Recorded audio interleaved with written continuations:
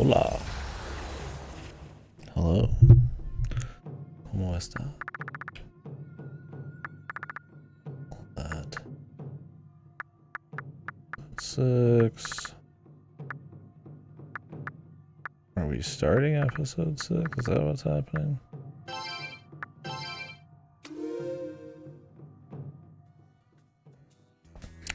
No games in the mail today again. That's okay though. Started a little late today, got caught up in some other stuff. But we're gonna have a nice little chunky stream here. So we left off, we had recovered the chick who was kidnapped. She was drained of her demon blood or something by the evil general. The Soulless army wants to make Japan strong. Using super soldiers and this and that, and something about the poor and the rich, and anyways, evil. Whew.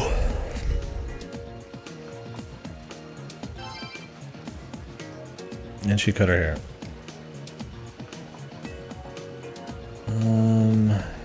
Fudo. Who is that? I don't know who that is. Maybe. Is that the reporter? I thought that was Tele.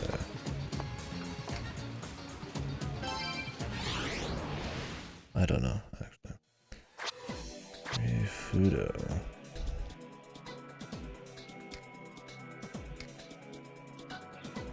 Shouldn't you be studying?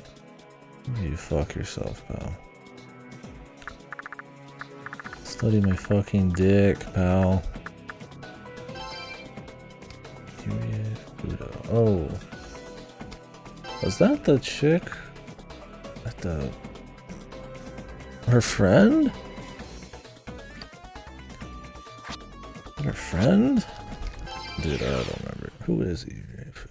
I could probably look up her name and find out. Fudo Raidou.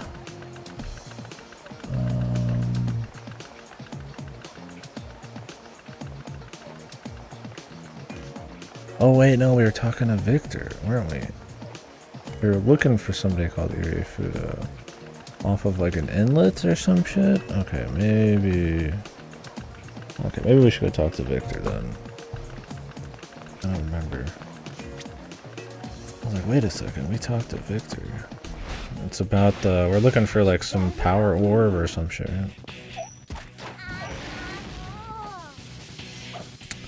This guy's good.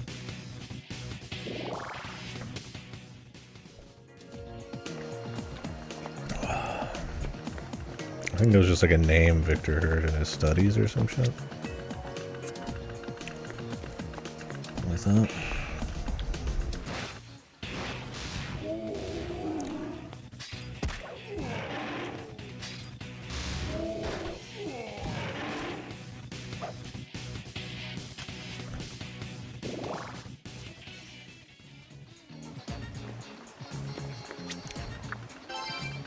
I use the foxtail now.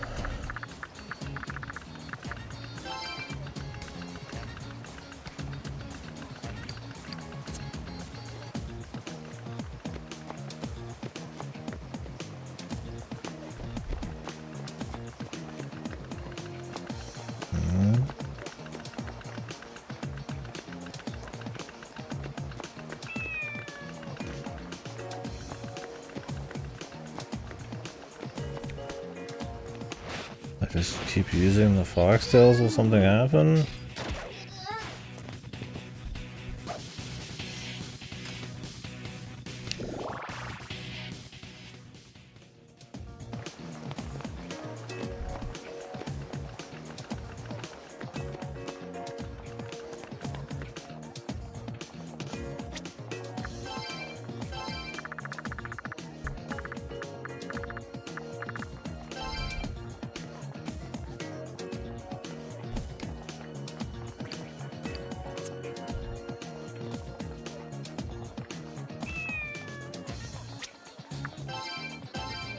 I just use them for the memes?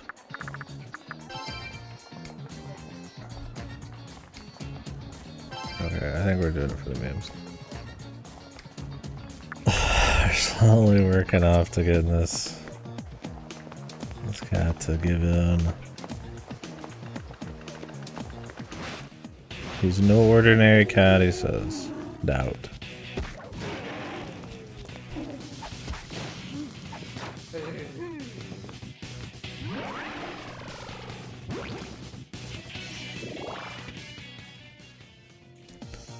Big doubts.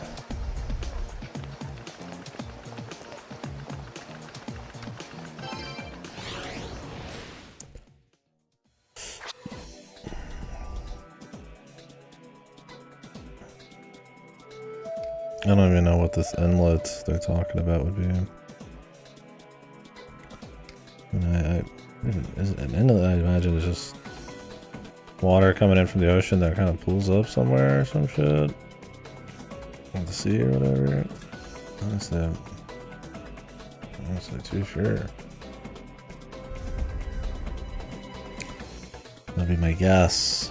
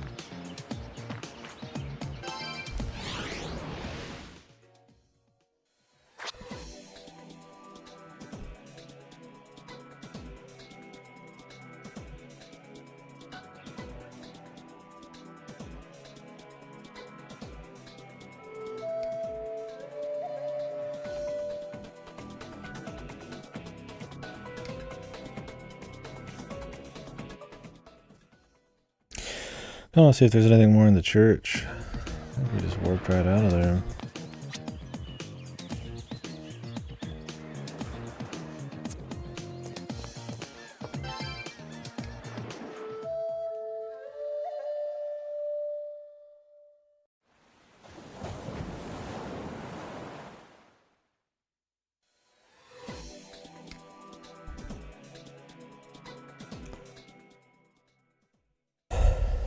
Not quite sure. That's what I get for doing a little bit last night.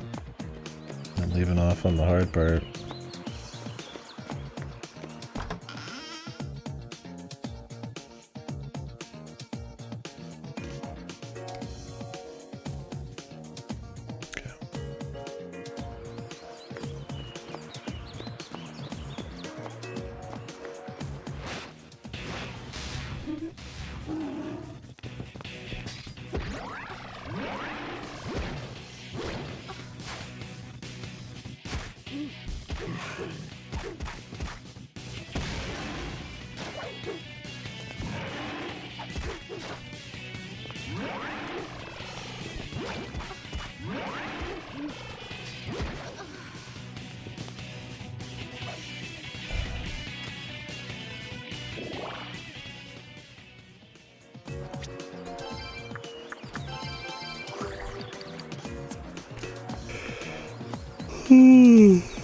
Change at the graveyard.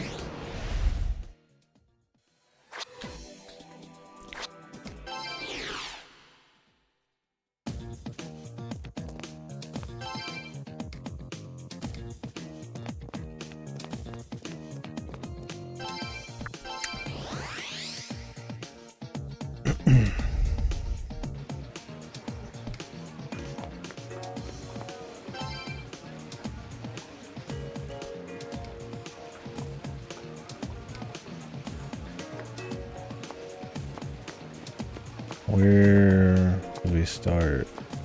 Who's the guy? We're supposed specific location.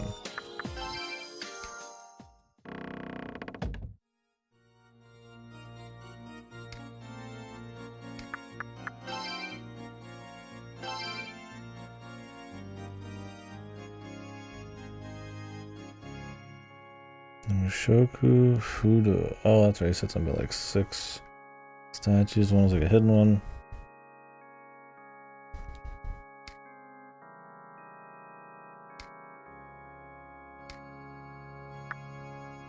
Wait, Mushoku Fudo.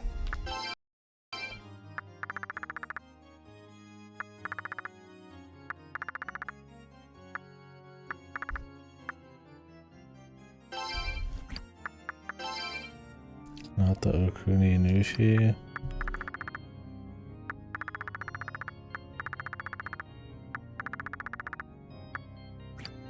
The inlet. Bro, I'm getting the dictionary definition of an inlet.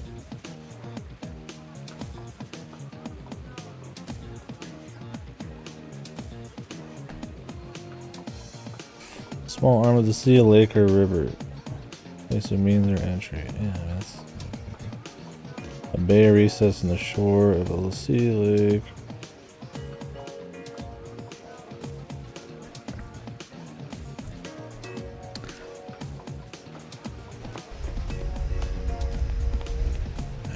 This place is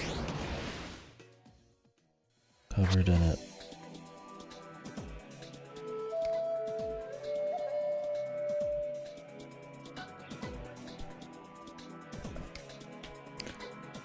Covered in the Wawa.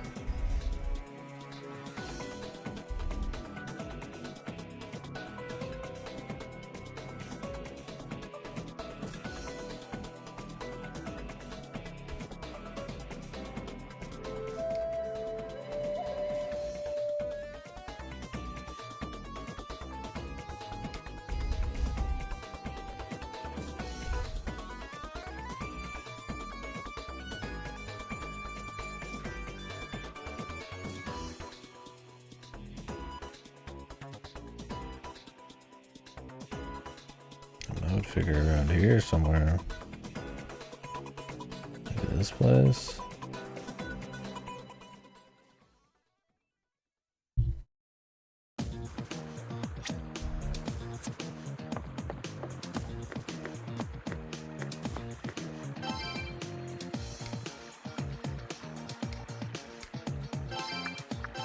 Oh yeah, this guy. We have mind read. I don't know why the dudes are getting less powers the deeper in we go here. Just makes it more of a pain. Cool.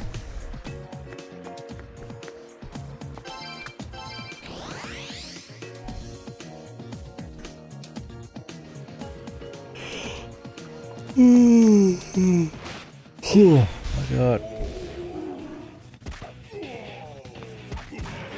Thought I got enough sleep, but I guess I've just been tired today. What's going on? Oh, we're about to get this dude grafted onto my sword. So that's cool.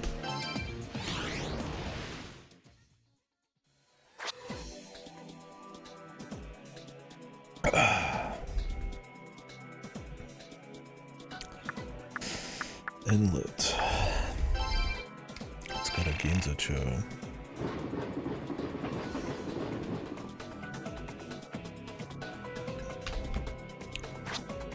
Ginza, this is the soda joint.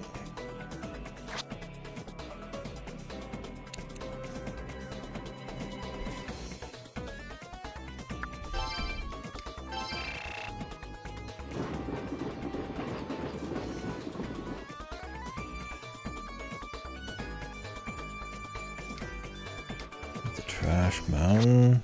It's kind of around there. I don't know.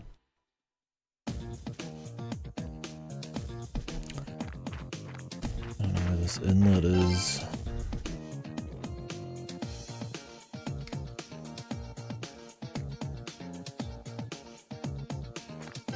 Huh?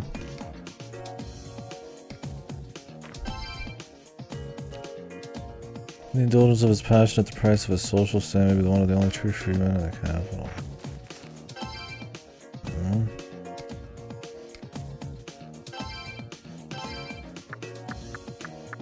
Once again, I do not have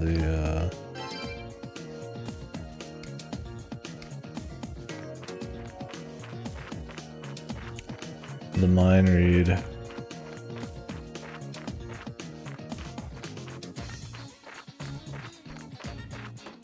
Oh, it's the only thing you really fucking need, man, but it's always such a bitch to get. Jesus, man.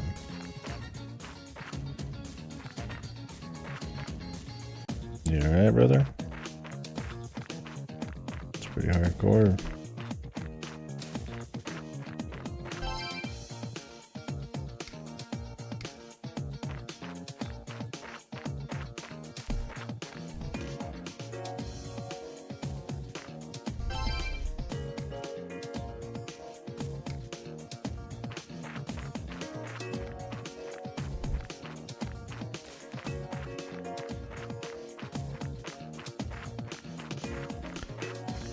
I need to go find a mind control guy. I'm so tired of needing mind read. I mean, I'm sorry to hear. What are they doing to you now?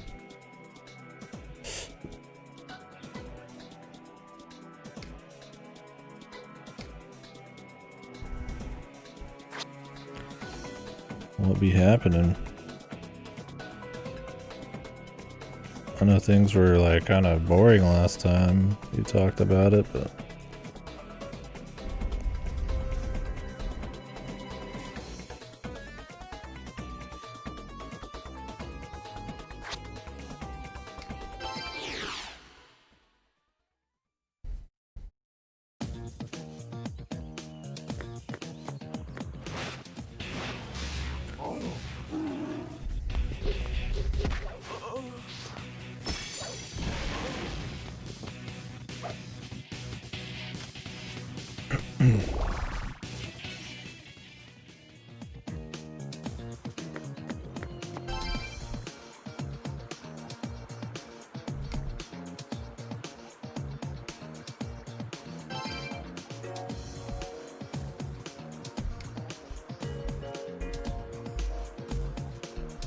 what is Kaya talking about? Is she from the ancient times? Sounds like she's been swapped with the demon.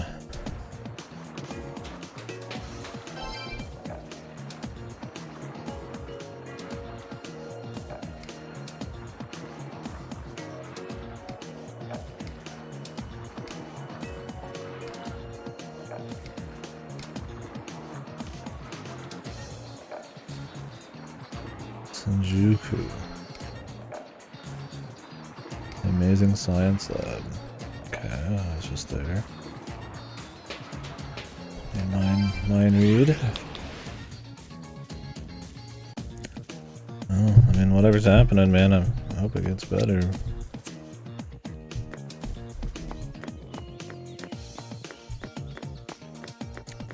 Or if some other stress in your life's kind of causing it, so you can figure that out. I mean, I don't know the circumstances.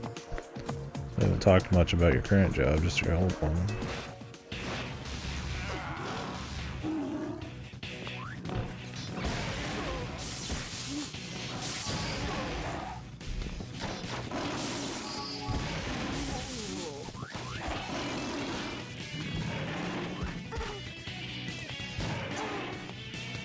Oh yeah.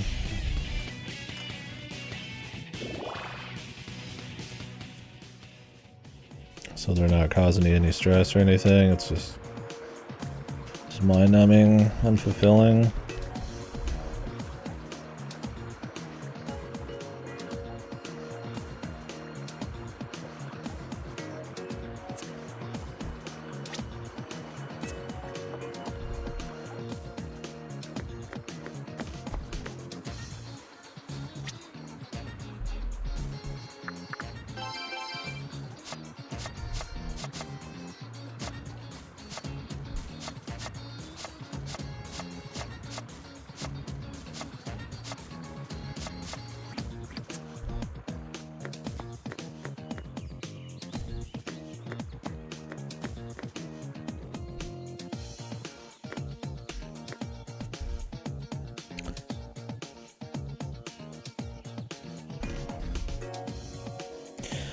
Something unfulfilling. Your coworker constantly ignores your opinions.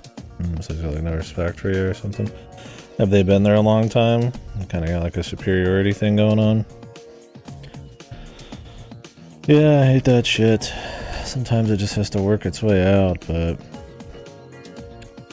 the longer those kinds of people are there, I mean, some people just have it in them to be narcissistic fucks who'll never admit they're wrong about anything. It's their entire worldview is wrapped around them being like infallible. I mean, usually these people suck ass what they do, but I mean, they can end up in situations where they can pass the puck and fail a lot. Not take responsibility. The total prick. Well, I mean, I hope you have some documentation at least for some of that shit if you can. You think it's going to become some kind of HR issue.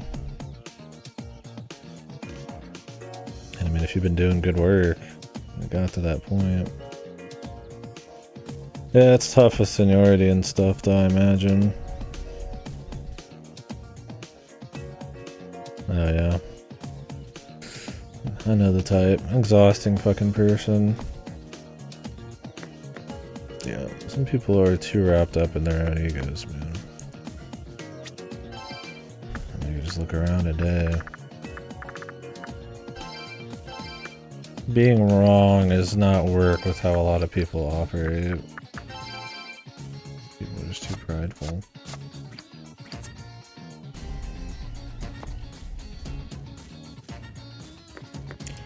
I mean, how much do you truly have to work with this guy?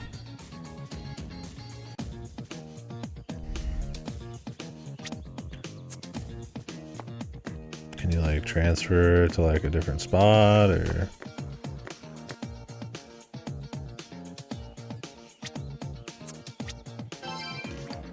Does he do this to other people? Does he just not like you?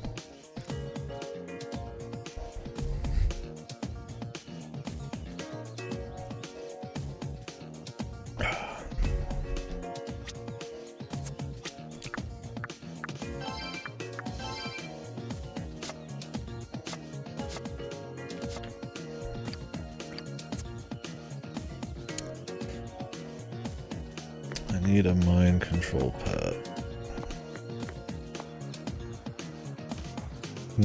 So he doesn't like that.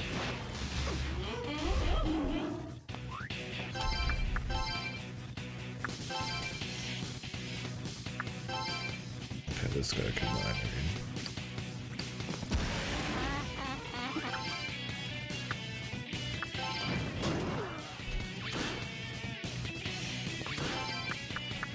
Yeah, I mean, there's always the chance you're reading too much into it, but honestly, I wouldn't be surprised you're right.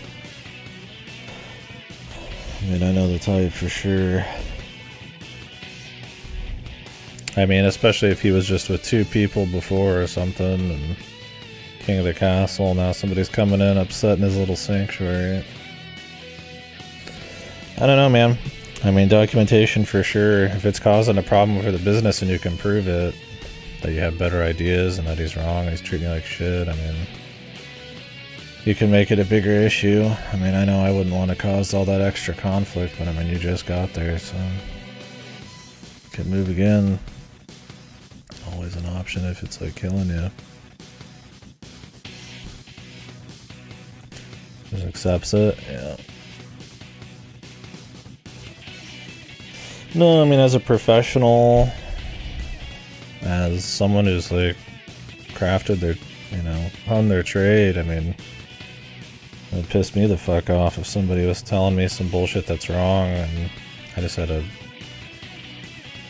either fight them to the death or fucking fall in line, and that's just not right.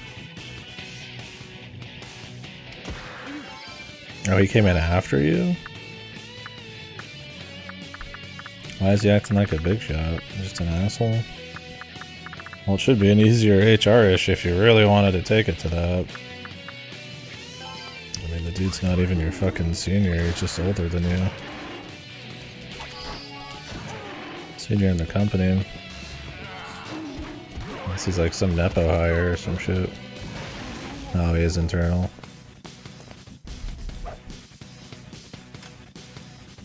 Still.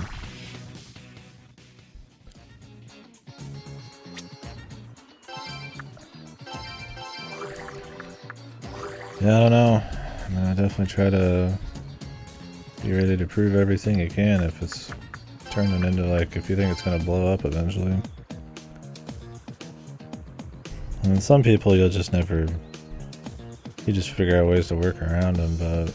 I mean, a small team like that sounds like a... You know, I knew people who were just fucking huge POSs or huge pains in the ass, you know, one of my factory jobs and shit, but you can work around a lot of people like that, so... Sometimes you couldn't, but yeah, a small programming gig, that's probably tough.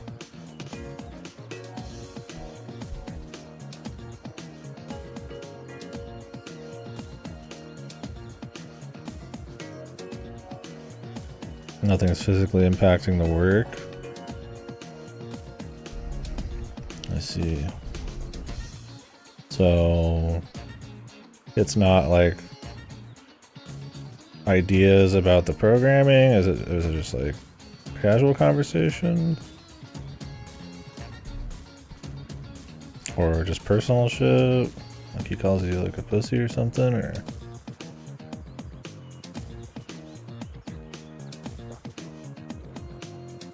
Or is it ideas about programming that don't directly affect the work, but technically kind of would matter? And 1,000 cuts kind of thing?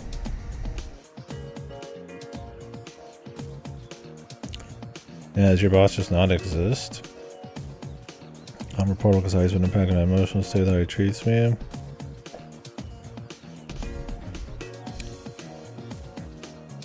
Yeah. I mean, I don't know. I mean, we don't know the full context. I'm not saying it's your problem or something. I'm just... If it's causing you to work worse and be tilted the whole time.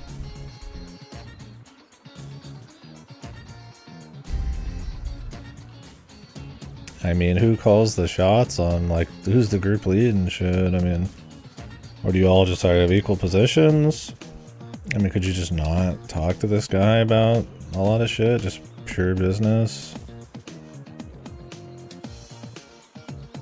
Or just ignore him on stuff? Or go straight to your boss for, like, that kind of crap? Avoid those situations. Project task, talking to stakeholders.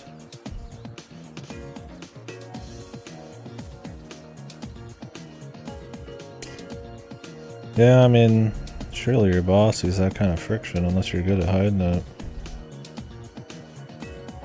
I mean, you can make a good faith complaint. Like, hey, you know, I feel like we're having, you know, issues coming to agreements, it's slowing down the work, it's causing extra fluff time, it's honestly, you know, fraying the relation a little. You know, I mean, that does affect performance, but...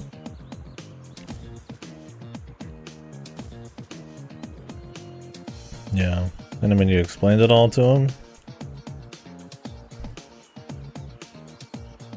Sounds like a work problem to me. I mean, if you explained it, the merits, why it's good, why his is bad, I mean, isn't that something you tell your boss?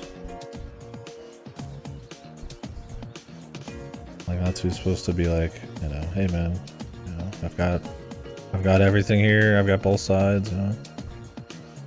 I mean, your boss wants to take surely credit for making the right call. I don't know.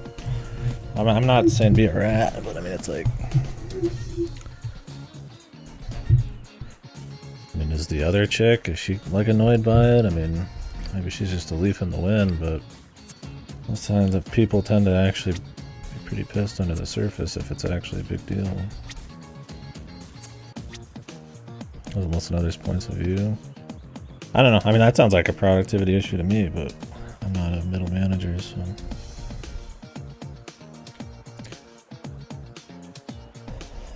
I mean, I don't know the full situation. I mean, obviously I'm gonna probably side with you on it. I don't know if you're like ultra stressed because of the times and all that. I mean, the guy sounds like a fuck, so. But yeah, I don't know. Yeah, no, I mean, I understand fighting with it. That's kind of why I'm saying, like, it might be better to, like,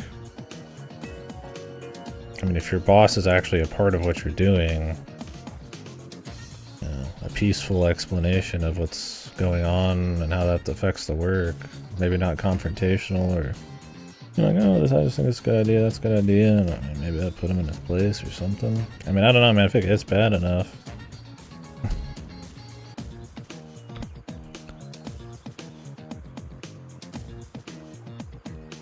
I don't know. I mean, I don't know the severity of it all. I mean, obviously it's a big deal, yeah. I mean, it would annoy me. I mean, to a certain extent, every job's gonna have horrible fucks. That's usually the worst part of any job, right? You could work a shitty job, but it'd be worse if it's bad people, but...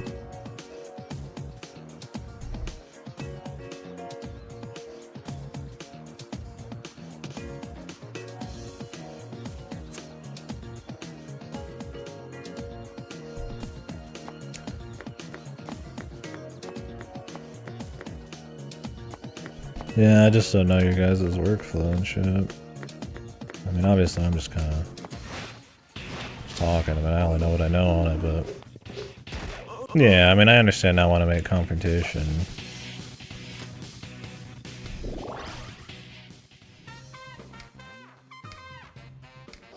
And that's kind of what I mean by it's like, you know... Count your chickens and get your eggs in a row, and... You know, if it hit a breaking point and you think it's gonna be at a point where it would affect the productivity and affect, you know, your job's security and stuff, to have your shit back up. I mean, I've had that with people. Their bosses or something will try to do scummy shit to get them fucked, and I mean, they had their receipts, and then the boss got fucked. So it's like, I don't know. All I could imagine. Like, if you guys were just having like a group meeting with the boss and stuff, you know, just not hot blood, but just like, hey, you know, this is what I think we should do. We were having a little disagreement, you know, I think this is what we should do, you know, this is what he thinks we should do. And explain why it works that way, and I mean, if he's still gonna be a dick then, I mean, your boss would see it. If you've got the right, if you're right, I mean, your boss sounds really fucking passive. He's managing 3 people, and he's not a part of what's going on.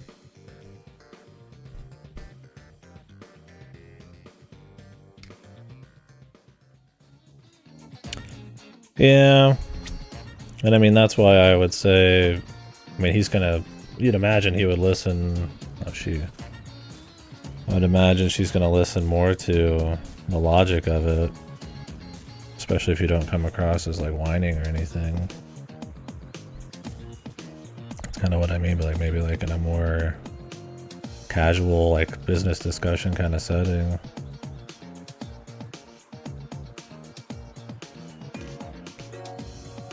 But yeah.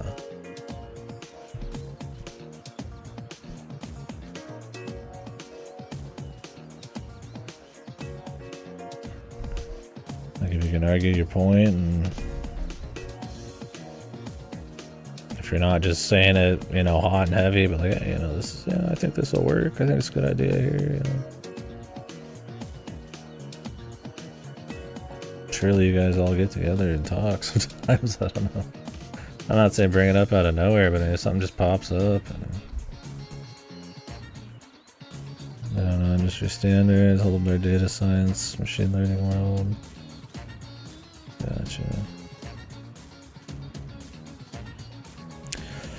I mean, yeah, I don't know. I mean, there's some things you probably just gotta let go. I mean, you can't control everything, but If it's over every single topic and it's actually affecting like the quality and output, then I mean, then it's an issue.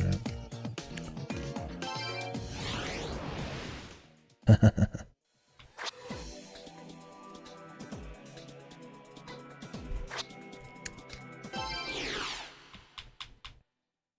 Just a nub. I mean, I wouldn't know.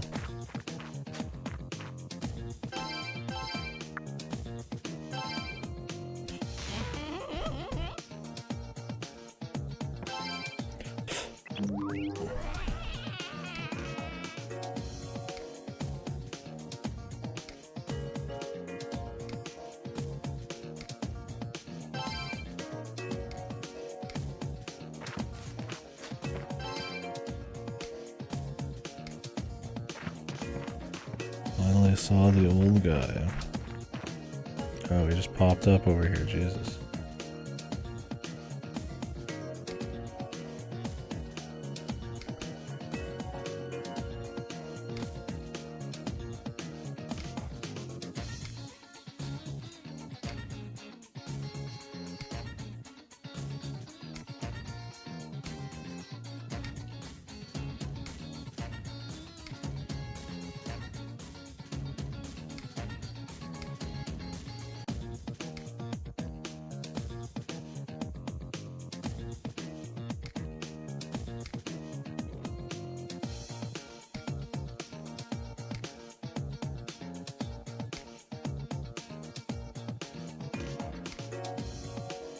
This guy's got a very unique model and everything for some dude to see real quick.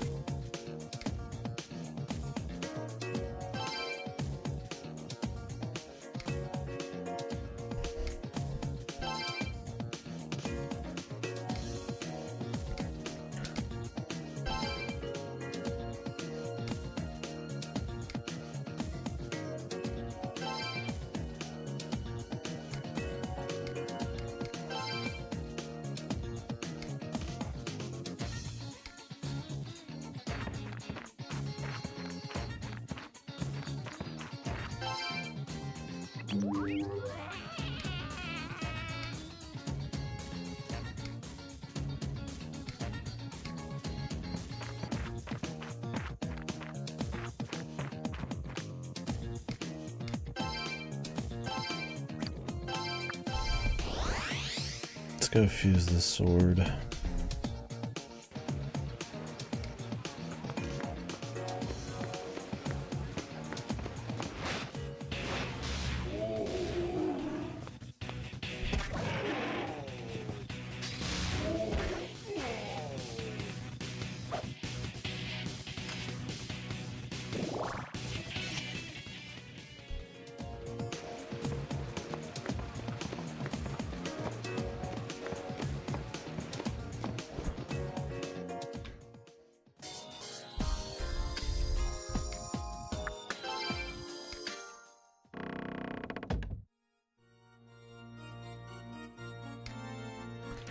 Alright. Goodbye, tiger guy. Hello. Cool ass sword guy. That's me.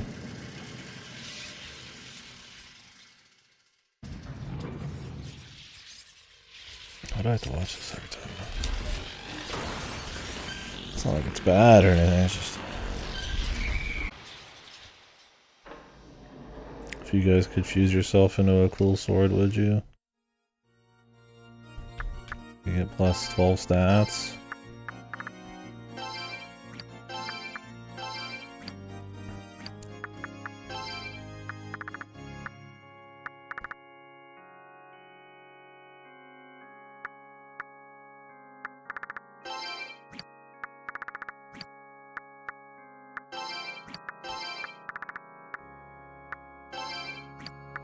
Trying to get a new aim.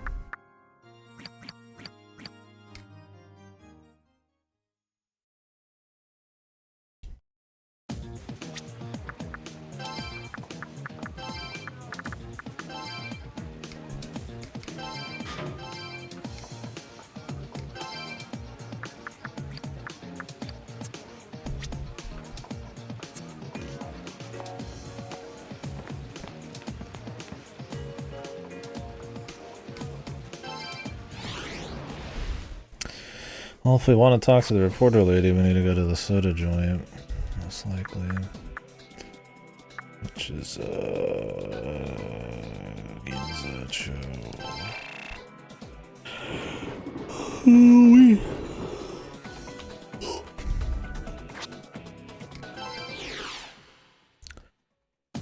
She's supposed to be here.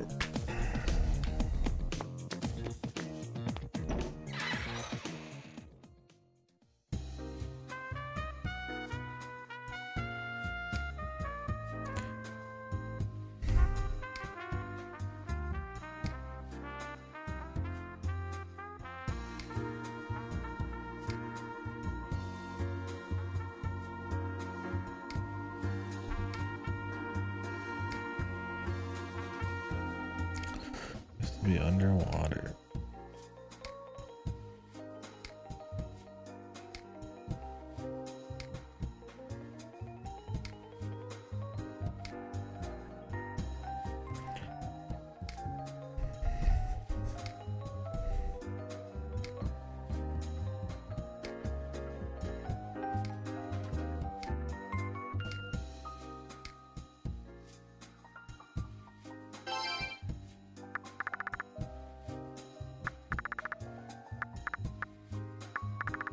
I don't really want to trade for mag.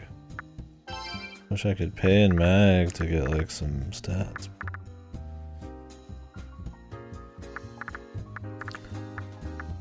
As a doctor soda.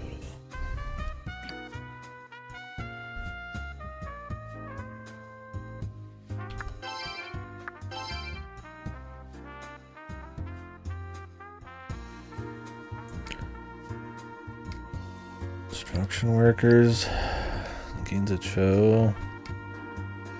I think I know where that is. This game is a fucking memory test.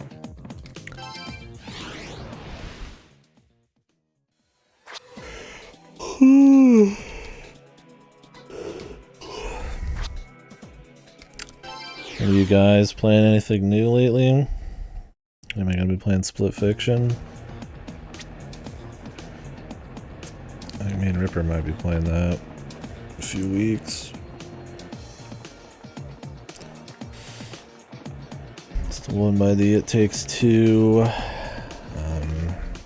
Brother, Tale of Two Sons, A Way Out, Joseph Fares, and Hazelight Studios, I think. I enjoyed their last two games. Brother's Tale of Two Sons was okay.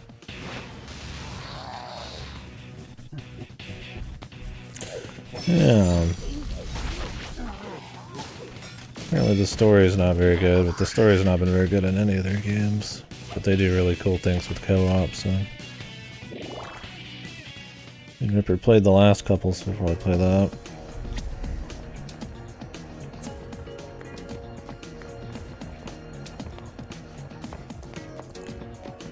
Fantasy plus sci-fi, yeah. Yeah, you get that in a lot of JRPGs. Hybrid fantasy, sci-fi is pretty common. Incredibly common, I'd even say. I mean, hell, most Final Fantasies have some level of sci-fi, which is pretty cool. Right? Like swords, but with guns, like FF7, right?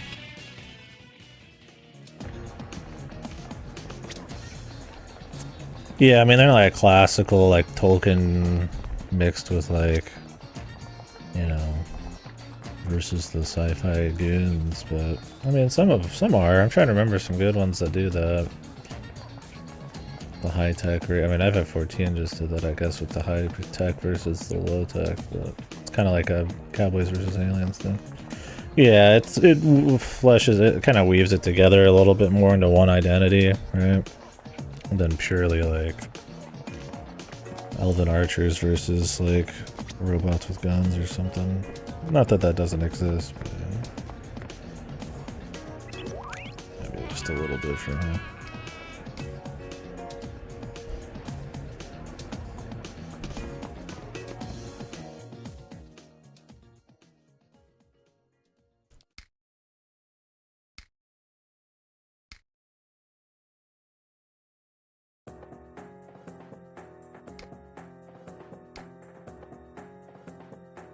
Give it to me, Kyle. Our preparations.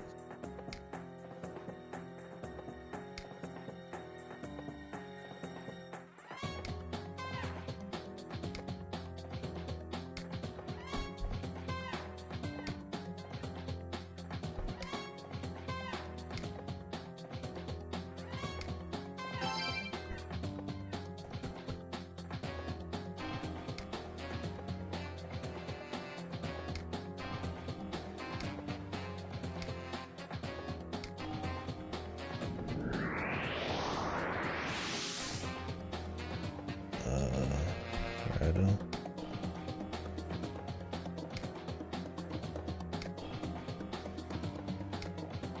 Did she take the sphere? That was a quick episode.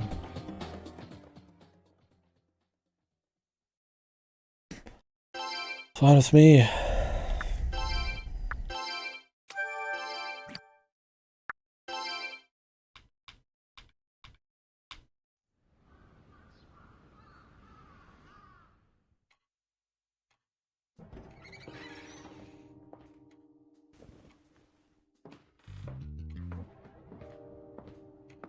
No wonder she never cleaned up her hair. She was evil all along.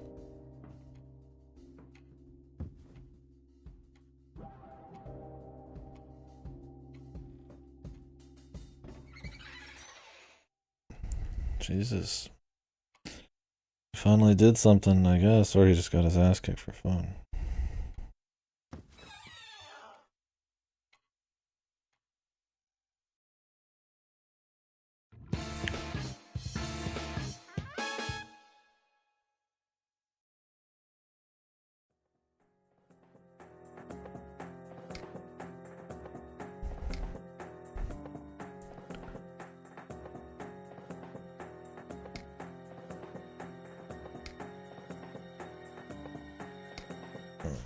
This guy.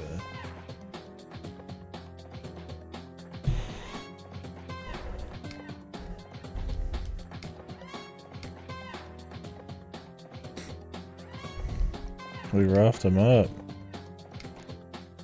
Okay, so he's an asshole.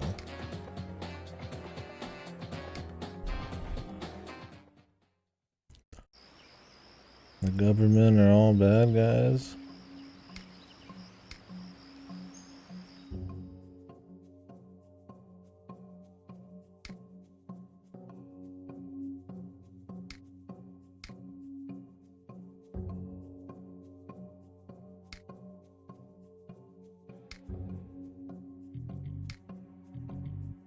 Why did they rough up Narumi? Did he just make it hard for him? Antagonize them when they're on our side?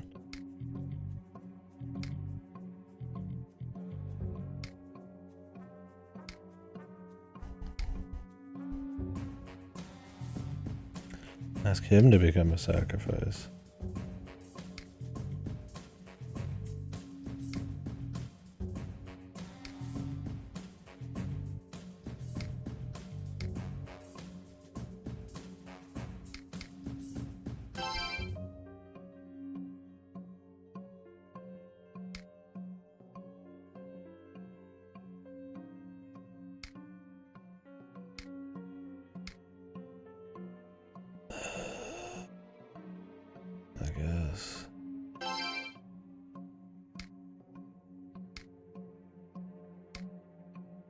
That's quite the burden.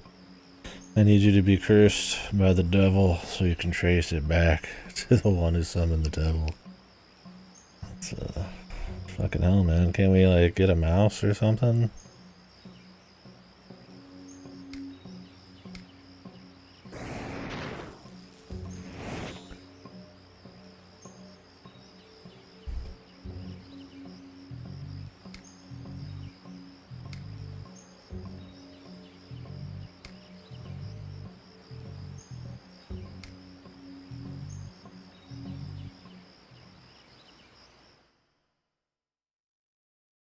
Raidou Blanco, yeah. This is how he gets his super killer form. It's been touched by the devil. He's like half vampire kind of thing.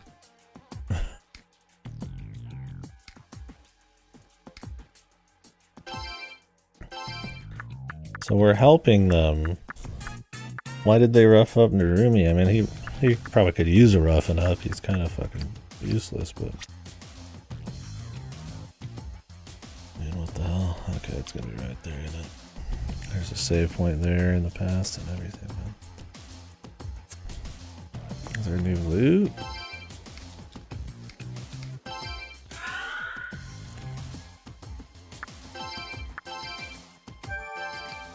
So we can't just leave when we want.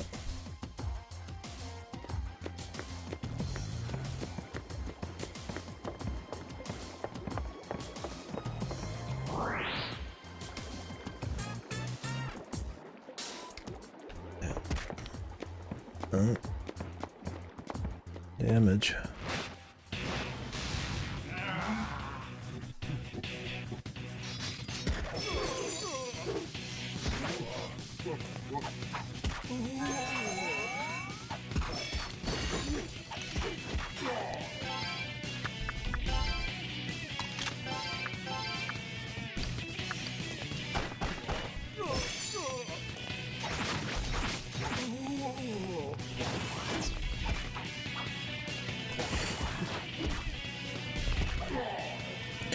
Fucking Raidou, he's like negative.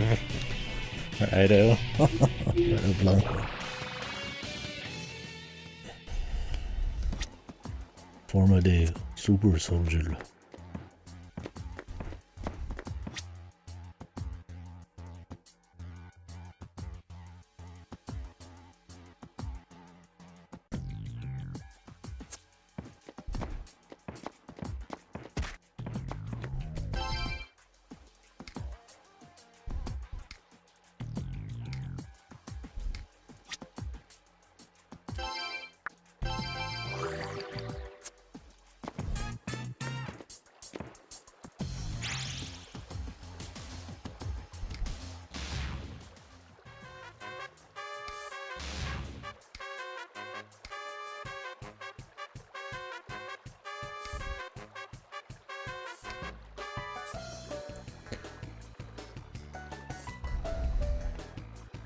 This Raidou becoming Raidou Blanco.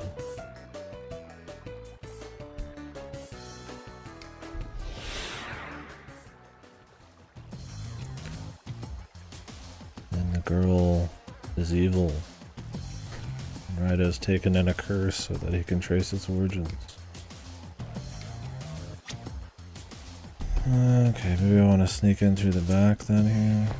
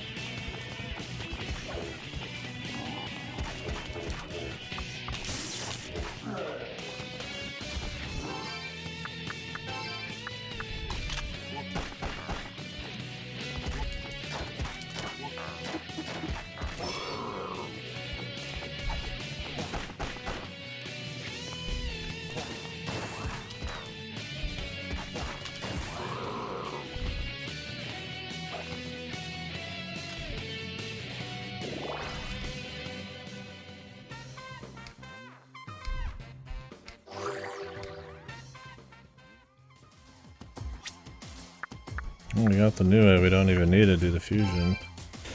I mean, this game doesn't have that many demons. It's just kind of one of those, right? Where it's like, yeah, you can fuse a couple, maybe unique ones, but for the most part, you can just catch all of them. The fusion just gives you, like, better ones. I mean, again, they're not gonna have, like, that many. Because they have to do a little bit more animation work, probably, for some of them. So we get Thoth going. Who's the lowest level? I guess Thoth. I'd like to get somebody with a proper heal. I mean, Thoth, I guess, has one, but it's like a dot, which which is a little less valuable. And they can just literally spam 300 HP heals. The problem with Leon Seed or whatever you say her name is she fuses into fucking lesser creatures, man. And that wouldn't be a huge deal because you could like fuse it, grab its ability, and then fuse it back up, but then you have to max their loyalty, so it makes it considerably worse if you can't just turn them into a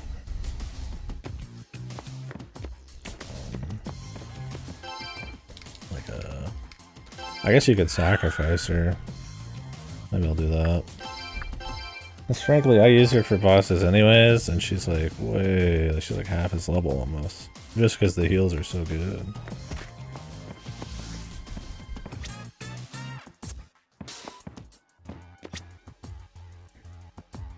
Okay, so I guess we need to go back.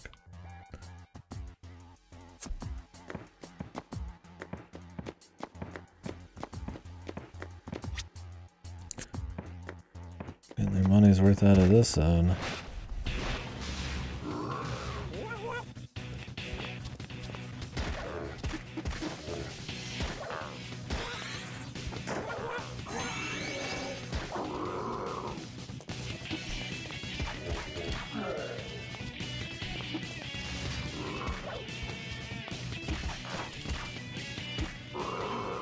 I mean, I guess the heal's good, you just need to have him out early. The dot's strong. I'll probably sacrifice her.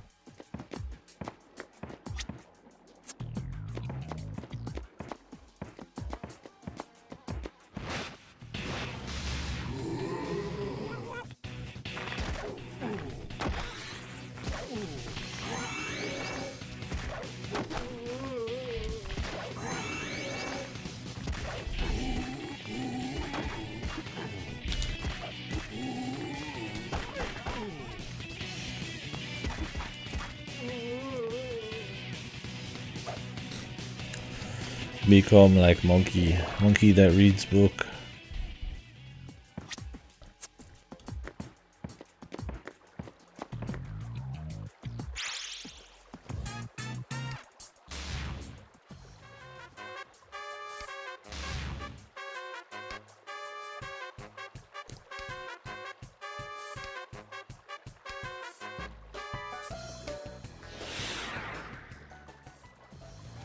Seal talisman.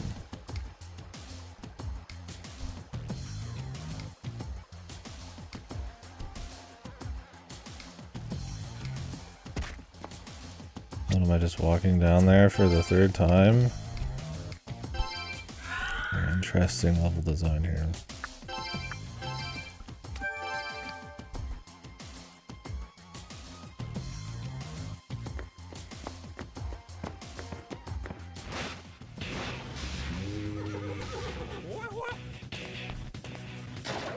Horse. I don't know if that's somebody I can actually capture.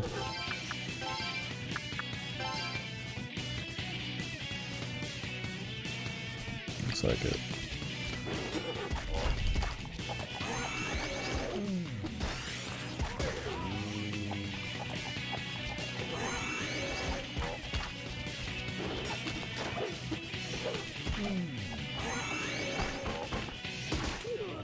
There's no.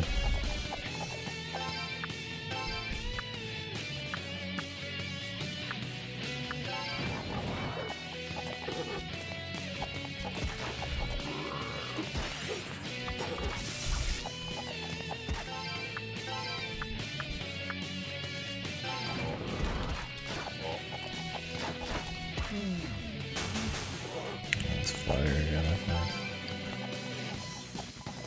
You can try the bolt storm though. Let's just get the fire up. Like 90% of dudes seem to be like weak to fire.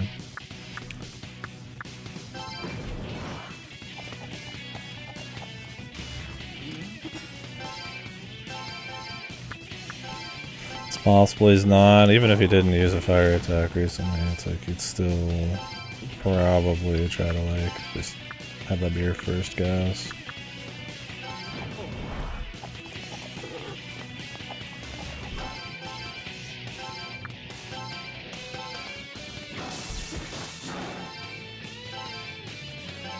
gonna be some dumb shit like death or some shit, even though my guns are... He's immune to him. Does he use ice and he's weak to ice? Could be force. I even have a force user.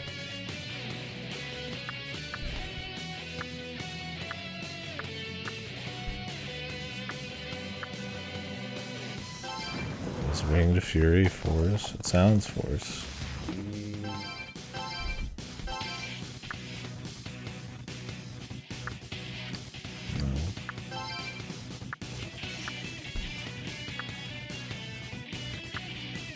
Try ice, maybe it just happens to work.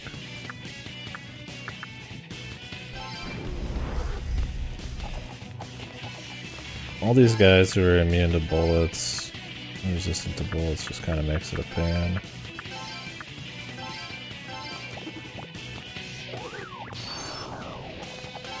Okay, that's definitely not it.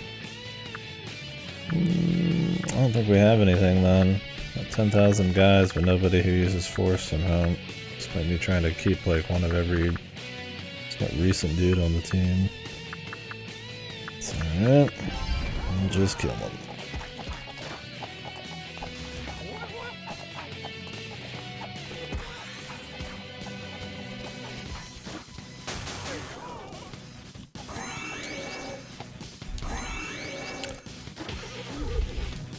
The AI wouldn't heal you until you're like at least like 2/3 or something.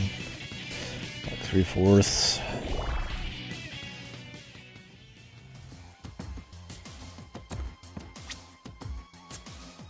Because we can't leave, so there's not any like fusion opportunities.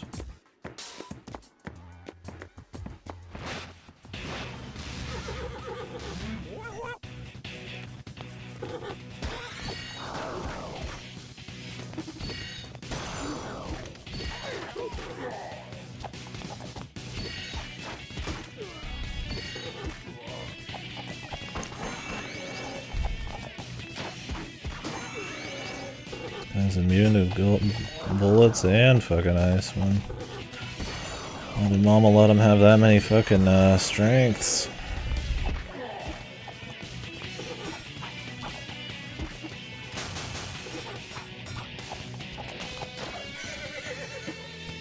My mom only let me have one. No, not even. I think I'm strong against fire, and I don't know if it's strong in that he resists it, or that he does more damage to fire weak people. I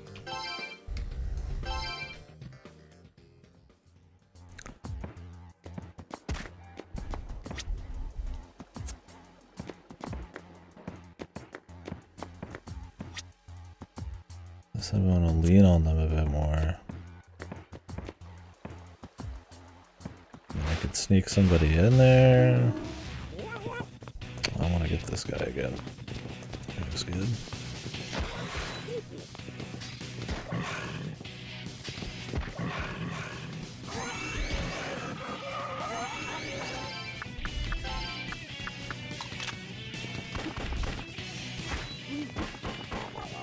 Oh, he's no. Dude, I literally have made this guy. Why do I not have his weakness?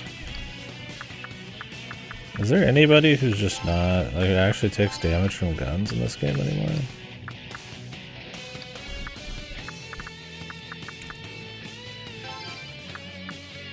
But I do have Mabufu. This might kill the guy, though. That's the only problem, is guns tend to not do much, so that you could cap them, but... yeah, even low-level Jack Frost is too much.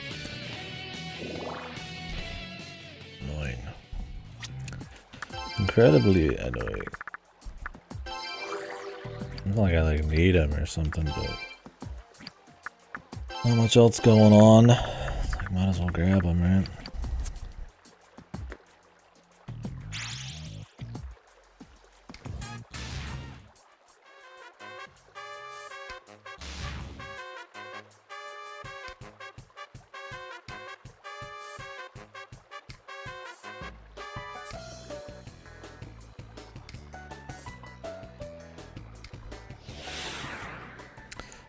The red post box.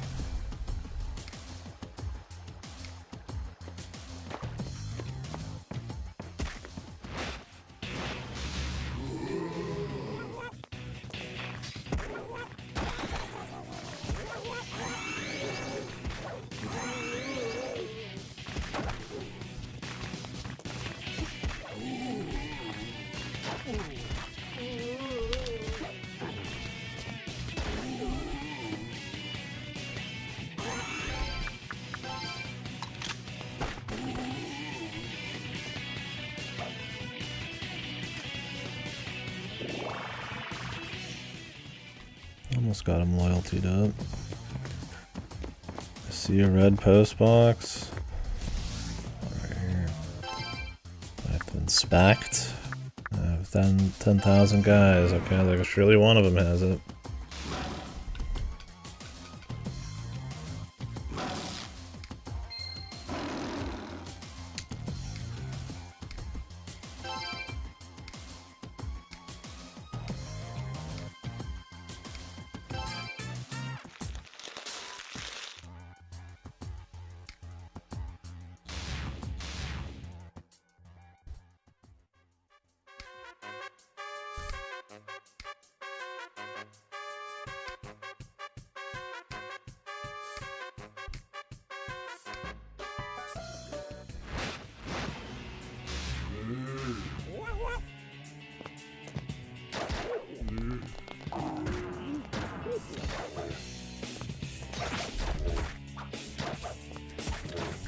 Off my heal, please.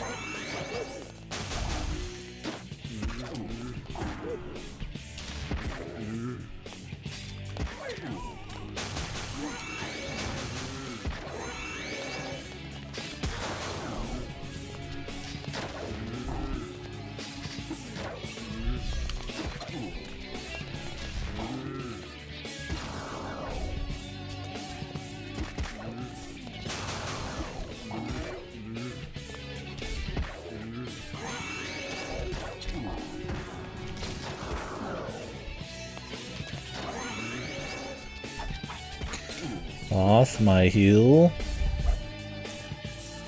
I don't trust the dot heals as much. Technically it gives Thoth more uptime to do real shit, but...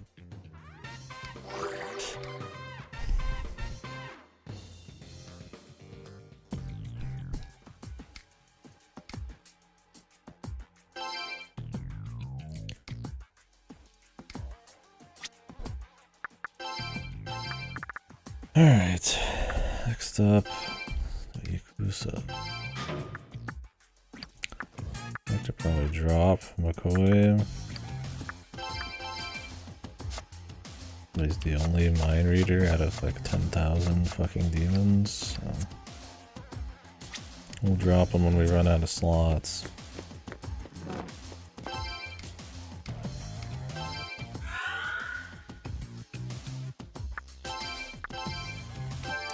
So tell me, is 2 a pretty big upgrade on this one?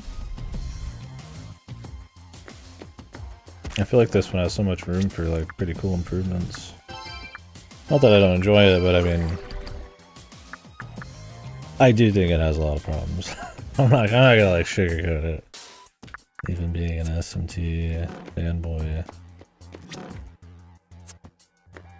I would say so far this one's been lower rung. Still like leagues above something like Soul Hackers too, but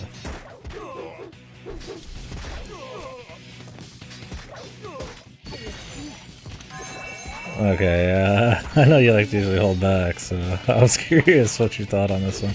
We're deep enough in where I'm kind of like gonna state more plainly, I guess, my thoughts. I mean, I have been blunt, but yeah, I do think it's kind of rough. It's interesting. Like I said, its strengths are cool enough that like I still like it because of them. Like they're good enough, like the aesthetics and some of the tunes and the ideas. I like it conceptually, I think, more than I like a lot of the execution, but yeah.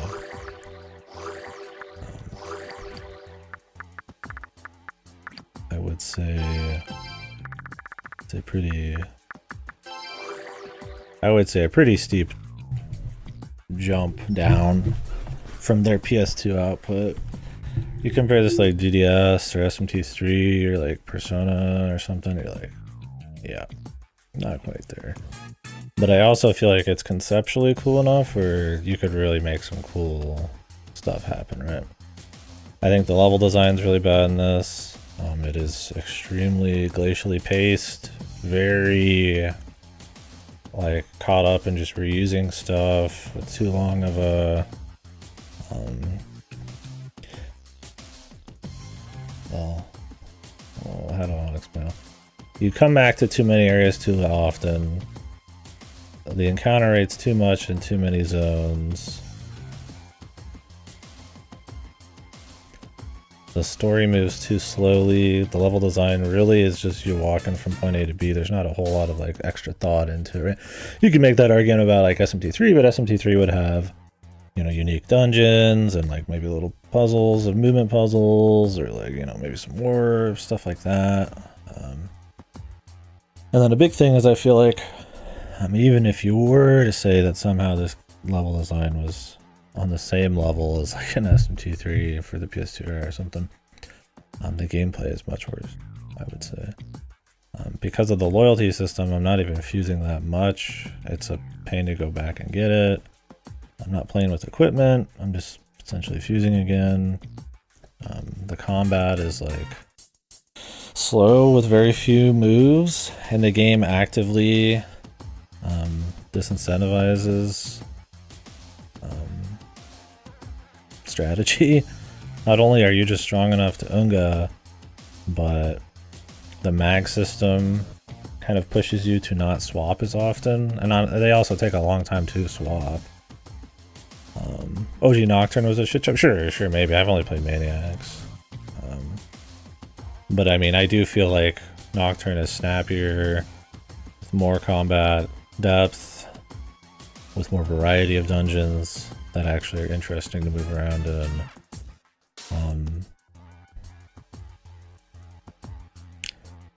So at the end of the day, it's like, this still came out after Maniacs, didn't it? Yeah, I like what they're trying to do. It's like, hey, it's like SMT and like a pre-rendered background, more city-heavy exploration thing. It's like Soul Hackers is what it's like in that sense, right? But you actually walk around in the city instead of just the dungeons. So it's like, I mean, it's Devil Summoner. So, I mean, that's a cool idea, and making it more action is like, okay, if the combat was a little smoother and you were pulling guys out more often and kind of controlling demons actively, right? Maybe you had a couple and you could swap them, and it was more about that, and making setups with your gun and stuff and using powers, kind of being like a Strange Journey main character kind of thing. Then I could see that being cool, but how it is like I said, you're so the incentives to like even like swap dudes around is low. The enemy's weaknesses and figuring them out are so boring to find that it just takes way too... yeah, they did. Wasn't there that one with the same artist that was like a fighting thing? What was it called? I think that's an action game. Was SMT9 an action game? One sec here. I don't know if 9 was. 9's supposed to be horrible. We were looking up some of these. Mockin' X is what I'm thinking of. It's first person hack and slash. Don't know much about it. 9 is the Xbox game. Yeah. Mockin' X is the first person one with this guy's art and shit. Yeah, I mean, they did strategy games with like some of their older stuff. I don't think 9 is action. Gotcha. They've done like more Pokemon-esque shit. Last Bible. I mean, I'm sure they've done other little ones, but I can't think of like a big one. I mean, obviously, like Friday the 13th was like in '89. I mean, that's, I guess, action-y, but in their like heyday and their known days, right? I mean, shit.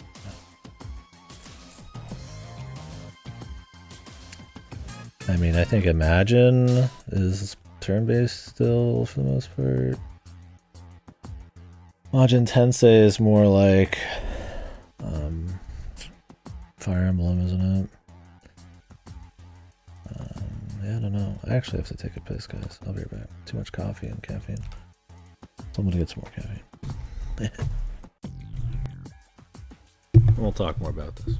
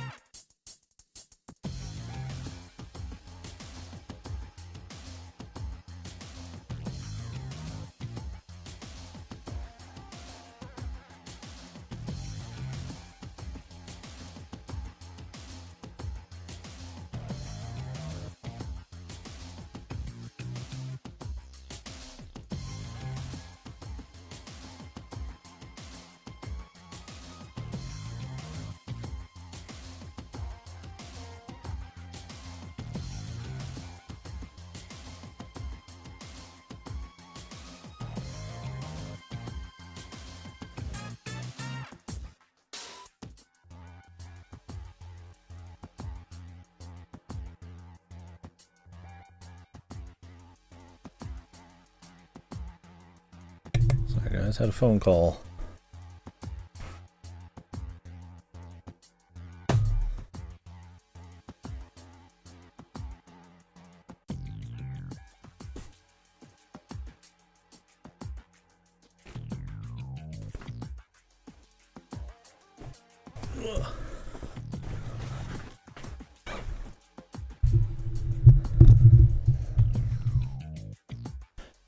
We got a little bit of work tomorrow, but shouldn't be anything crazy, so I'll just go tonight until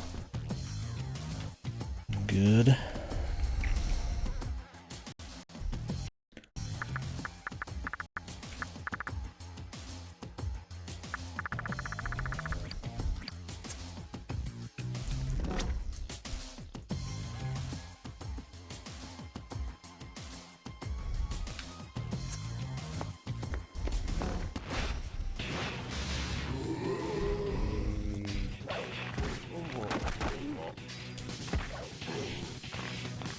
But yeah, I guess to get back into it a little bit.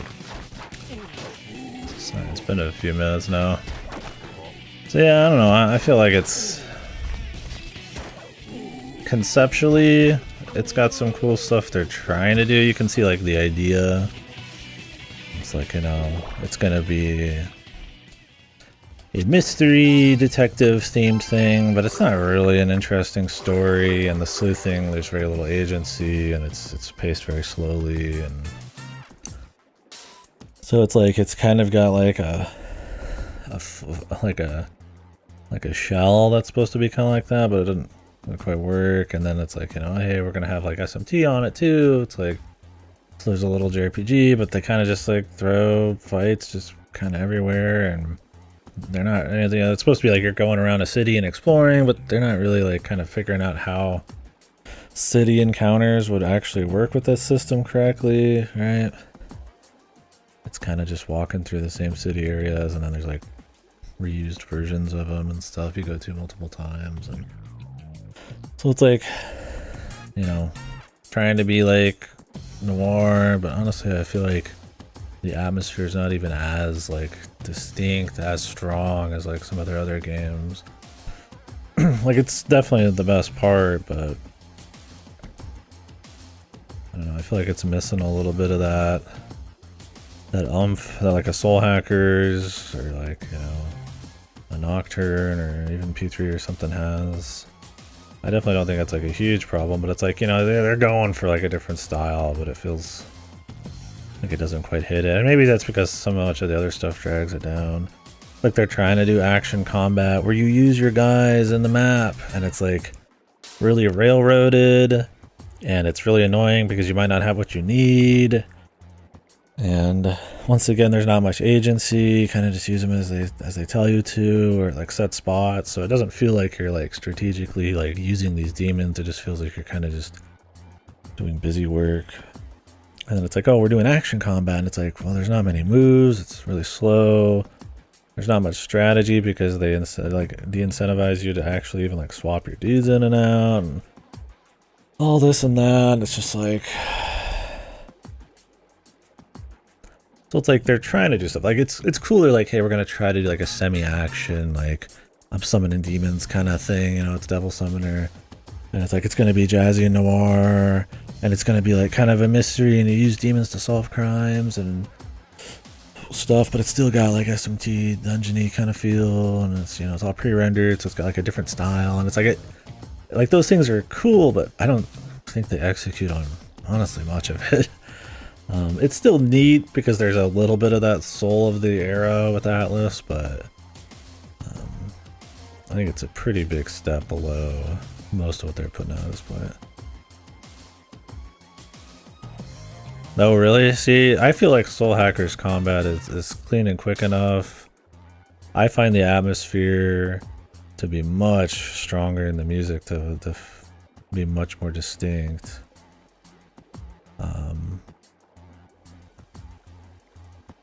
While the story isn't anything crazy, I do think that they don't try to make it so that you explore the city in any crazy way. They just make dungeons that are smaller and more themed more often. That's a 20-hour game too, and you go through so many more areas so much more interestingly.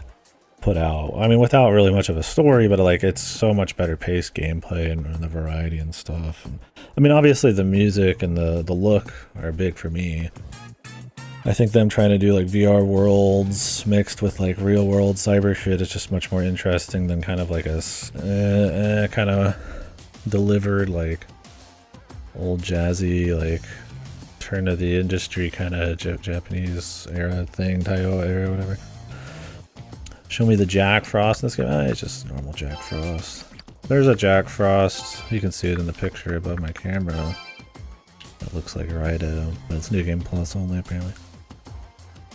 I don't know. I feel like the Soul Hackers atmosphere was always pretty great for me. There's nothing like the art gallery or any of the VR worlds or the clubs or like the grocery places or anything like that in this for me so far. I mean, it might just be a taste thing. I might just prefer that style, but I think what brings this down, I mean, and like I said, I feel like the atmosphere is probably still one of the best parts of it, so I don't think it's a huge deal. But I think the atmosphere is hurt much more by how slow everything is to get through, how often you go back through it, how little you really engage with everything around you. And the thing that's supposed to be the whole reason you're doing all this and why it's so slow and why you're talking to all these people is because it's more story NPC focused, and it's frankly just not too interesting of a story. Like, it's fine, but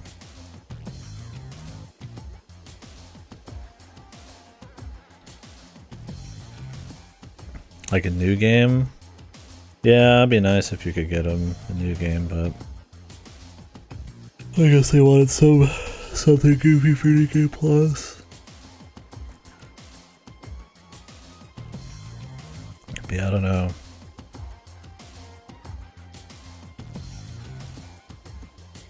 I feel like for what Soul Hackers was trying to do to sorta spice up the gameplay, it executed well enough, but it also it didn't take any insane risks. Like, it's trying to do weird loyalty shit, it's trying to play with that, but for the most part it's just like a relatively clean like SMT1-2, classic SMT first person dungeon crawler setup, and that works, and that pace works. And for the length of the game, I mean, it's totally fine, right? You're getting into fights with much more interesting bosses, and this, it's just like mobs you just fight normally. There's not that many demons. And Soul Hackers, like, at least you're fighting the jazz guy, you're fighting, you know, the gun guy, you're fighting like all these crazy fucking like crazy devil summoners. Like, this is supposed to feel like there's other devil summoners out there. There's like one dude so far. Do you? No, I like this way less. But I know some people feel some kind of way about Soul Hackers. I don't get it, but I mean, I know people do. I think it depends on how the vibes hit. I don't know, I just think this game is so much more boring that even if you're just into it for the vibes alone, I mean, maybe it's gonna shape up a little bit. Everything else is so much worse. Much worse than anything they put out on the PS2 that I've played. Like, I still have fun with it, don't get me wrong, but it's like, Jesus.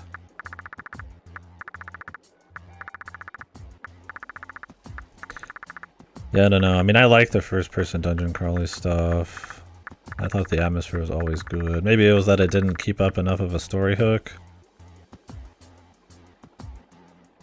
I mean, I wouldn't say it has as interesting of like a story with like events, like say like an SMT2 as far as old SMT, or like a Strange Journey as far as like old first-person dungeon crawling SMTs go. The story's definitely its weakest aspect, but I feel like it props up the cool dungeons and the vibes and music and stuff more than enough to be one of my favorites. But I get it. I just feel like this is failure is maybe too dramatic, but such a weak showing for such a gameplay heavy series in terms of level design and gameplay and systems and strategy. It's just like, you can imagine 1,000 ways it could be better. So it kind of feels like, I don't know, it's maybe them just trying something they're not used to. That's why I'm kind of curious about the second one is there's a lot of room to have it be much smoother, much more interesting. This honestly feels like something they could have put out in like the PS1 era. Maybe not visually, but I mean...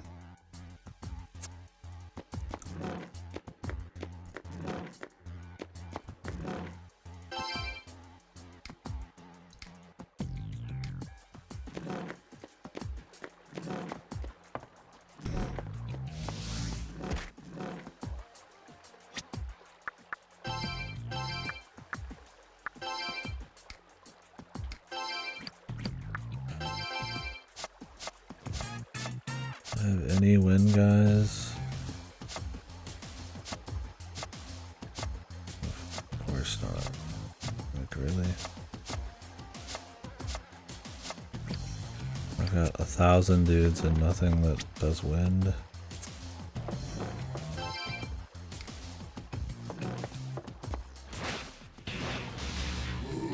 Like, this shit's such a sorry excuse for, like, your demons interacting with the world, man. Like, you might as well not even pretend it exists. It doesn't feel immersive or, like, fresh, it just feels like fucking tedium.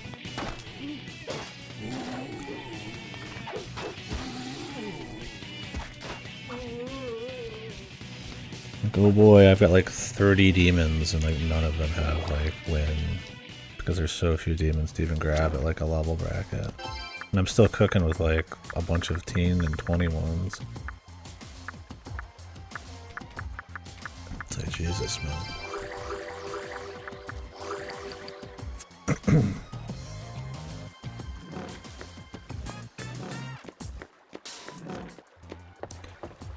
No boat.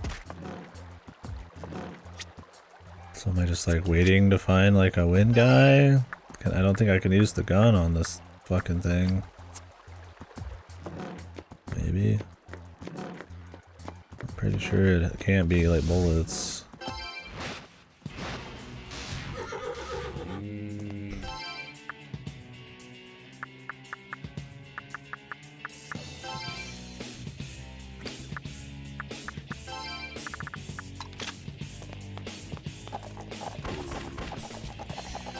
Nope.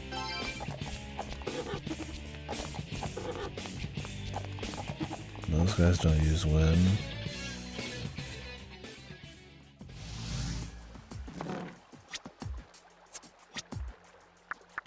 But yeah, I mean, regardless of soul hackers, I mean, I definitely think this one, it's a point of comparison, but I mean, this game, I kind of got a lot of problems with it.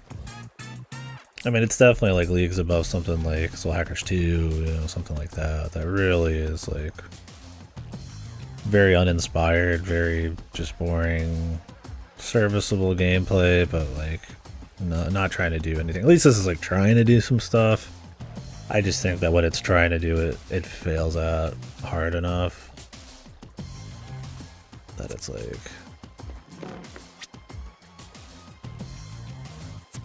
I'm having too many problems with this. Is there like any way to get like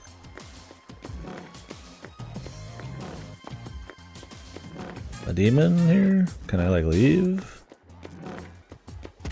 Am I really like leaving this entire dungeon to find one guy who can cast magic? They're like, yeah man, we're gonna give every demon 2 spells. And usually a bunch of dog shit. And a lot of them are physical only guys. It's like, hey, I hope you find the one thing you need to get through a door of every single color in every single fucking dungeon, man. Like at this point I almost don't even want to use fusion, I just want to walk around with one key to every door. You know, I'll just say fuck it, I'll just keep like one good demon for fighting. It's not like I use them for combat anyways. Bosses at this point.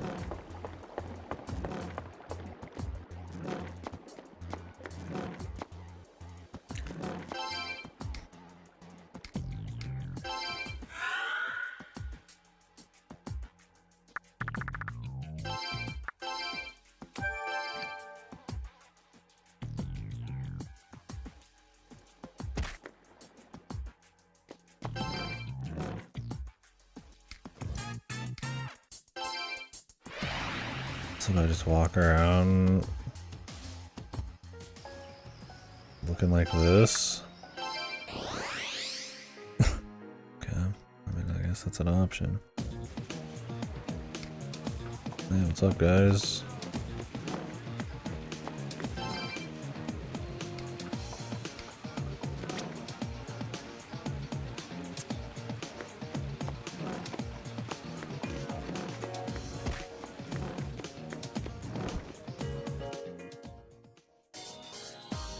Maybe if they wanted me to take this curse seriously, they wouldn't have put a bunch of like door blocks with no demons around to use to break through the door.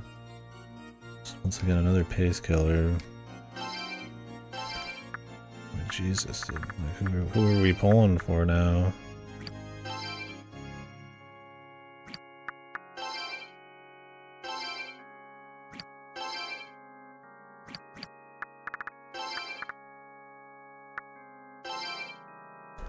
Oni's got nothing. She's got Zio.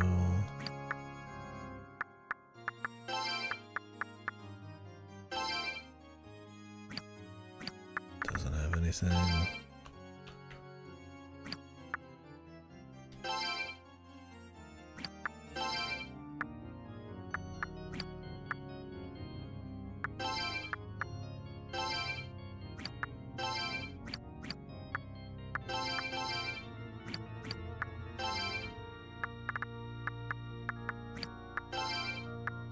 There's nobody.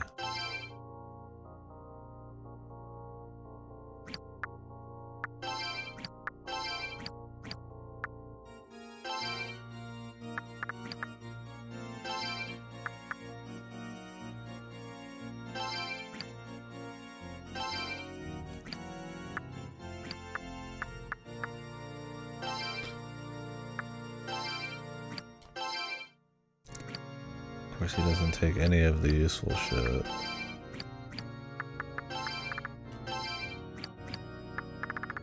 Alright, so I need to go find somebody who uses wind in the world right now. I have no demons.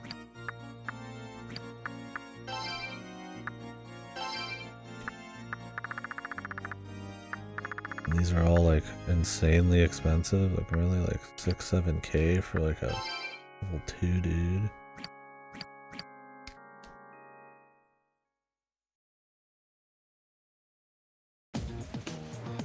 Who has wind attacks?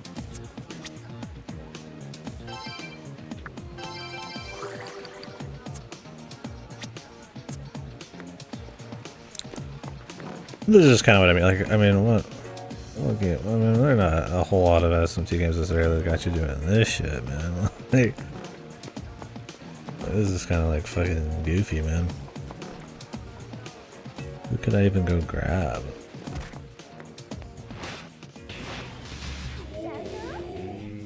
Does she have wind attacks? Oh.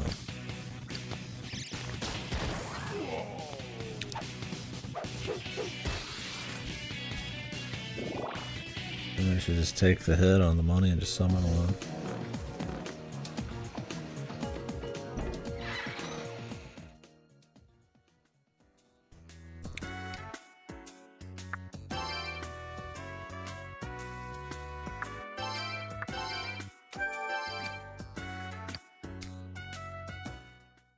Okay, he's just good to go, I guess, man. And the default dialogue and everything.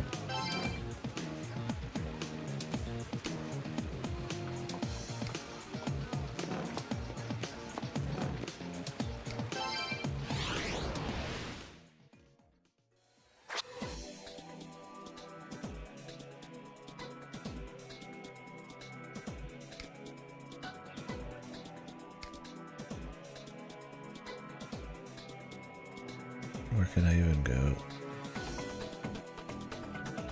I guess a different dark world.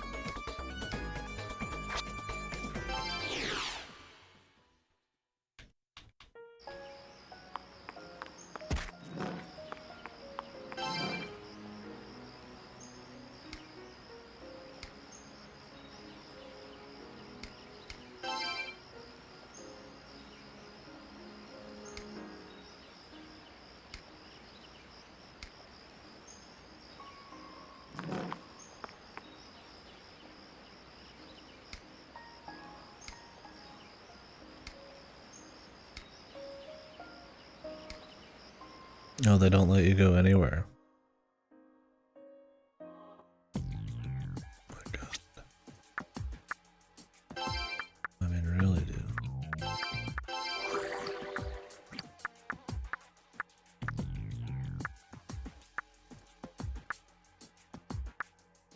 I would literally have to go manually walk to some place out in the field, I guess.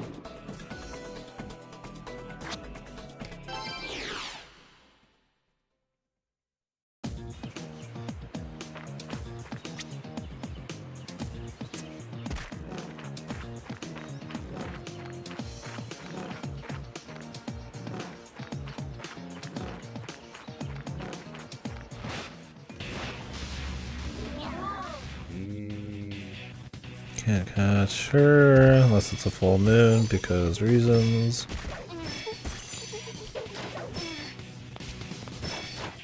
At least that's the way she made it sound.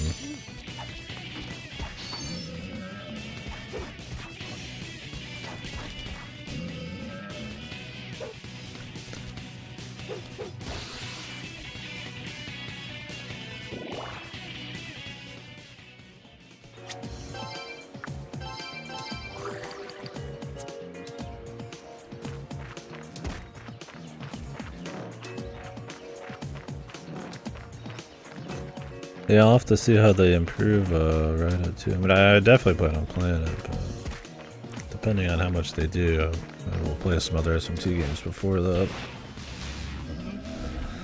Hang long, maybe?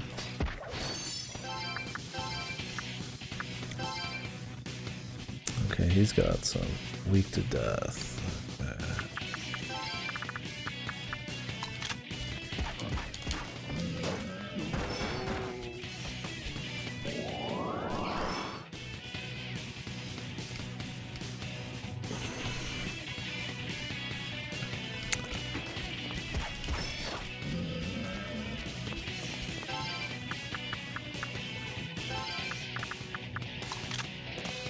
So was it just the gameplay for you? Would you feel some kind of way about the whole package? I mean, I guess if you didn't play the second one, it didn't matter, right? It's enough of a deal breaker.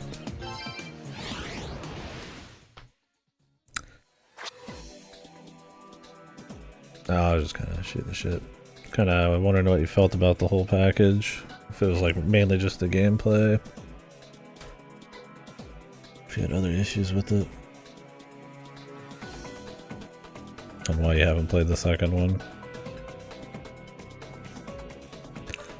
Just gameplay, gotcha.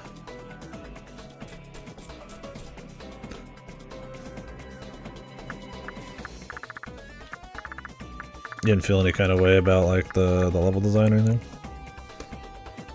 No, I guess if the gameplay was better, that wouldn't be a huge deal. Maybe consider that gameplay. Alright, so we got somebody who can help us out.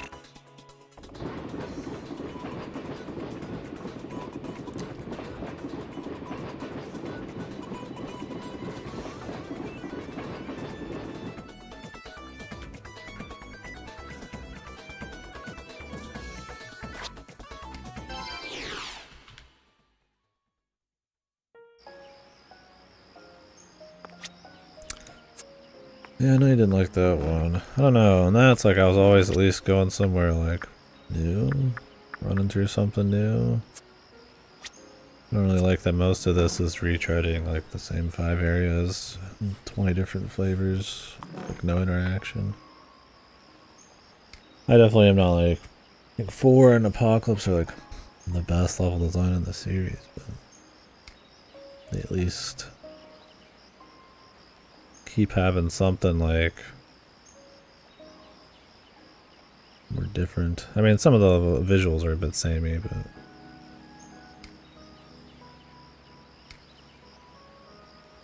yeah. Yeah, I would say I probably like level design this last. I mean, visually it's cool, but conceptually it's cool, like walking around the city and shit. But I don't think it really like feels very special in that regard because it's really just kind of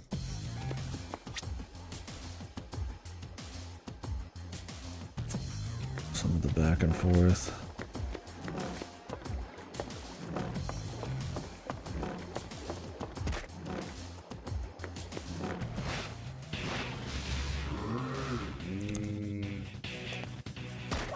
Turdak.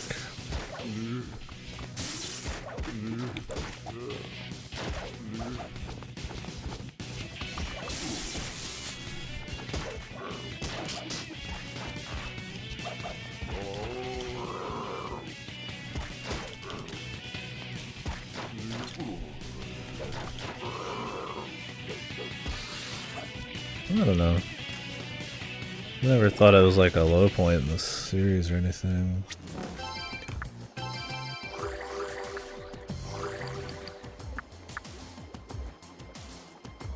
I don't know if I would consider it a high point. It's where I find it like a big problem, like I do here. I mean, I guess you could argue maybe SMT1 depending on how you feel about the battling rates and how often you get lost. Those ones. I mean, maybe 5's dungeons, but I mean, I like the open areas and shit.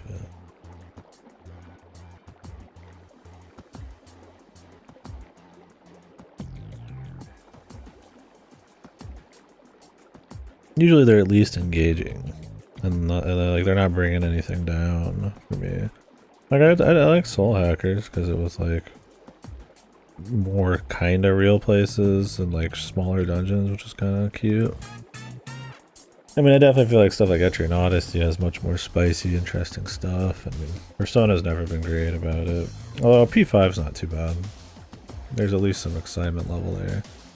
Although I feel like Metaphor is a huge step down.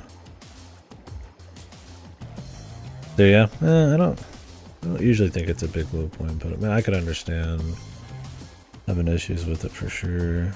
I mean, they definitely tend to be more like dungeon-y focused. I mean, that's kind of where the series comes from, and I like the feeling of progressing through sort of a dungeon-y feel.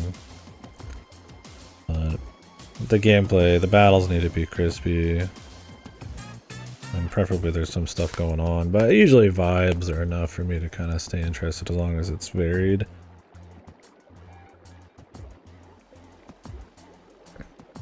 The problem with this is the vibes are fine, but I don't think the combat or the vibes are enough to like carry like waltzing through the same 3 areas over and over to do everything. I mean, it's better than Soul Hackers 2 level design. I think that you could always say that about the series. Oh, this is better than Soul Hackers 2. Soul Hackers 2 is literally just like straight hallways that you go back into like 50 times. Then the only dungeons are like really fucking crappy white block zones or whatever.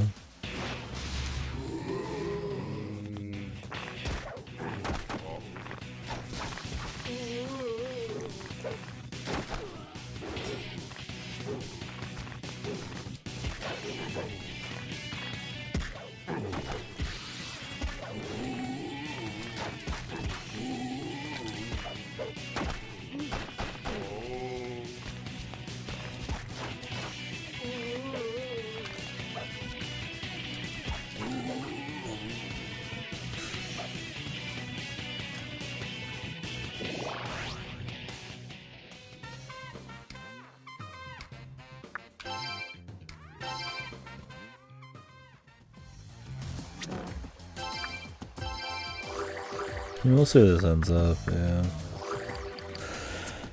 It just doesn't have that oomph, that spark, that's something that like most SMT games do for me. And I feel like a lot of that's made in the pace, the snappiness, the atmosphere, the music. Well, I think the atmosphere and the music is probably the best part of this. I also feel like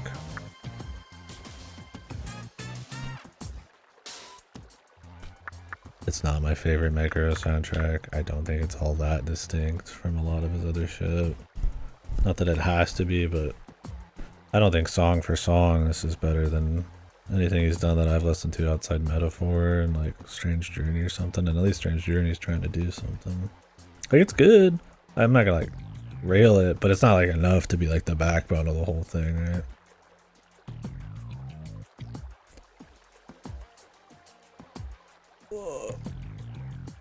Like I said, I feel like the concepts, the visuals and stuff, there's like attempts. And I think mostly I really like the look of what's going on, like the pre-rendereds and shit, but like none of it works with it very well. It's all like an attempt at like noir bullshit. I think Raidou's awesome himself. He's cool. They do funny stuff with him. He's stylish. It's a stylish game in that sense, but I just feel like it's so underutilized. Like, yeah, we're here doing it, the thing, but I feel like in no ways, like, it'd have that extra oomph on gameplay or systems or anything there.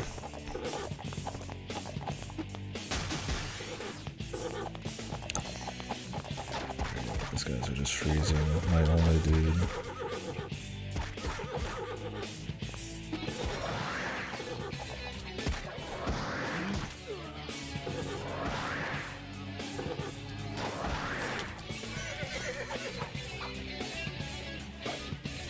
Let's see. I think this one has this crazy potential.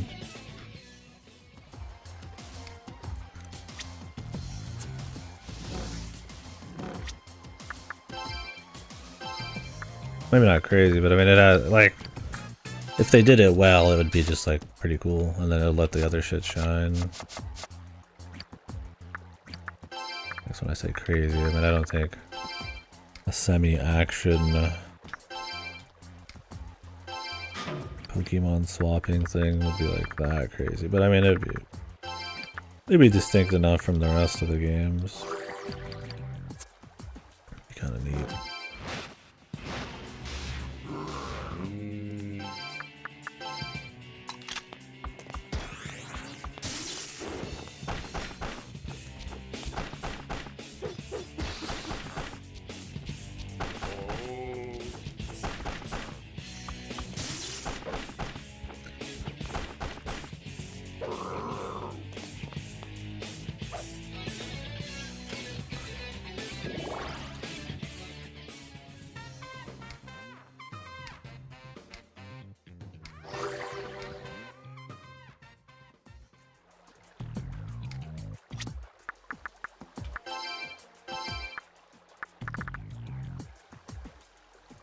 Oh, I mean, maybe I'll change my tune a bit on it.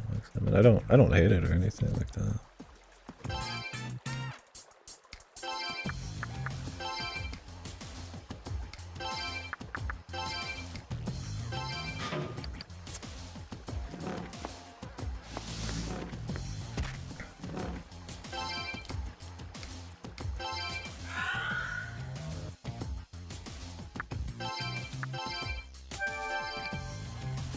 Is there a reason I'd want to break through the right side here? I mean, you definitely have like an option to.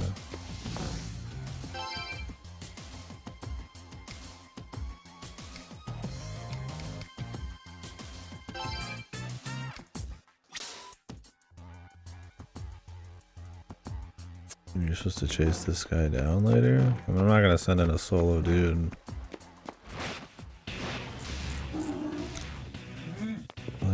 Grab this guy. Nice.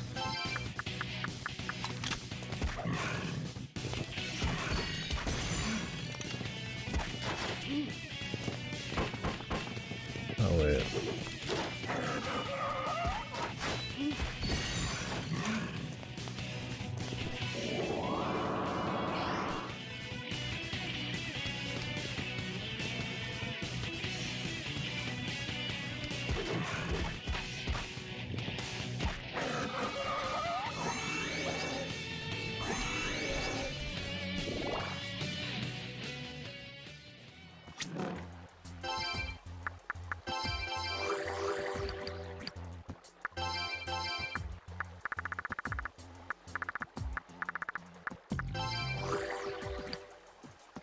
Alright, well we got a full ass list. Let me release some dudes.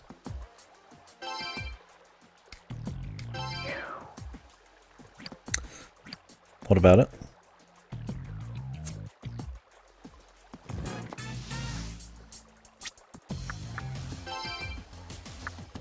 Law and chaos. Okay, be interesting. Okay, maybe I'll go for chaos.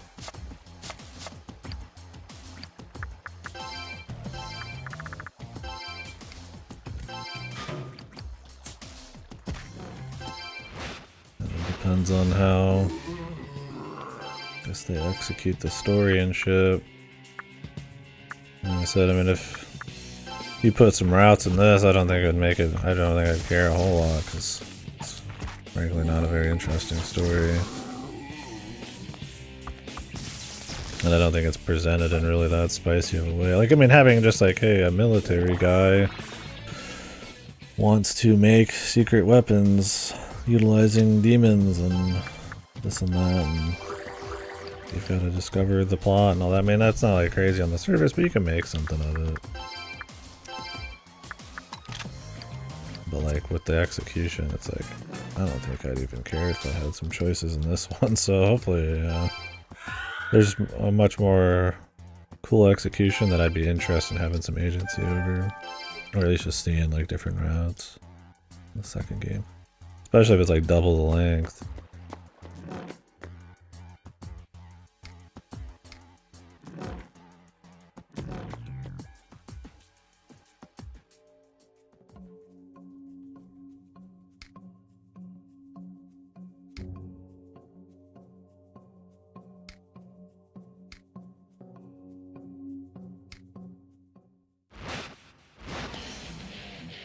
It looks like he'd be the wind. Dog of Yatagarasu.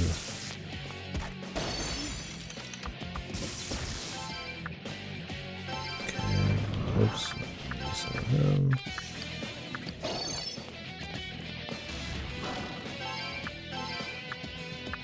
And some fire.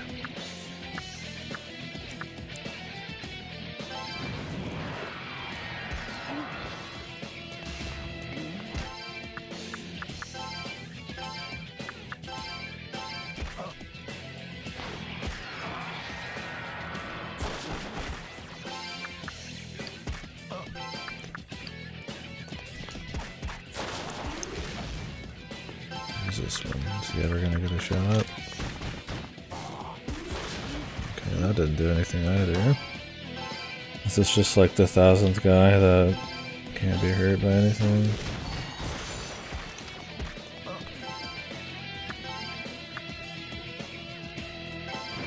Hopefully it doesn't get old.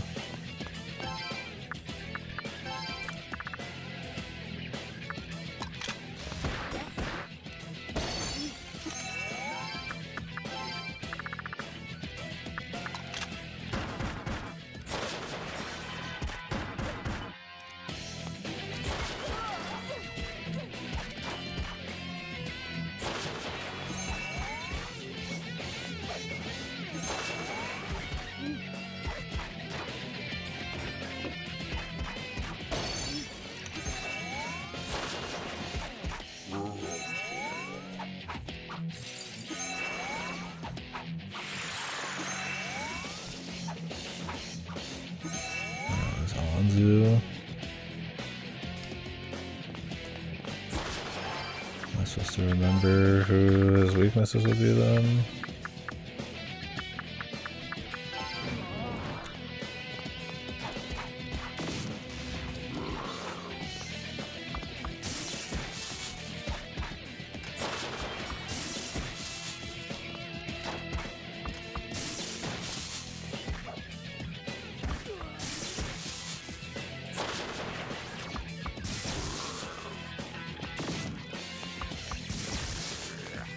Well, he is weak to this shit? It just took that many hits?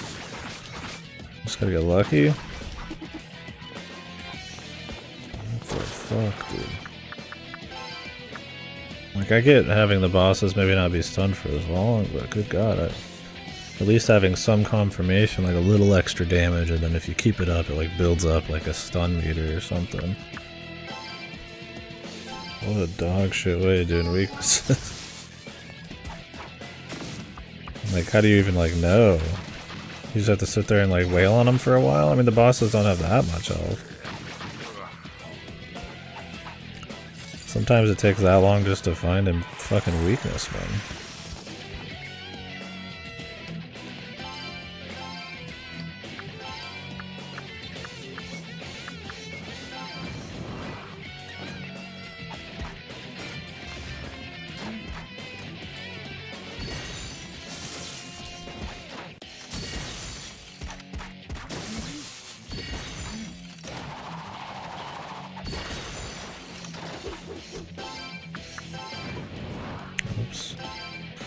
Doing the wrong thing.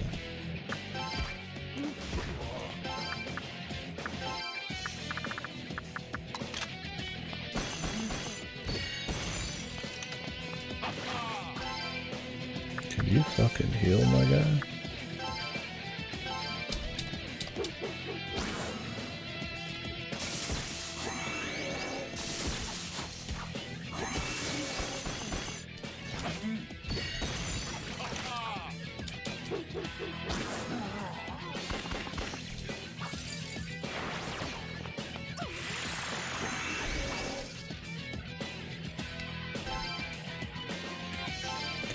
Like, it's cool when you get some weaknesses, but Jesus, I feel like it's kind of just a rare event at times.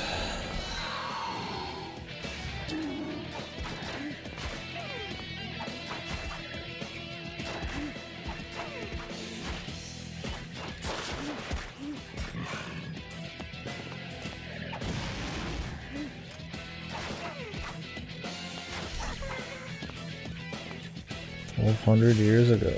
What is he talking about?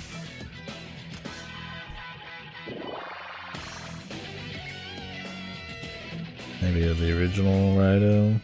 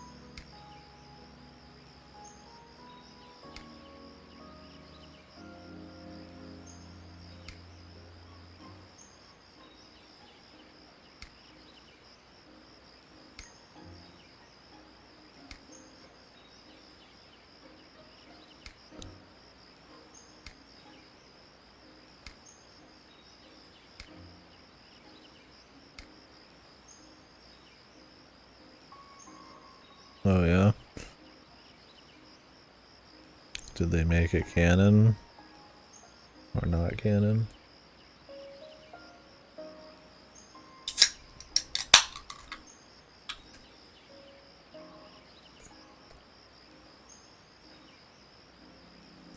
So how did they make it canon? Did they wipe their memories in between arcs? Time travel? He just didn't mention it during the tournament of power or whatever. Or the world multiverse power bullshit. It takes place before the beer shit.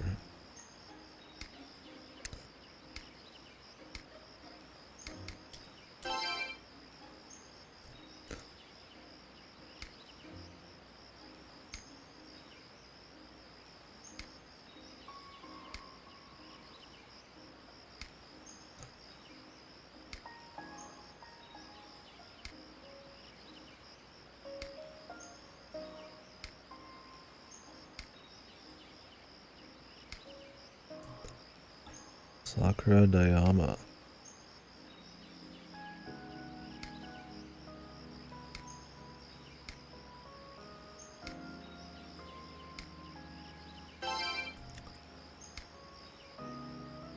So you're telling me that Goku had SSJ4 during all the other shit and he just didn't mention it, just did Super Saiyan God instead?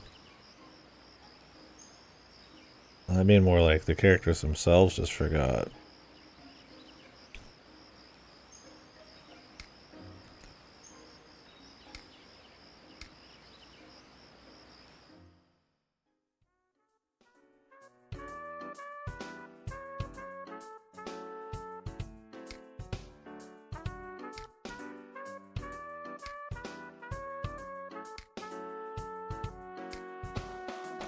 So Narumi just got his ass beat and now it's just whatever, water under the bridge.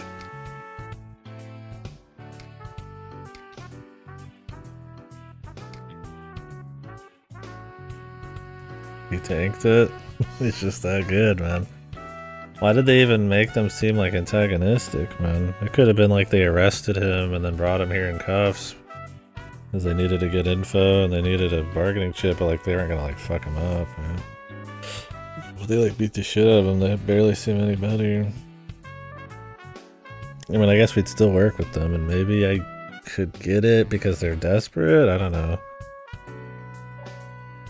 Most of them are pretty filler, let's be fucking real. They're mostly just like very light steps onto the next thing. I mean, saving her and learning about the general was probably... And then just like the general idea of the red capes, which could have all been... I mean, that's pretty much the only thing that's happened in this whole game so far. Maybe a little of the Rasputin shit, but they could have fused all that together. It's a lot of butter. It's very... what did Bilbo say? It's a little butter stretched over too much fucking bread, man. I don't know. I mean, the game's not that long. Like I said, I just don't think they've got a very good story here. Or at least not paced well. Like I said, I wouldn't say SMT3 has like a crazy story, but it knows what it's trying to be and meshes much better with what's going on, right?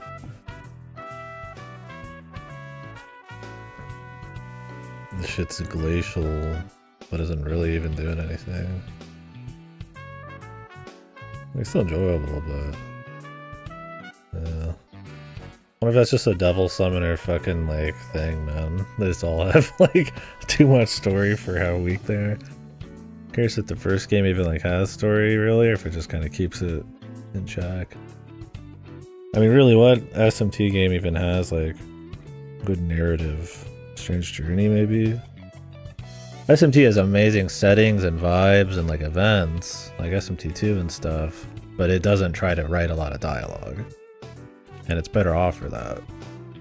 It has events, it has places, it has a feeling, it has like a, you know, maybe some themes or something, or... And that's where it's strong, and there's nothing wrong with that. But... oh yeah, I heard Desu's pretty good.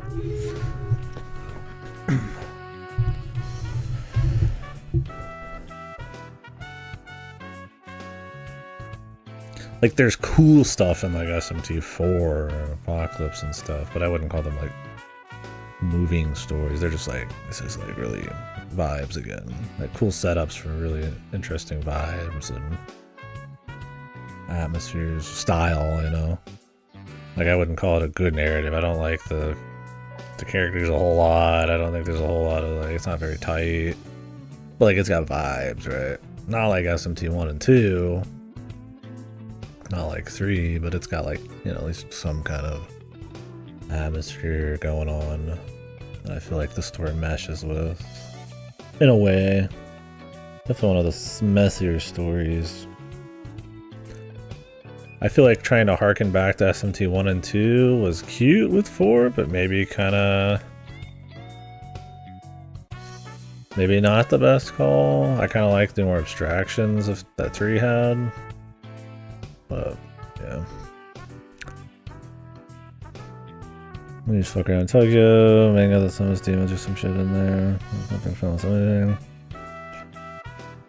Manga that summons demons or some shit is there. Manga.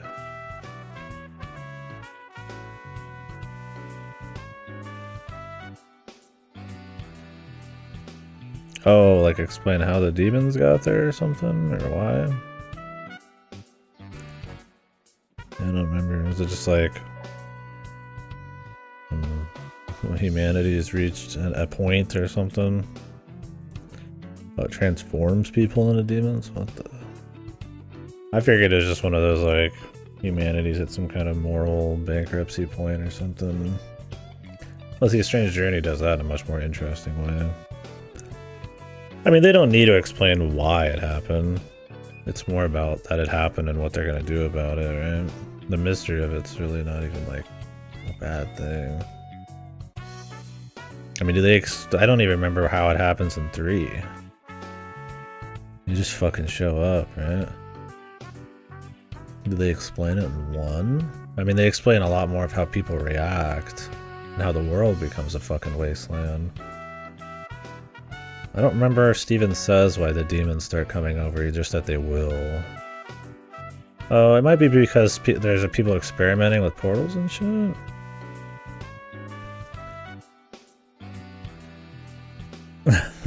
Sure, yeah. I don't remember exactly in SMT1.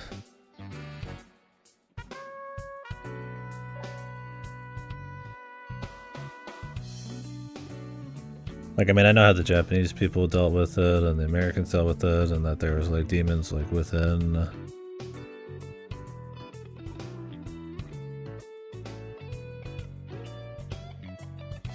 Oh.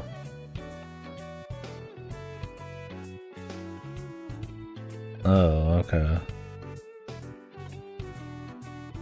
You're talking about in the game. Shit, I don't even remember that part. We were talking about 4, yeah, I don't remember that shit.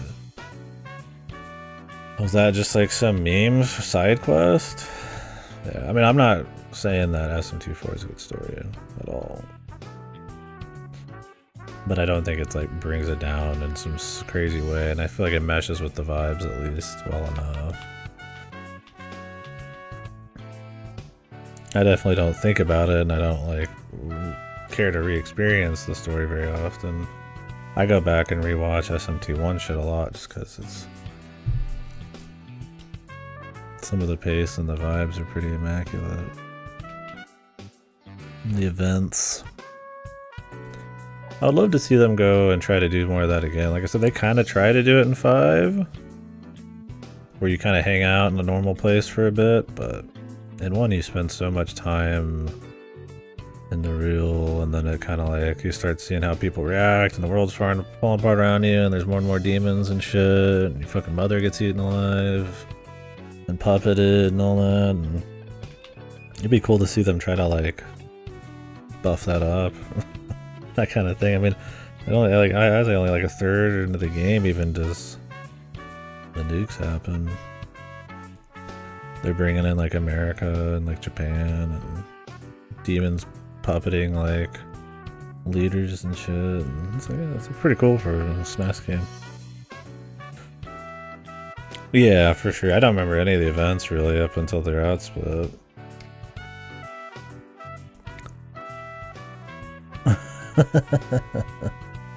Oh, Desu.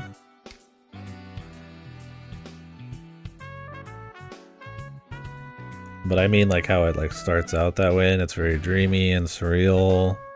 I guess MT1 has got a very like dreamy surreal vibe, and then it kind of like brings in the apocalypse, right? Where most SMP games kind of start with the apocalypse these days. Is it cool? Fatal bullets.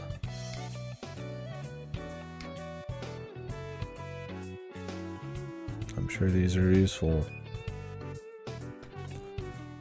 I'm sure.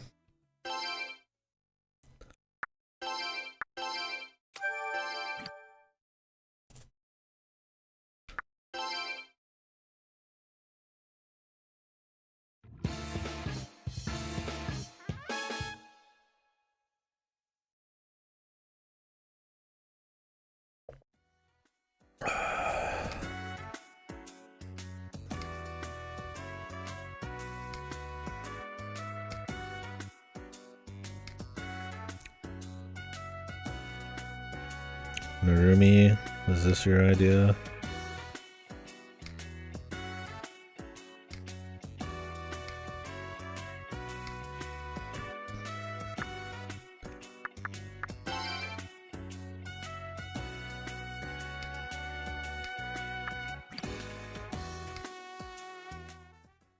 You really fucked everything up, didn't you?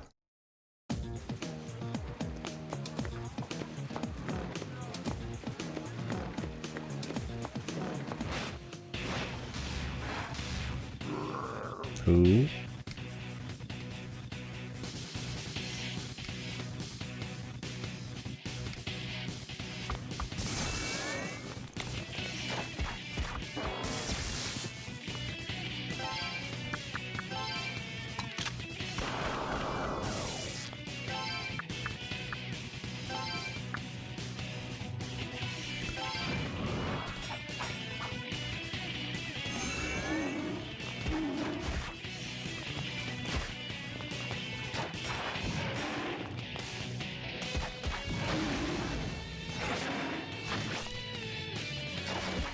So escape is possible,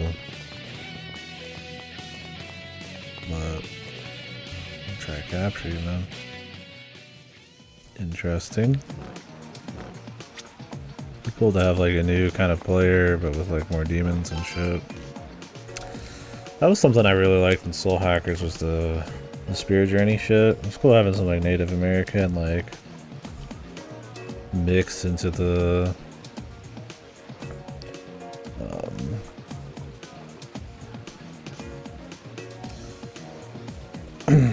the VR like cyberpunk kind of journey, man. A cool style.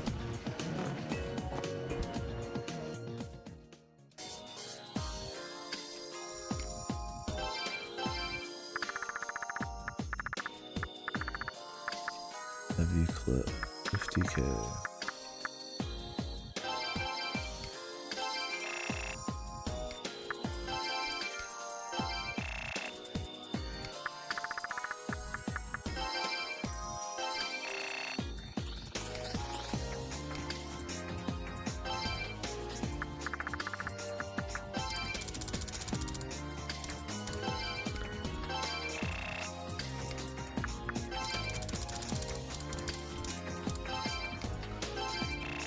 Love this song though. Get good.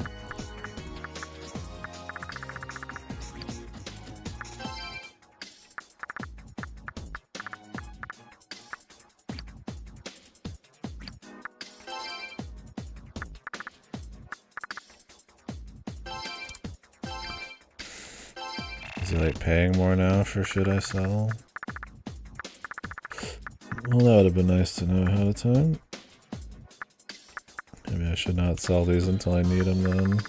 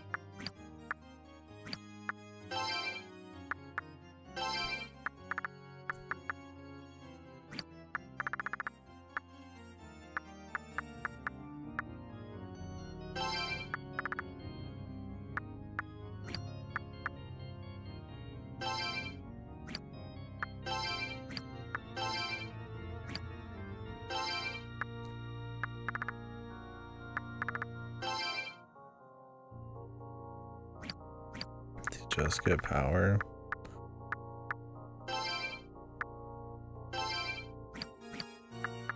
Wish they got their moves, man. Because that's only fusion. Nobody has what she has, so I guess she's just staying on for now. Does he got Zio, Sneak?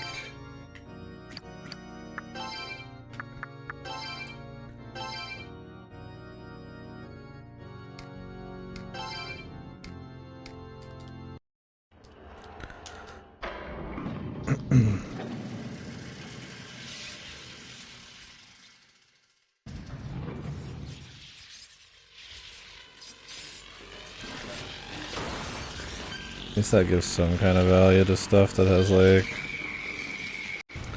extremely low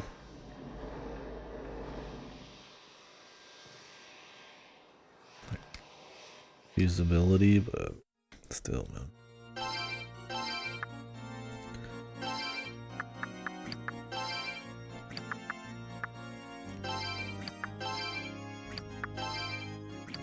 These skill guys were a fucking mistake.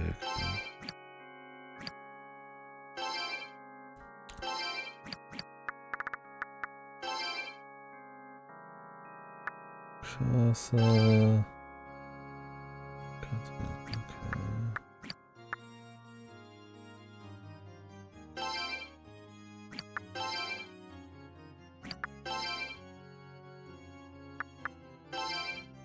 Oh hey, this guy. I need a good one up there.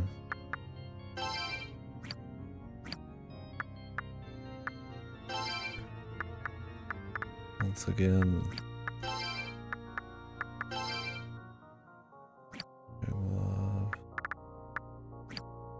It's always the cool guys that make anything, otherwise you're just getting the slop. Karama. At this point, Ichimo Kurun isn't even that good, but it's probably more unique. I probably will find a lot of these guys on the out in the field.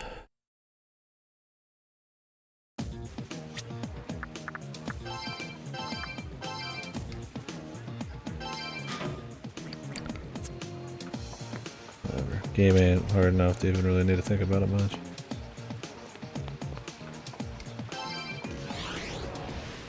It takes too long to set everything up really, or think about fusing super often. It's not really like a fodder kind of thing going on in this, because you have to fight for a good 10 battles to even make them possible to fuse.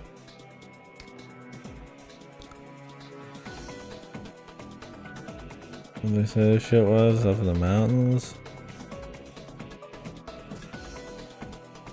Probably just take the road.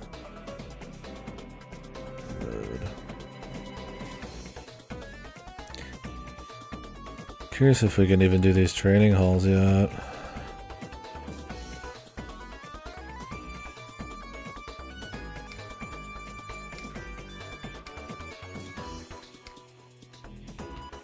That's a radio tower.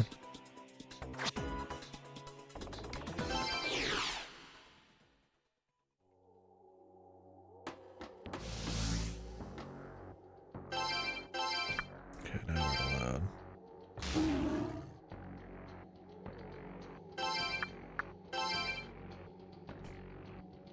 The beast is loose.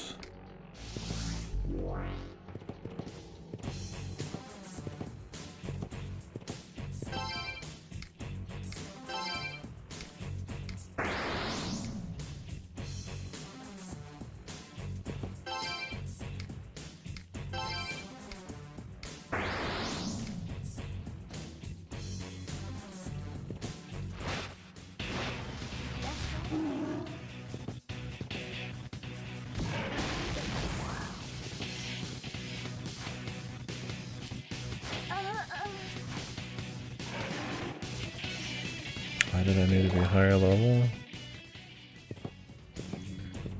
It's just the amount of like loyalty you get.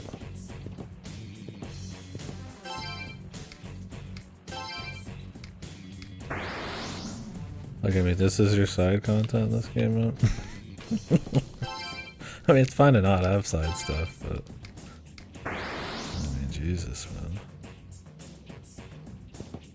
I'm gonna pop off about Soul Hackers again, but at least it had, like, actually themed, unique dungeons. It's like they're missable, but fucking Christ, man. Game came out eons before this, man.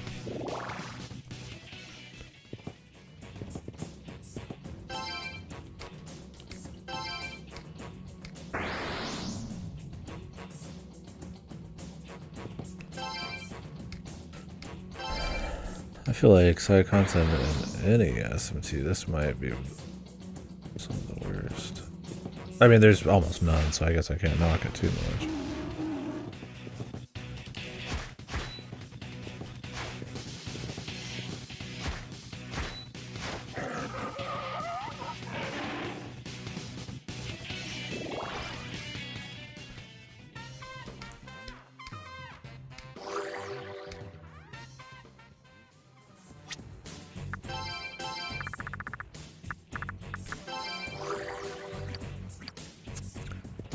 I think of some with worse.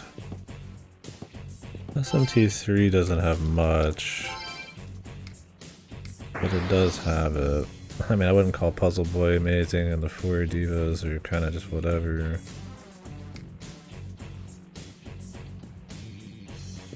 Oh, it's got the Maniacs, it's got the entire mall labyrinth. Never mind, that's pretty good. That shit fucks pretty good.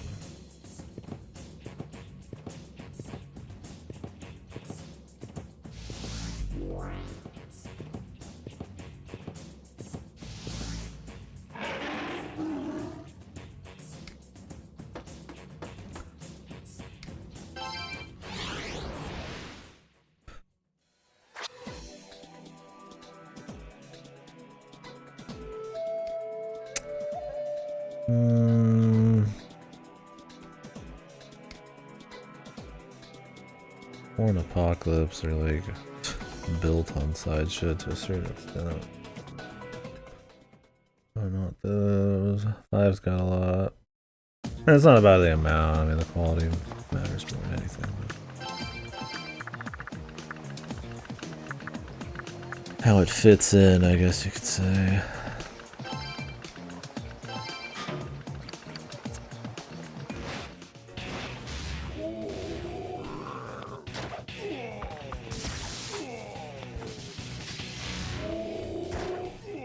Strange Journey was good about it, especially 3 Ducks.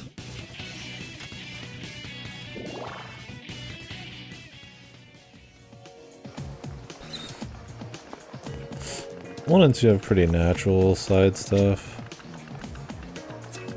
That's not like the core identity of those games.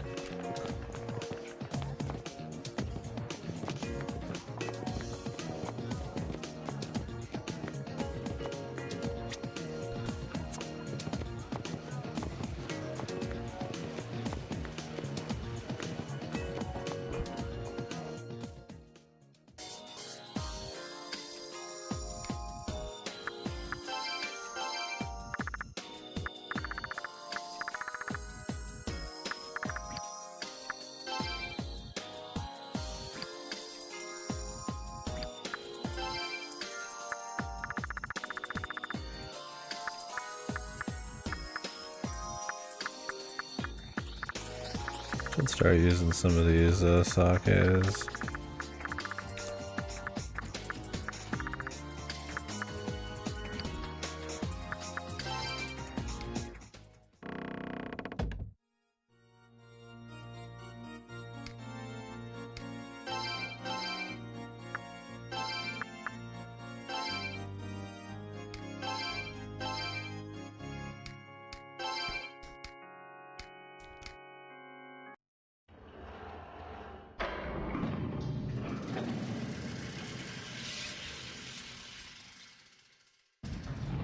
Tiger's primo summon fodder.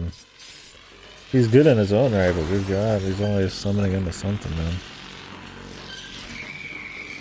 I think I've fused him twice.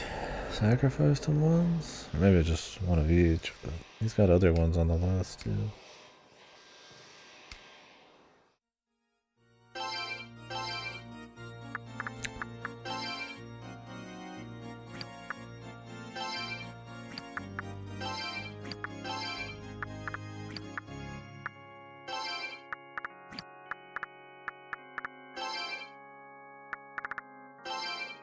Rune.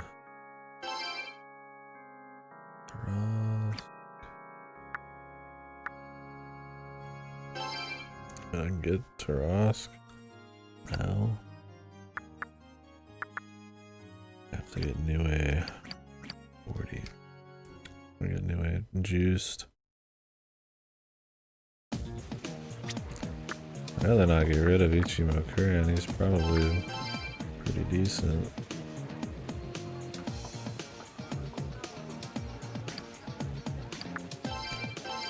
I guess he's not that pure statted or anything.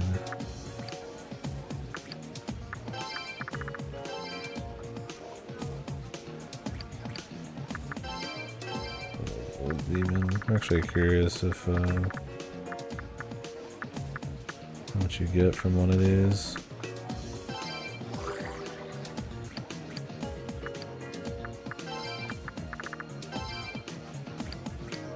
Yeah. Not bad. Not great, but for how often you need these and how rare the materials are.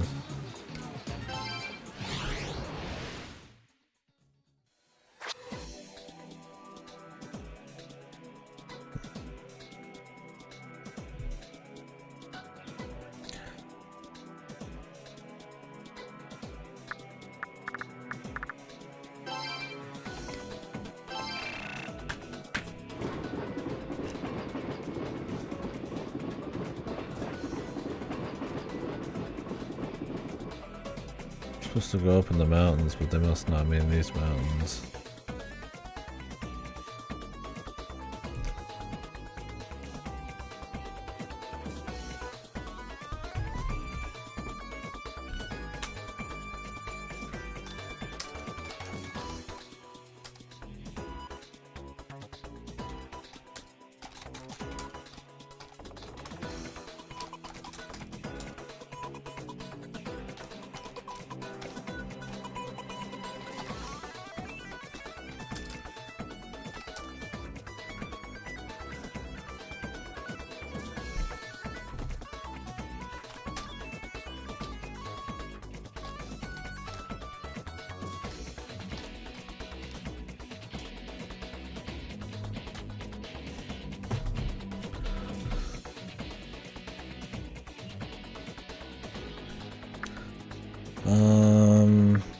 The mountains. I think they said it was like out of Hermitage. I think it might have been that. Very near the tunnel with the zaps. They mentioned the. I think that guy even mentioned the tower there.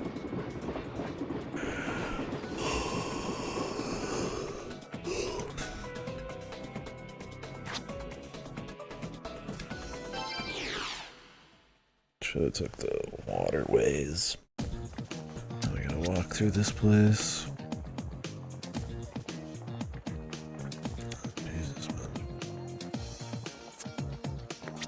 Almost might just go back anyways. Whatever.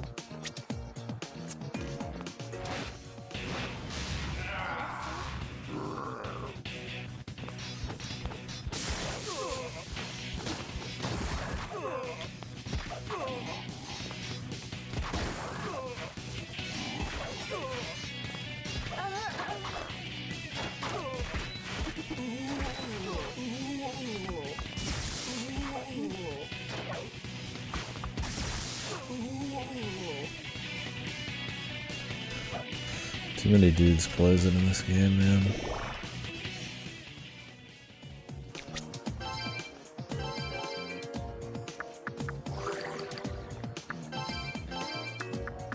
There's like one guy I've seen in the entire game despite trying to make like every demon has poison cure.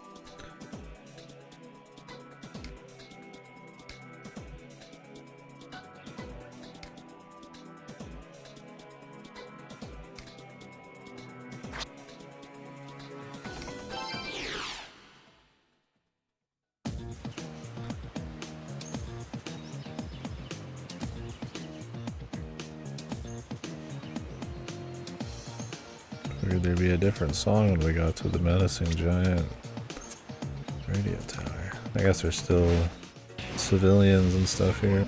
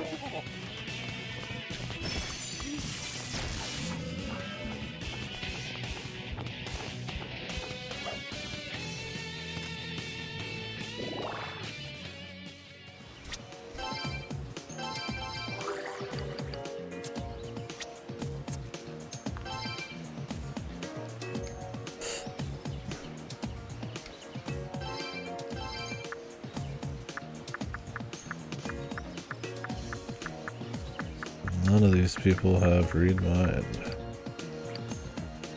Sick.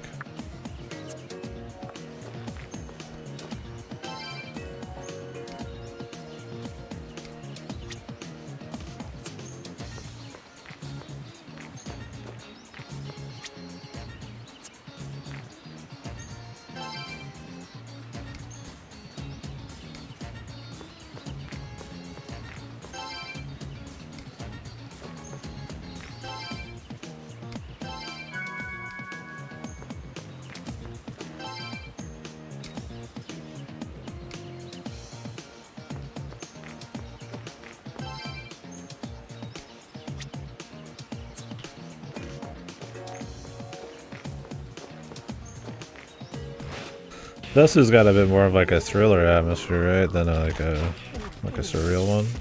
Or does it still have a pretty SMT vibe to it? Maybe it's just the art style of the Durara guy, or Gal, or whoever did the art, or it just kind of comes off more like a some kind of thriller. It's like fucking World Ends With You or some shit.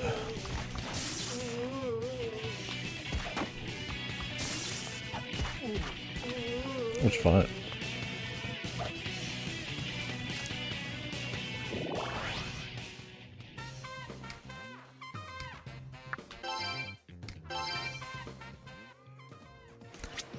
If I want to just get each of these to 30 and see if they're going to give me a bunch of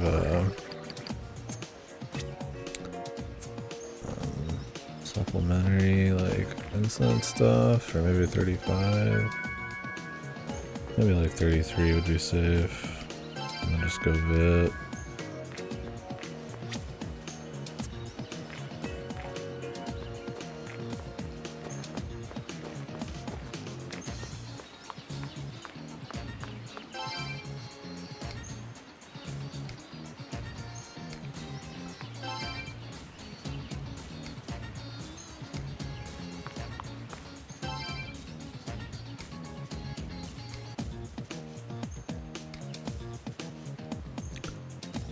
What's eating this guy? We'll never know.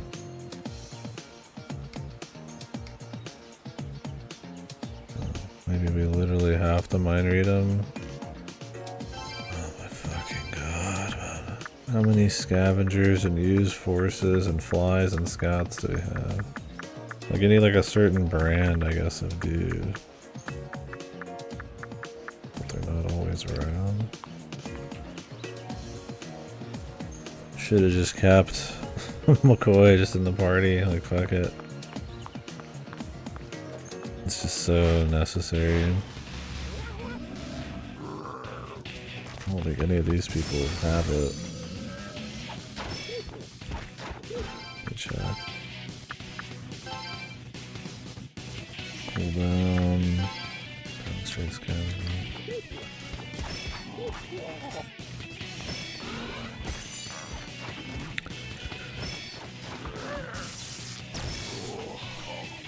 The idea of like having demons and you kind of use them for like sleuthing would be cool if it was more like immersive simi kind of, or you just kind of like you had stuff and you had to like think on your feet and kind of use stuff in cute ways. When it's just like lock and the key, I'd almost prefer it just have like a You just have like some set field demon partners, man. I mean, it'd be fine if they just like actually made more of them available. It just sucks when you're trying to actually have like a competitive team. I mean, it's not like I have like a thin roster. I mean, it's almost full, right? It just sucks when you're trying to make a competitive team and like they have very few dudes who have like mind read, and it's like insanely necessary, or like you don't have the right element. I guess we'll have to leave and come back. I mean, whatever. Let's keep somebody in the wings.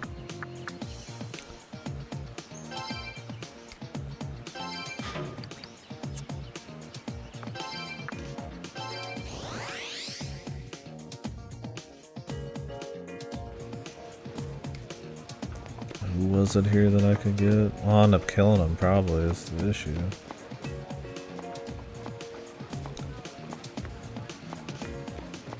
Somewhere else. Maybe I'll be able to fuse into one. It's a new way. I don't remember what that person had.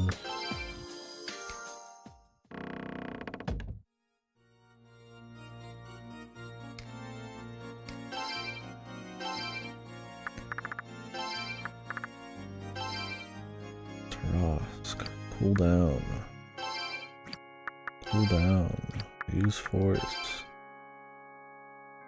Like a single moment you use almost any of those.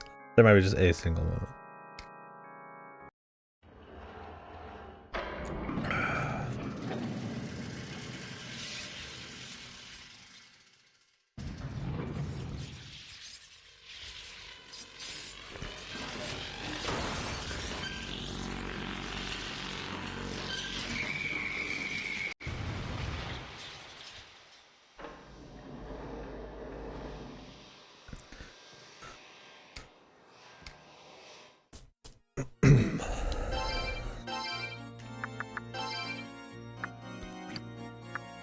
I could make another new A. Well, I can make Throne and Parvati soon with this guy, so maybe not.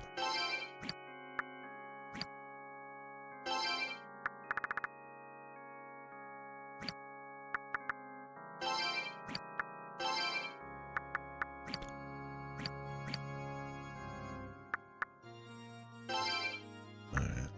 Who do we have that does...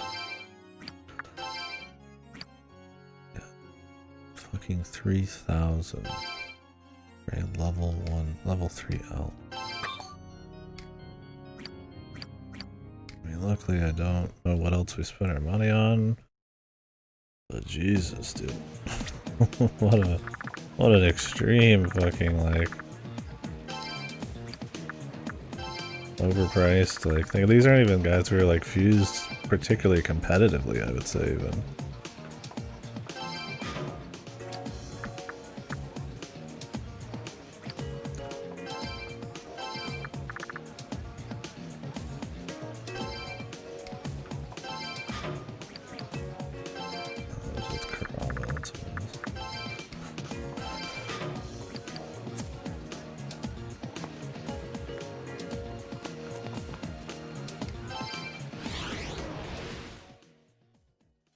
I don't even think I level up most of these guys to unlock their skills to even transfer usually.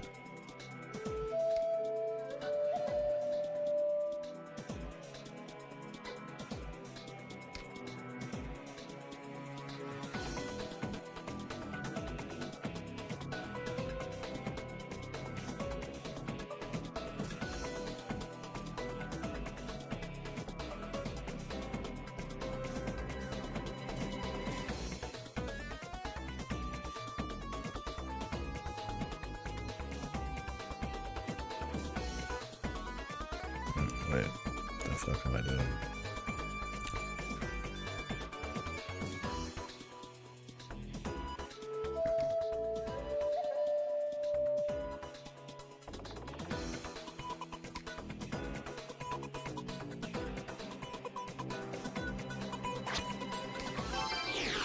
When did Raidou 2 come out?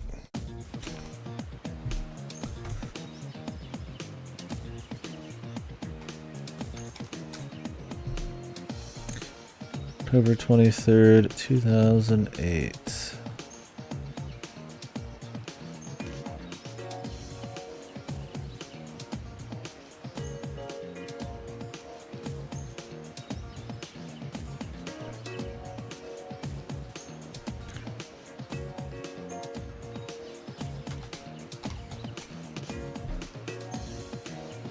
Let's see the SMT release date. It's general. 2008, 2009.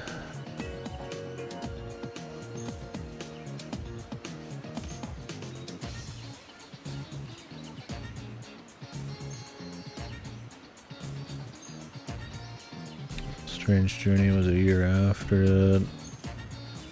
Imagine was a year before it.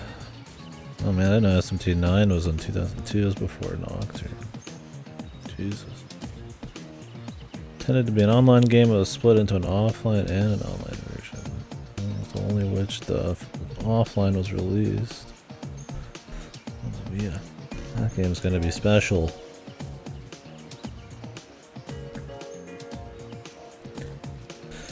So Persona 4 came out the same year as Raidou.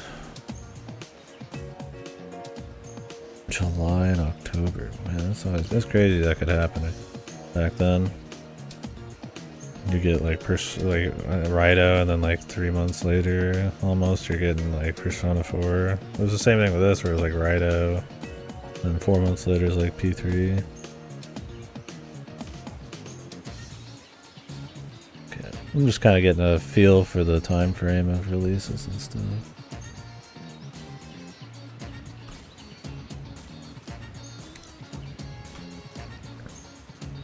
It's 2 years after this.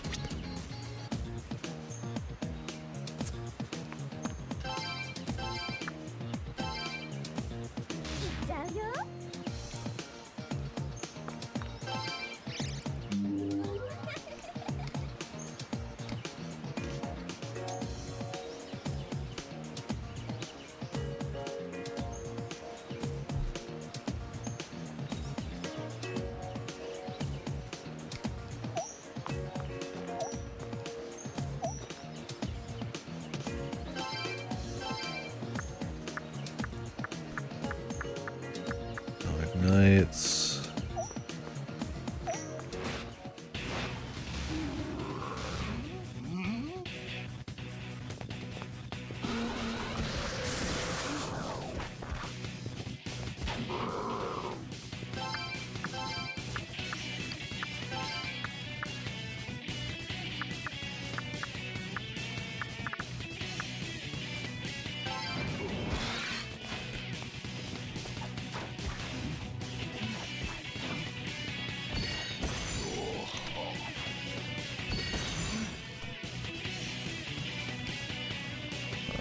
Full moon.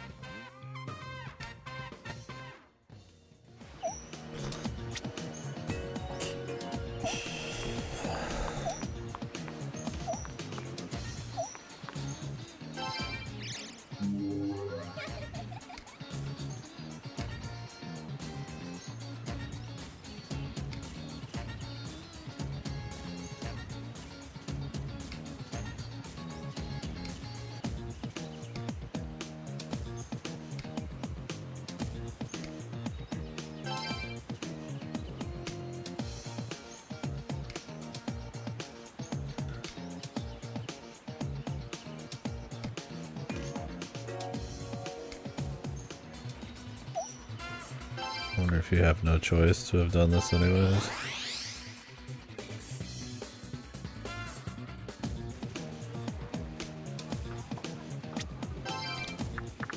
I love when they introduce this part that's supposed to be like, we're gonna get going and it's gonna be crazy.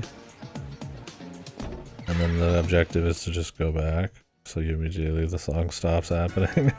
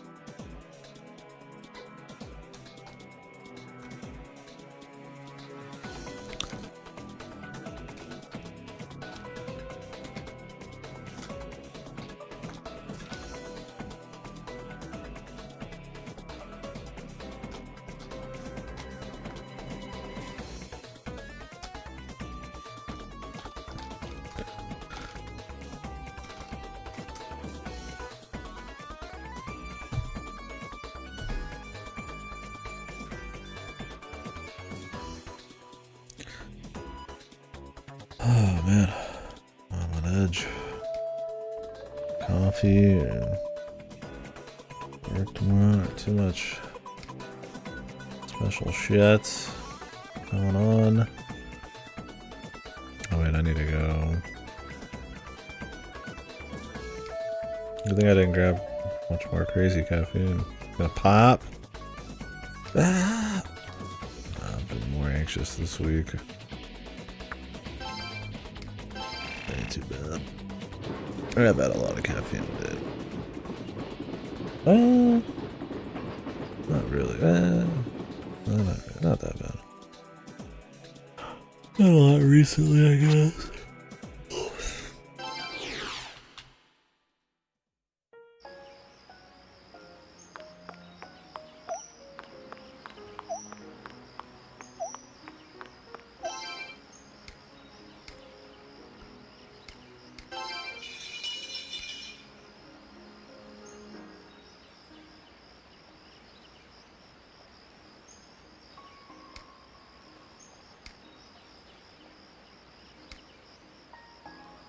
A rising star.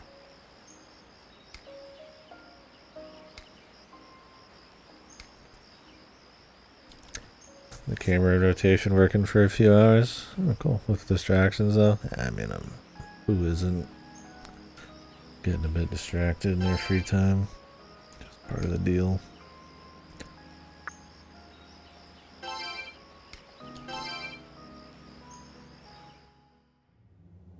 Any big hiccups or tough spots, or is it just kind of just working your way through it?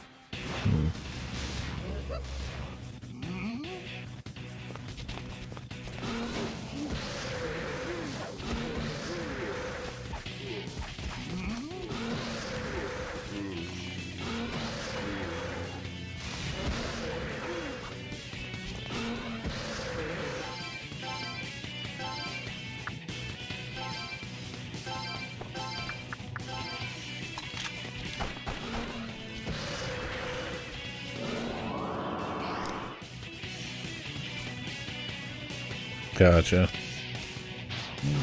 Hopefully no big hiccups then. Sounds like it's a fun new thing to kind of get a grip for.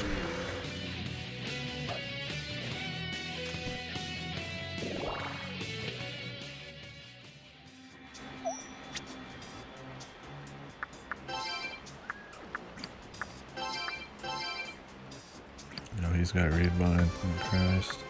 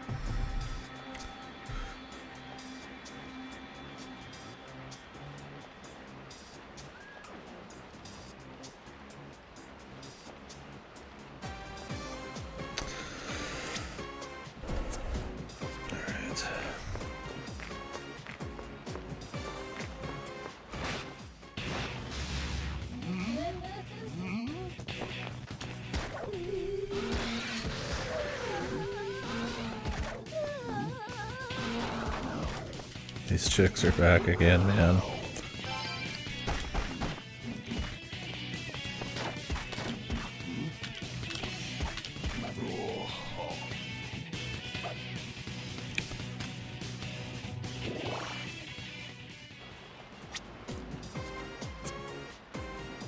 Oh. Loot.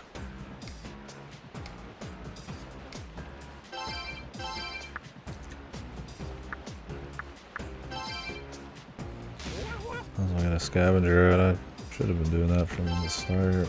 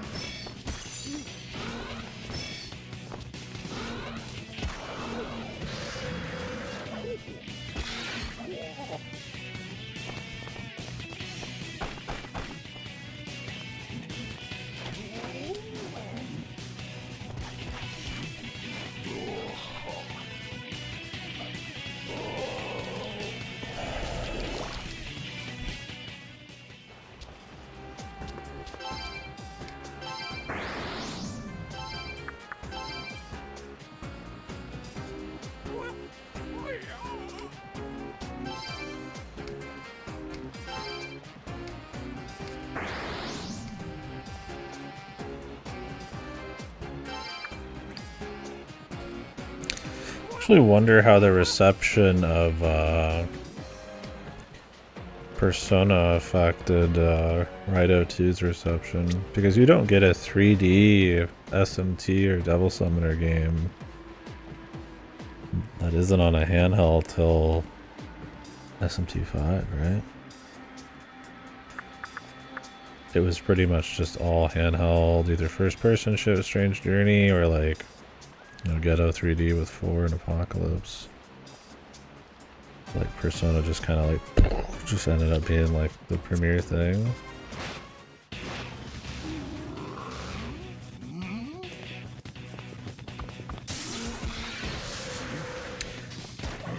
So when I was looking up dates, I just happened to see a couple little things, and well, yeah, it's not actually received that much better. I mean, for whatever, just journal reviews, but it's not a big deal, but I do wonder if the influence of Persona kind of affects people's thoughts on the rest of the series. I feel like at that point, I mean, it's only P3... P4 had come out then, too. I don't know. I mean, you get that with SMT. You get people who shit on 4 because it's, like, not like Persona. I'm feeling almost being part of the same series is like... You start getting the, what was it, the secondaries, man? I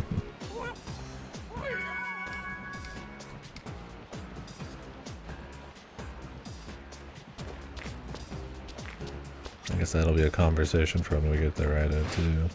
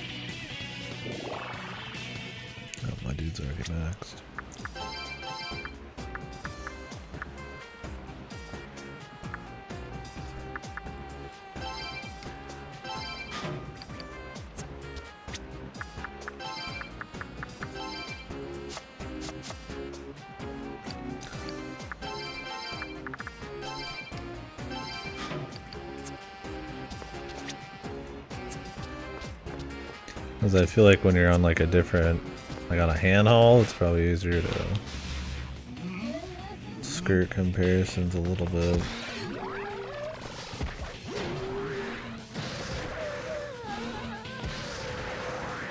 Well, I feel like stuff like Strange Journey is so different, people probably don't even connect the series at that point at all. 4 is like looks just enough Persona-y, I guess, because it's 3D. In the east and the west? Yeah, I really need to look into, like, I wonder if somebody's done like a good write-up on it. Like, just how different it is. Another thing too is like SMT3 is a huge departure in style from SMT1 and 2. And press turns also are pretty different. If SMT1 and 2 have like Dragon Quest traditionalists, I could see like anything other than like perfection being like dunked on pretty hard. And people kind of grow on it maybe, especially with like a better version. I mean, I think Amala on its own is already like makes SMT3 way better. So I mean, that not being there would be huge.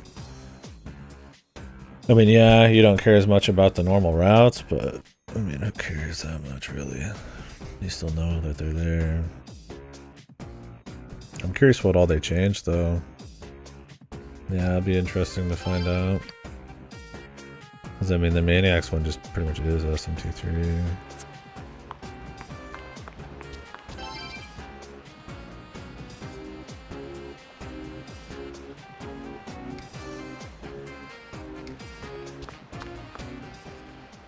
Is interesting.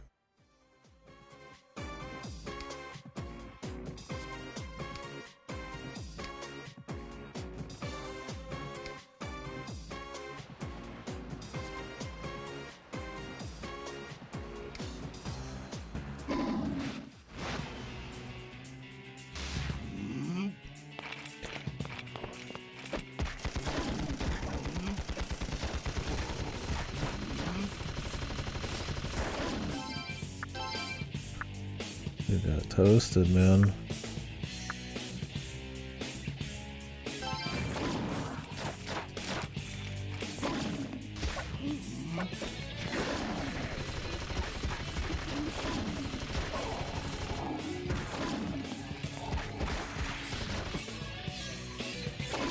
Okay, he's dead.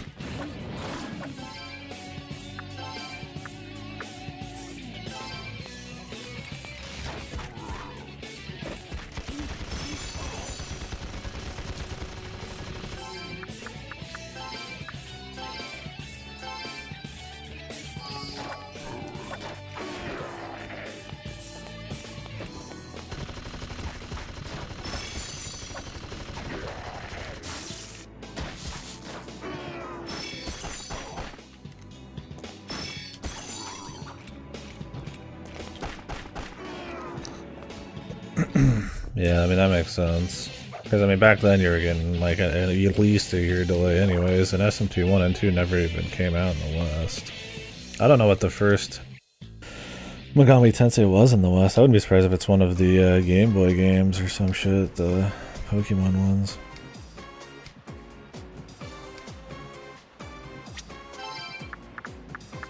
Lost Chilling or some shit. Or maybe the original Megami Tensei's came out in the West, I'm not sure.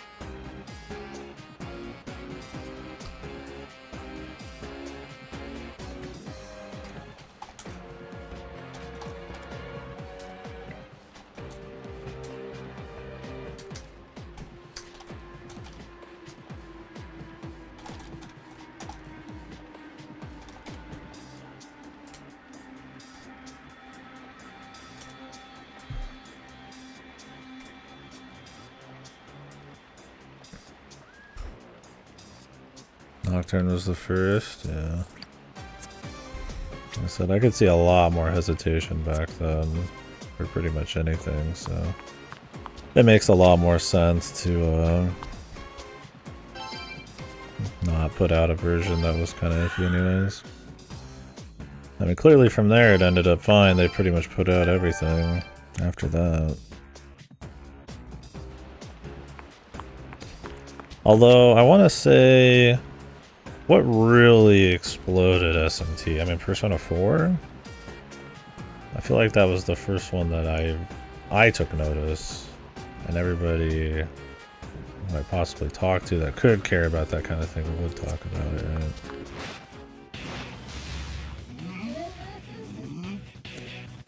And Persona 4 is a much bigger event. Kind of a tectonic thing than 3 was. I think the slice of life nature of it and not having like the super tower was probably pretty big to get people interested. It was a very fresh idea at the time too. They were significant. 4 is a bigger... Yeah, I guess it makes sense they'd still be significant because I mean why would they put them out otherwise? But this is also a time where probably less pricey to put out something. Yeah, I think Persona 4 was the big... I mean, obviously their course changed with P4, but they still put out plenty of side shit.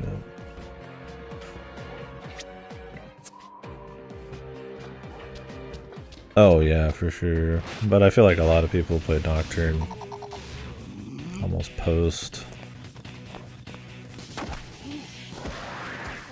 I don't know, maybe I'm being anecdotal, maybe I'm just talking out my ass. How many people played it back in the day versus how many people just kind of got into it down the line. I knew you guys like Ripper who did play it back in the day, so...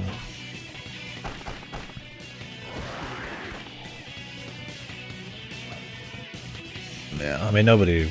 Obviously not as many people care about 1 and 2, because I mean, they didn't even get a proper release.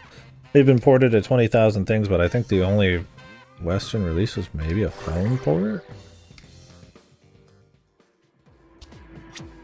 Yeah, I mean I also live in a country that was probably more Nintendo dominant, so you probably weren't hearing as much about PS2 JRPGs that weren't like Final Fantasy.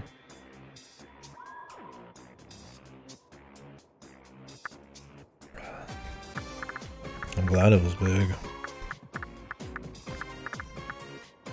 And it probably helped to not completely kill mainline, I'd imagine.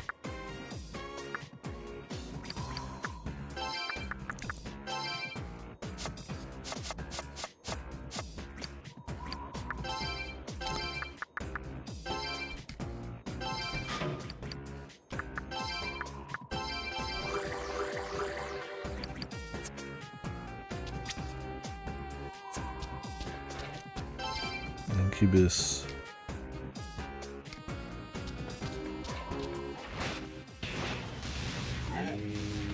Rakshasa.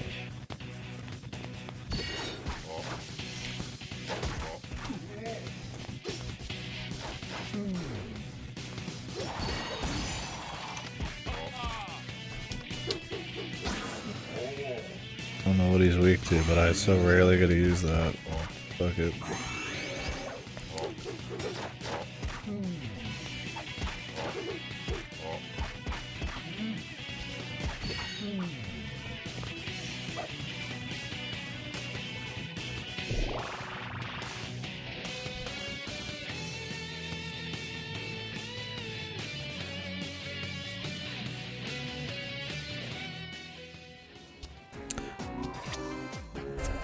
I'm glad for SMT5's success, and now with Vengeance you actually see a lot of people talk up like the quality level. Like I mean I know with like more like heavy duty SMT fans, 5 has some issues.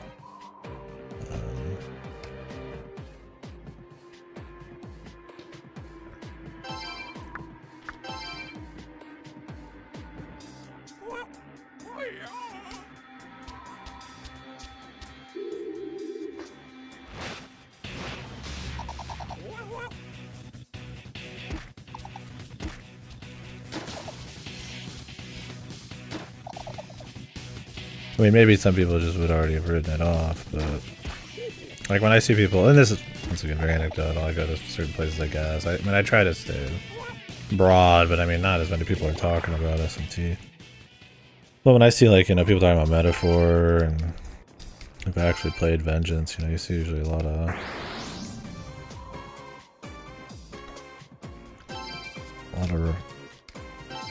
people calling out Vengeance for being pretty good. The better game, so I'm looking forward to getting to it. Maybe they really cleaned up a lot of stuff.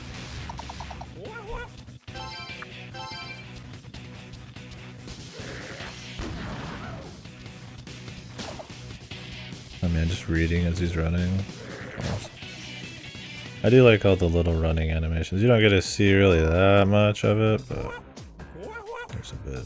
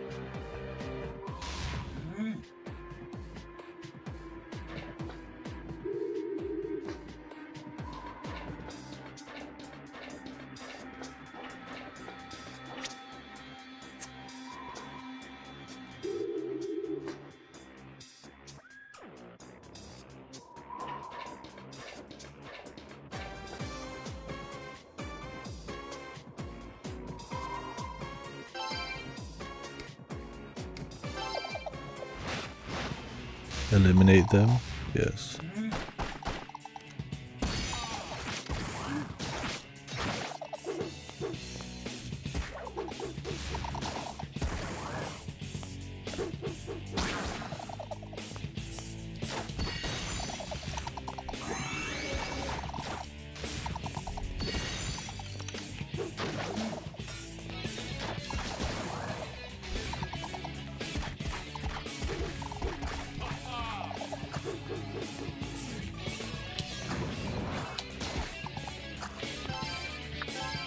Just left.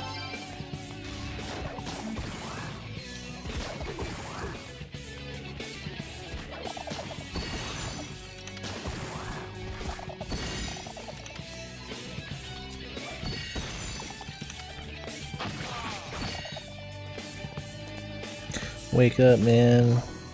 You're being controlled, bro.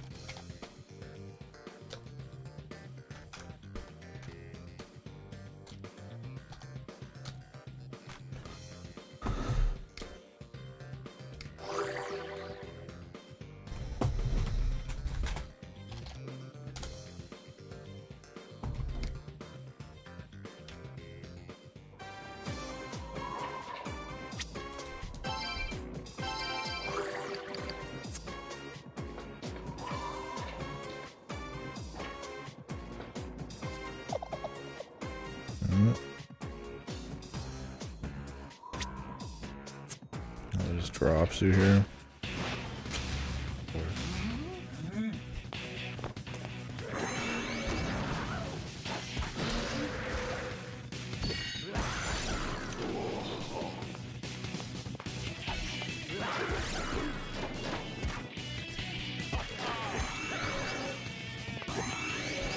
The red cape.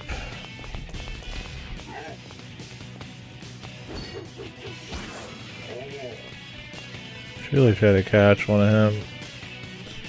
I don't know what he's weak to. Oh, my Raja is already good to go.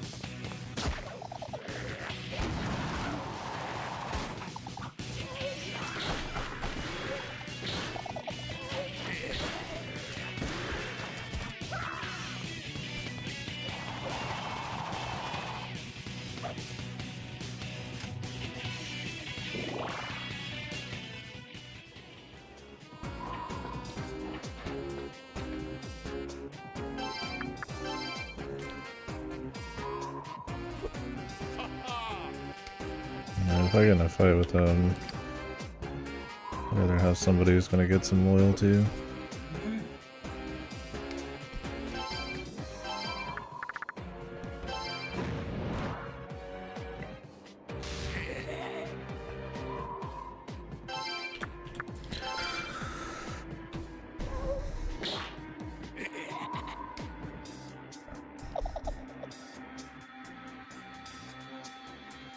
I thought these would always go somewhere different, man. Depending on who was using them. Never mind, I guess.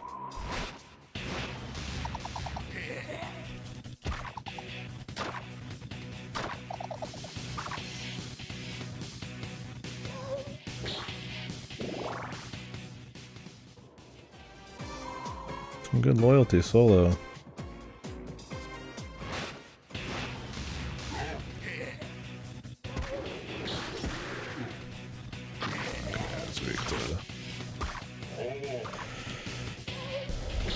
Make to win.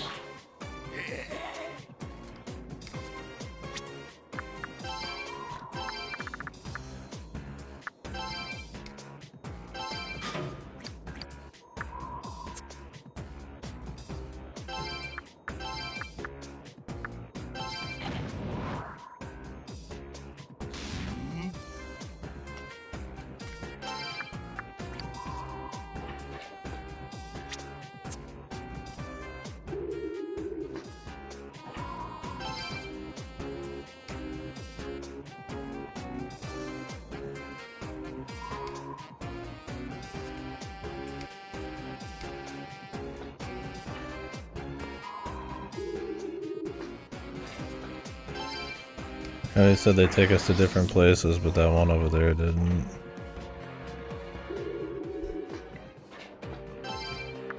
Scammed, man.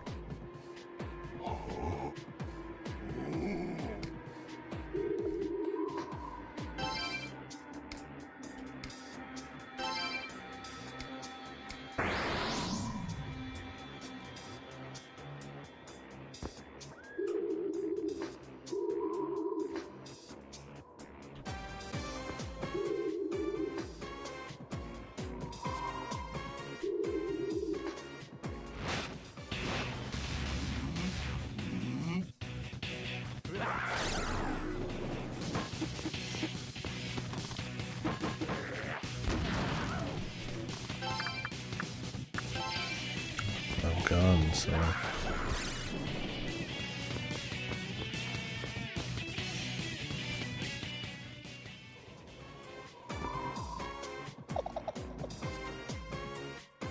This one takes you down too. Jesus, man.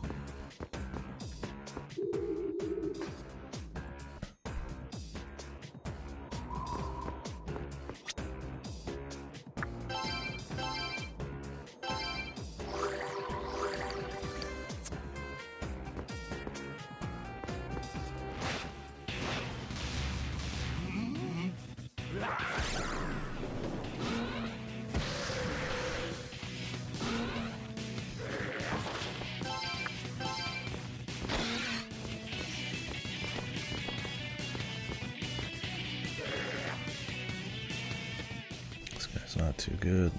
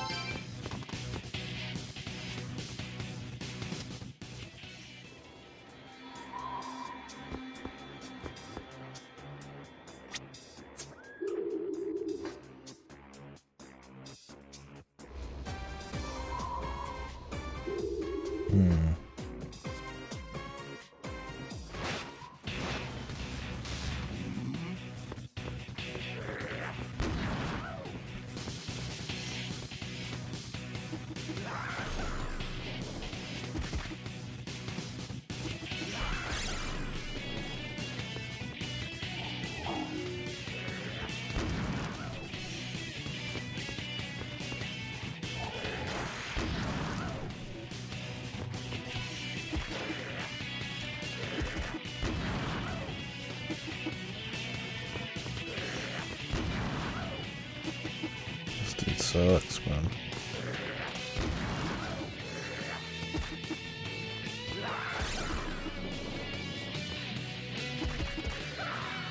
Thanks for the berserk, man. The only thing helping. Am I supposed to be getting to this platform from like some completely different world here? And I guess I can get over there as Raidou.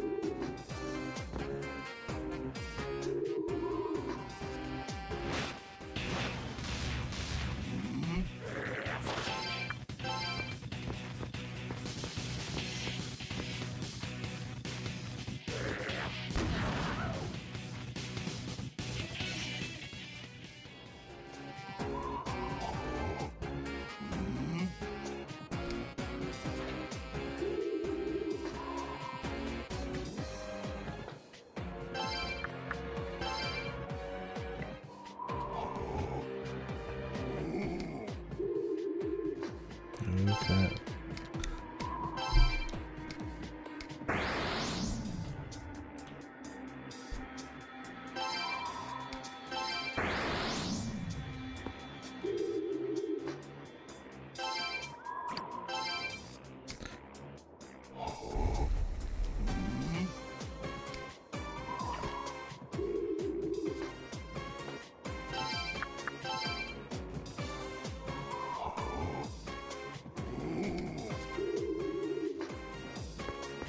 I think it could be a lot quicker reporting back and swapping. I mean, I guess you don't have to do it this back to back very often, but Jesus.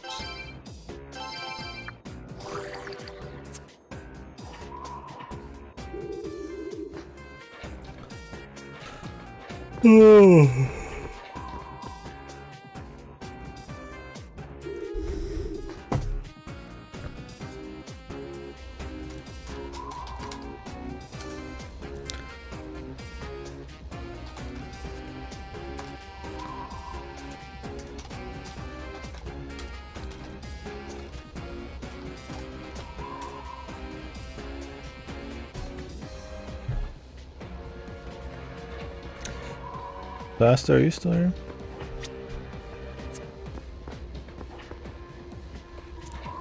Been really bothering you tonight. I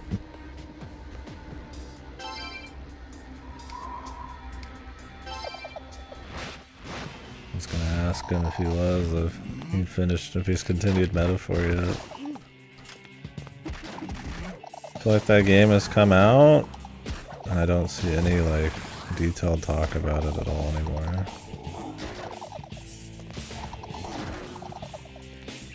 I mean, I guess it had like this big award thing that happened in Japan, but...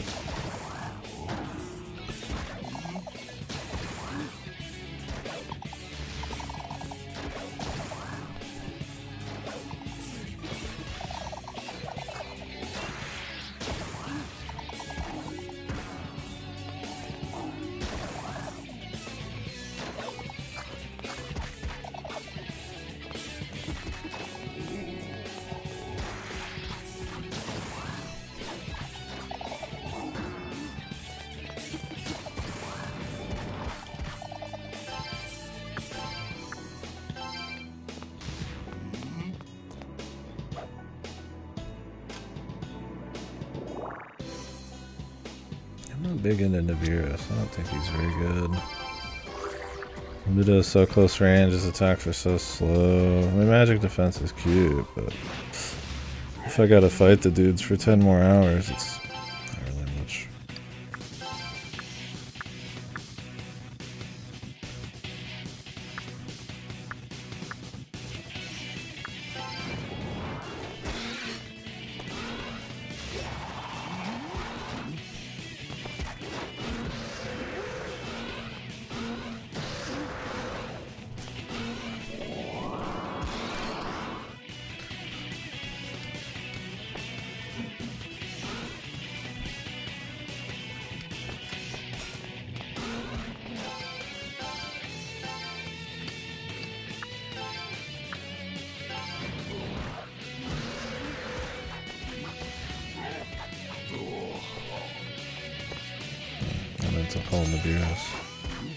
Forgot this guy was,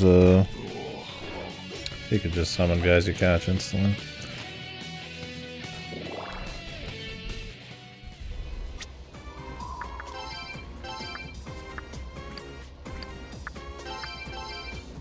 Do you have a heal? Really? He's probably a worse healer than she is.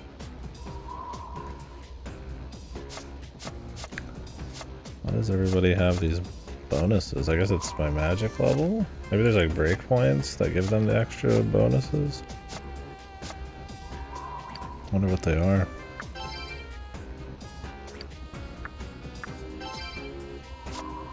Right now it's like 2.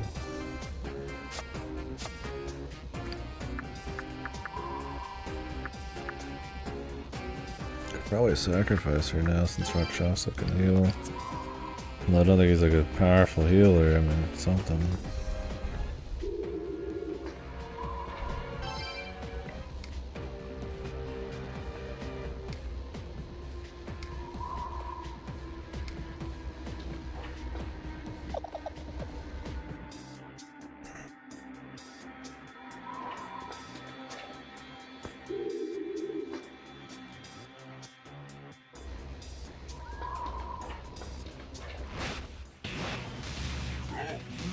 Just what this fucking game needed, man.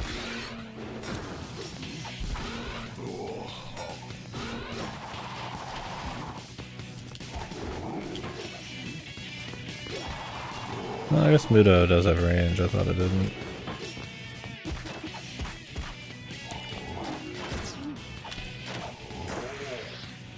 At least Nibiru, I guess, doesn't take physical damage.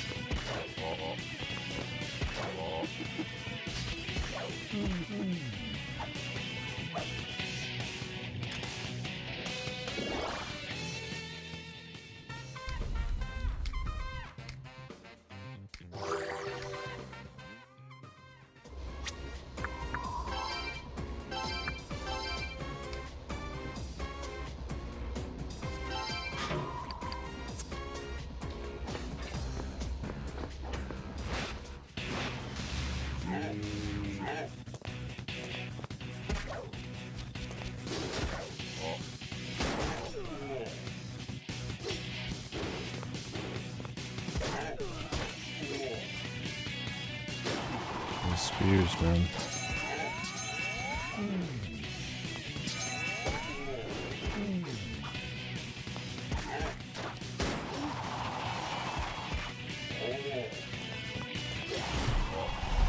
Jesus, it's still going.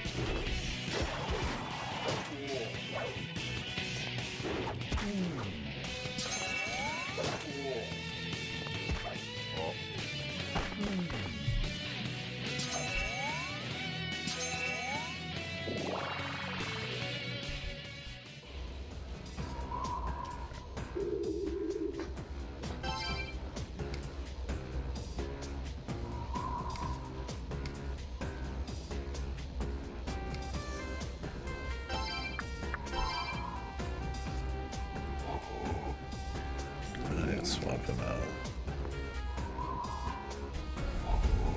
In case we get in a fight.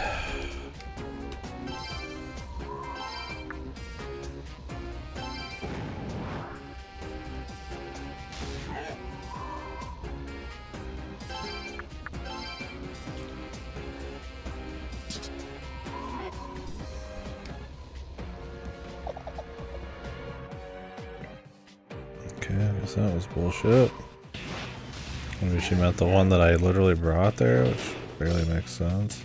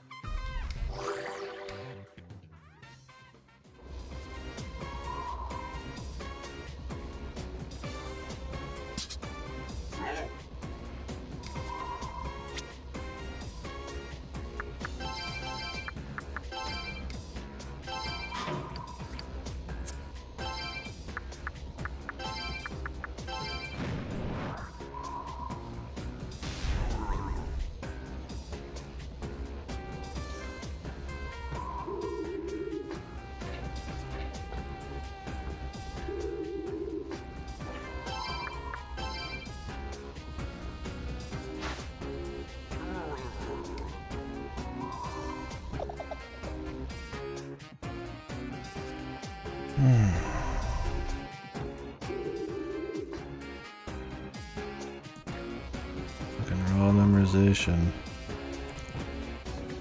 It's fine if it wasn't super slow and the combat was kind of weak. It's not like there's not been SMT games with this kind of deal. Just don't get that same feeling of progression.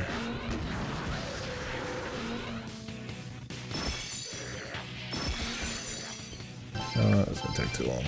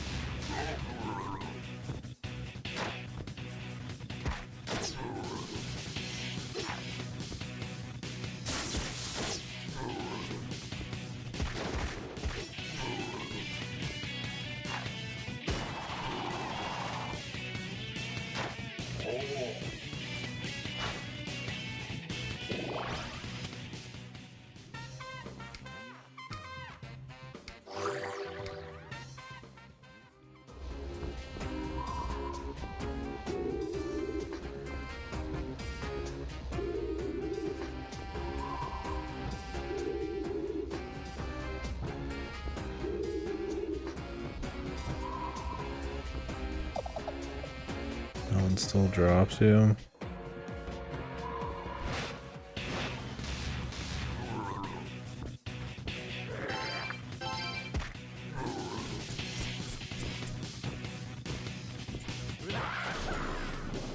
Question is, how do you get back to Raidou to move some of these? I guess what you do is you move Raidou to the left side and then these dudes all the way around. Assuming it doesn't just drop them immediately. But there's gotta be some way to get that loot. That's the problem.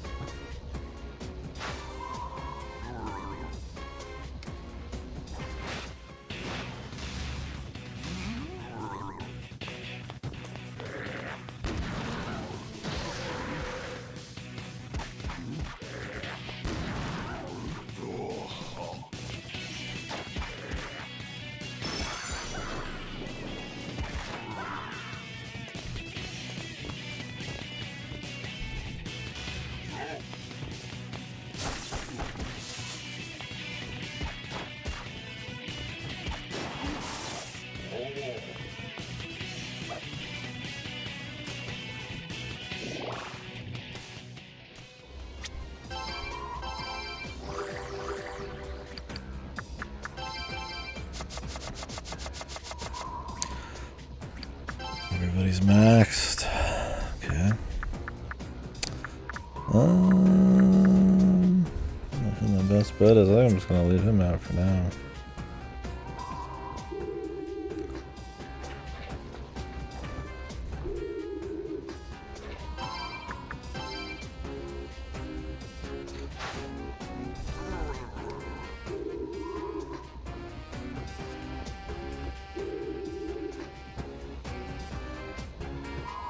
This one? I think so.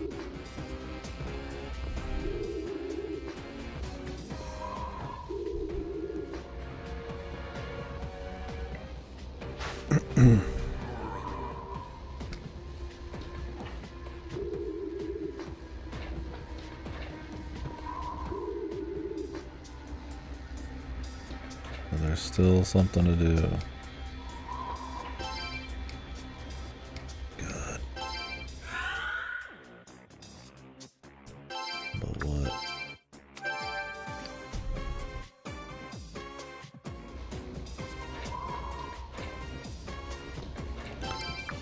Take this solo back.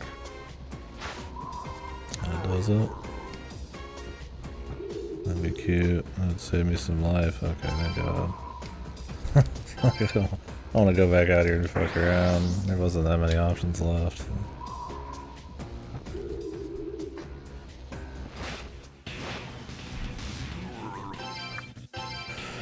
Alright.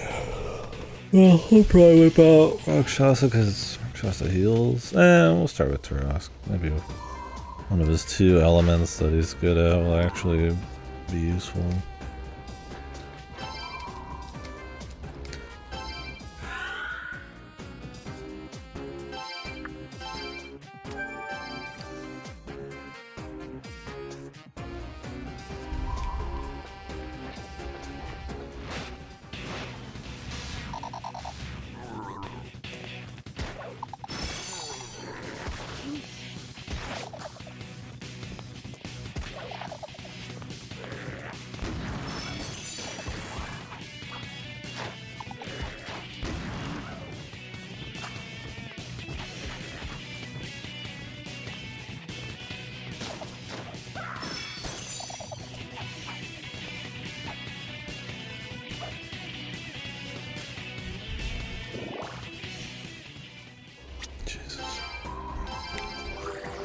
Slog, man. Let's see what we got. I'm just gonna fight the general. Surely not this really. And some of his mega goons or something. I mean, I guess you could fight him multiple times. Maybe he'll turn into some freak.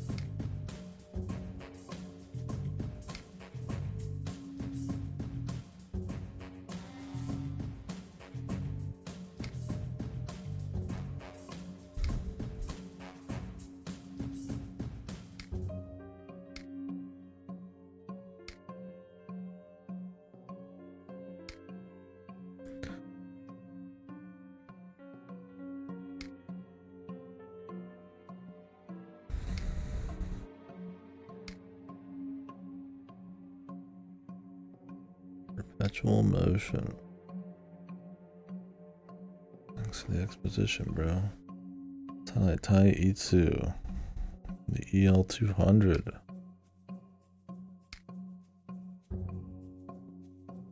The Soulless God.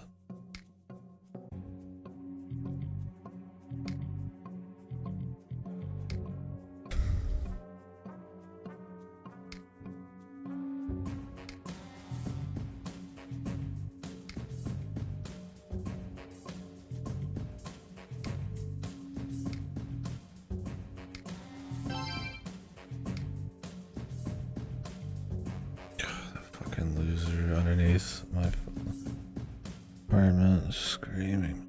So fucking lame, man. Not in the mood for that shit.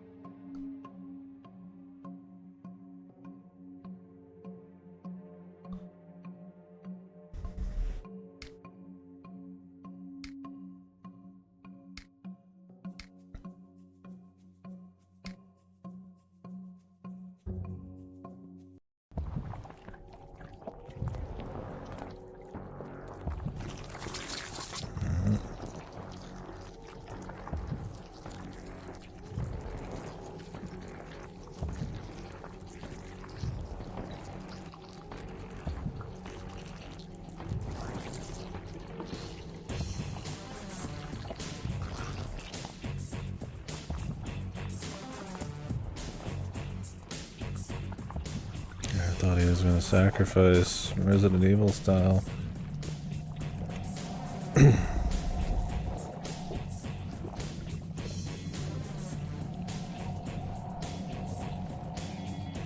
It's Penis Man. What the hell? Without his penis rod thing.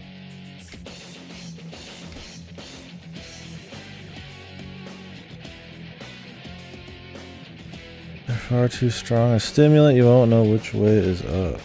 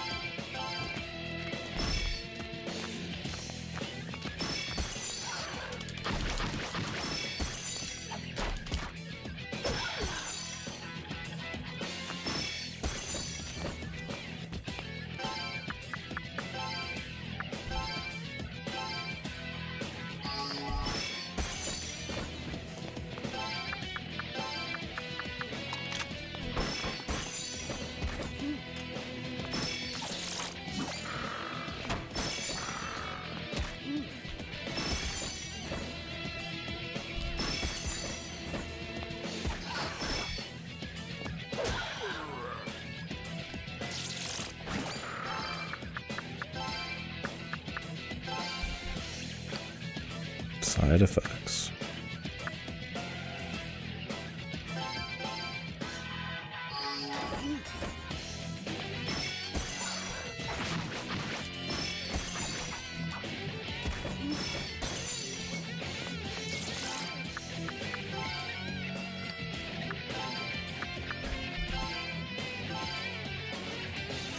Trying to get him to finish using all his mana here.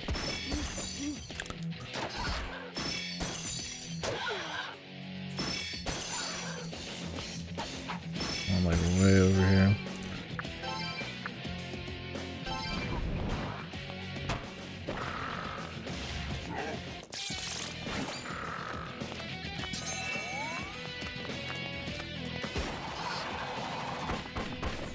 That's completely low on the guns.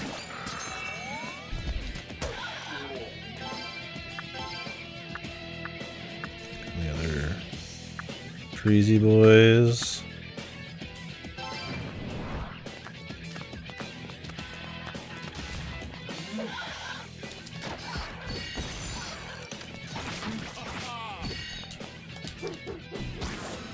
This guy will do much better. Much more power, and I could do the Vile Storm.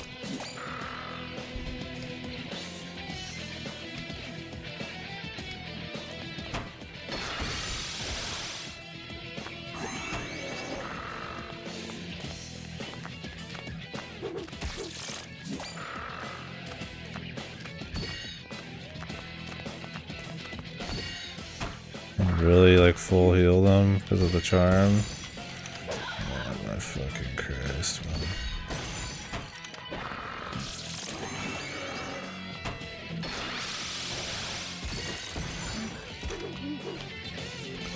Just what the doctor ordered, man.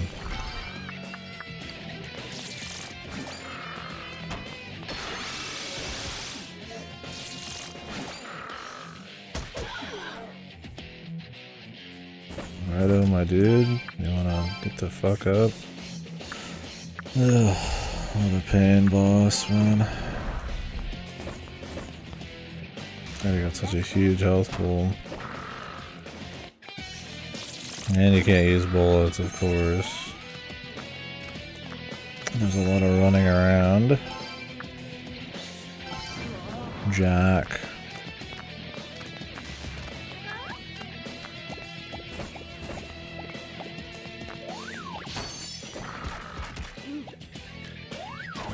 Increase the mission.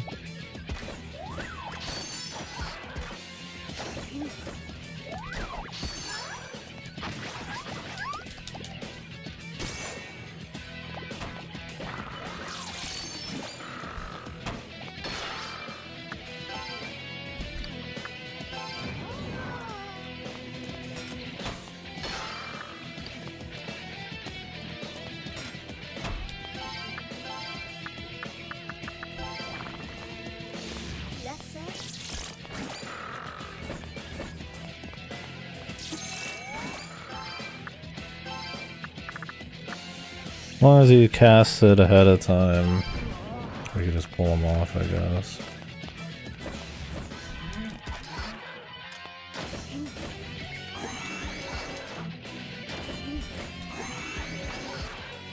You can start like rapid summoning.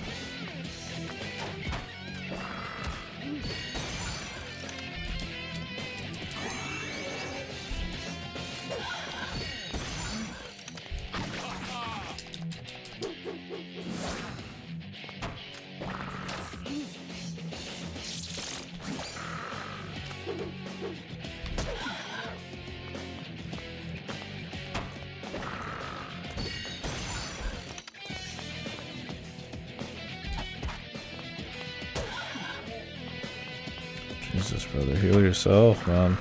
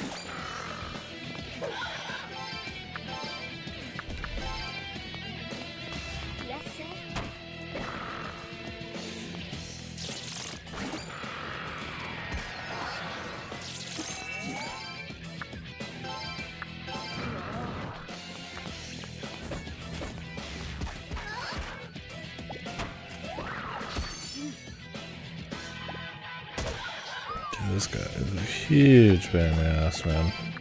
You can't even just sit on him because of all the fucking nonsense he's dealing with cursed bolts and shit.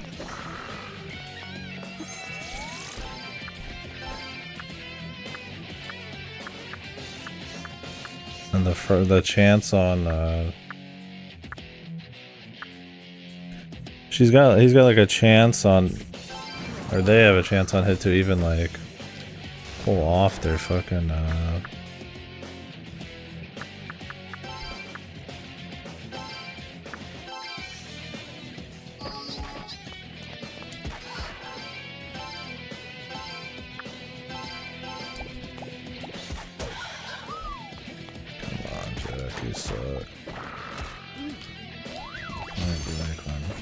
like the weakness doesn't even happen every time, man, which is like the worst part. In fact, it's incredibly fucking rare at this point. And I'm getting like fucking wombo combo, man. I thought he's like prepping up for an attack, but nope. Jesus fucking Christ, what an annoying boss, man. It didn't help he full healed him halfway in. Pure shit, dude.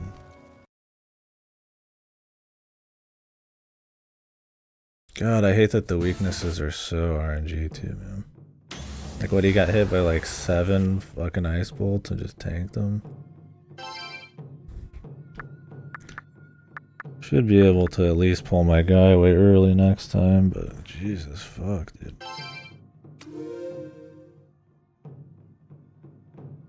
And of course, man, they hate your gun, man. Everything's immune to your gun, man. I don't even know why it's in the fucking game at this point.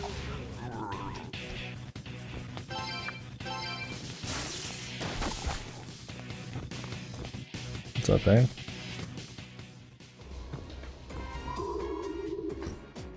Most bosses just completely ignore the gun.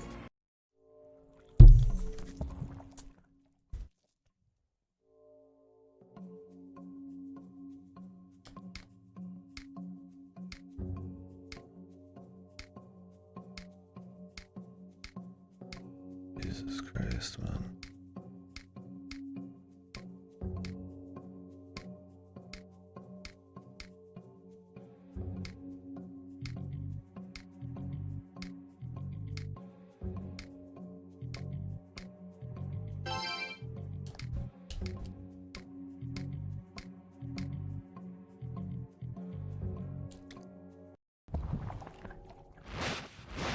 You can skip the actual cutscenes.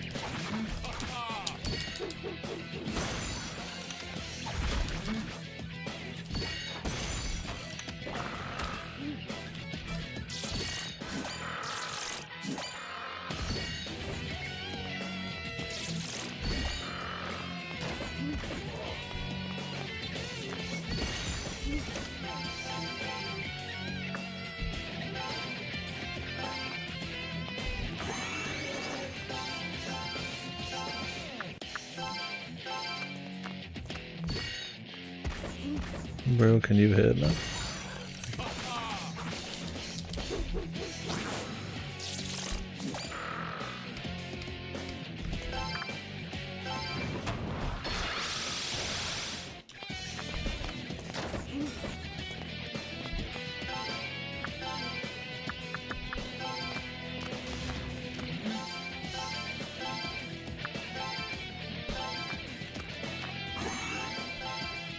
We gotta get much more micro here. I mean, it's good for that at least. Needing to pull your boys out and in. I mean, that's definitely more what you're wanting to do, but... So out of the blue... Is he gonna curse me? Okay, he's on the opposite side here. I don't even know if this guy's weaknesses are even happening anymore. I don't know if this guy's like warping around like an absolute fucking freak, man.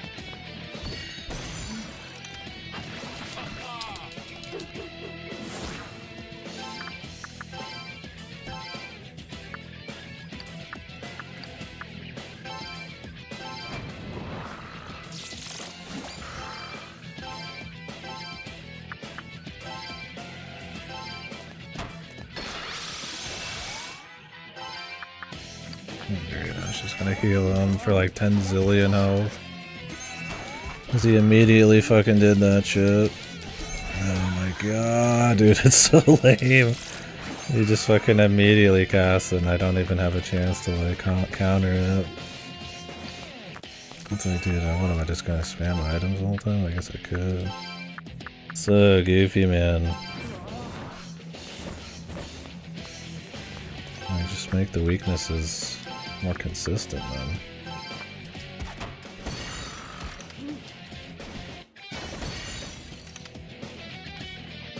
Doesn't help you have like the slowest approach ever to get to these fucking bosses, man. So if he does do some like point blank shit, you're fucking shit out of luck, man. It's one of these bad boys. How much does this even get? I have so many of them, it's fine.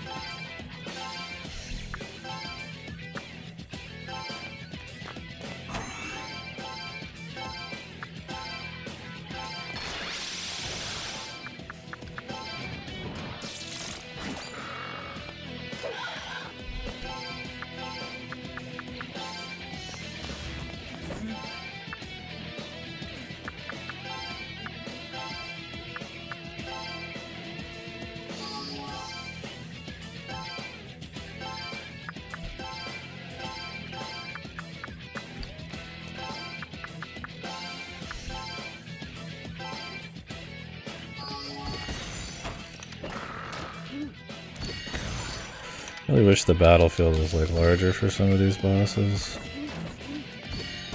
I see jack shit. Man.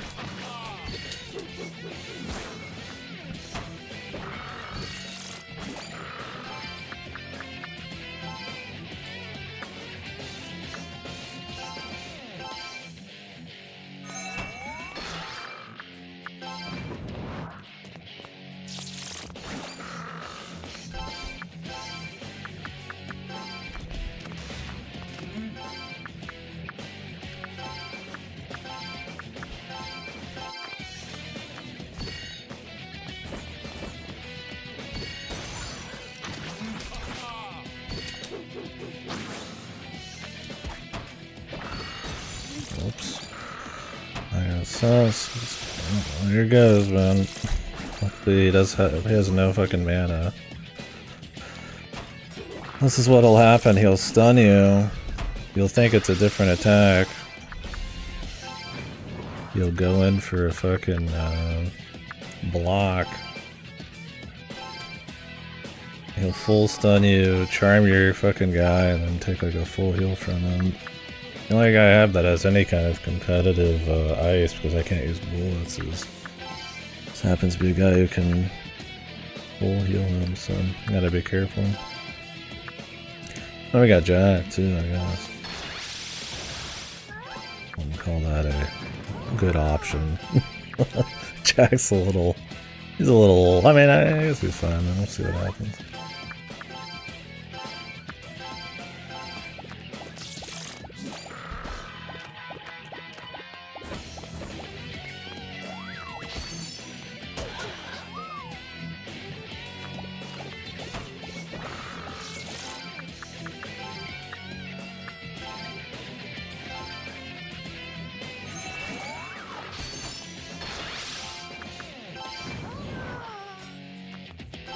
Sorry, Jack, you suck. You're also an ancient demon.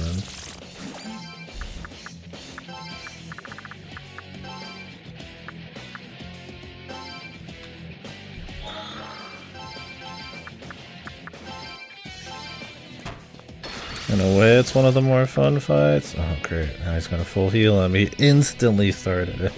It only warns you fucking a little too late, and since the screen is so fucking zoomed in, it's fucking so shit, dude. Let me try using an anti-mine. Yeah, jinxed it. Okay, we can at least do that. I'm not risking it. Luckily I have those. I haven't had enough charm to think about it. Yeah, I was like, I shouldn't talk up the fight too much, I guess, man. Like, in theory, I like having to do all the extra strategy, but it's so obnoxious with the RNG just all around.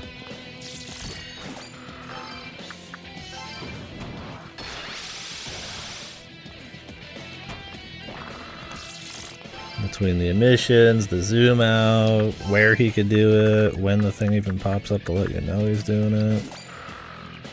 This guy's spamming emissions and bullets. Let's just kind of do more.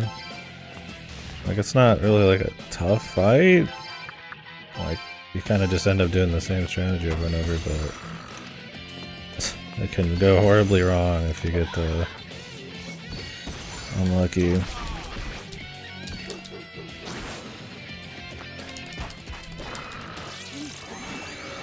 Bro. Bros.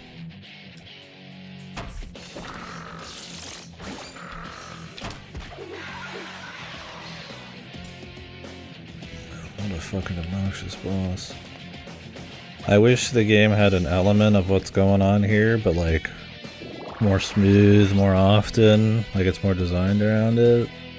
Instead it feels like an outlier and really obnoxious when it actually happens. Like I gotta pull guys out and put them in and then like hard command them and use items. And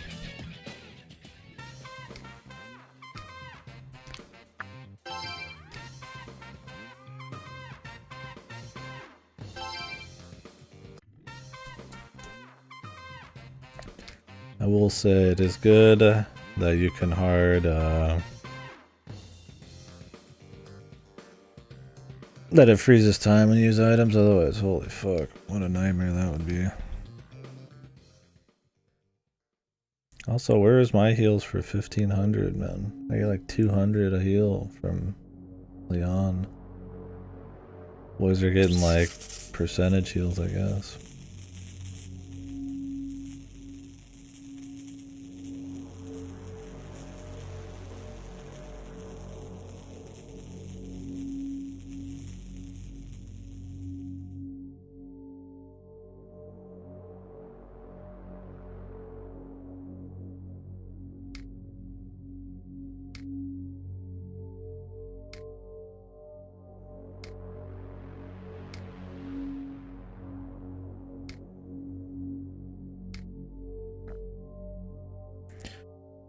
Is it time for the detective guy to finally save us?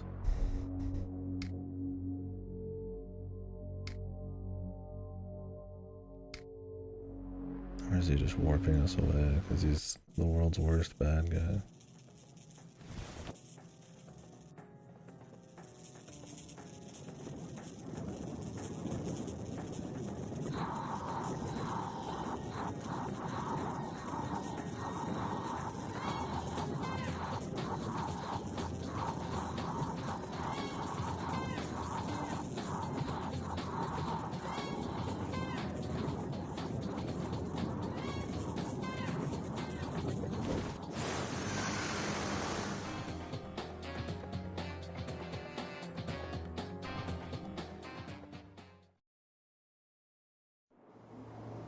The power of swoosh.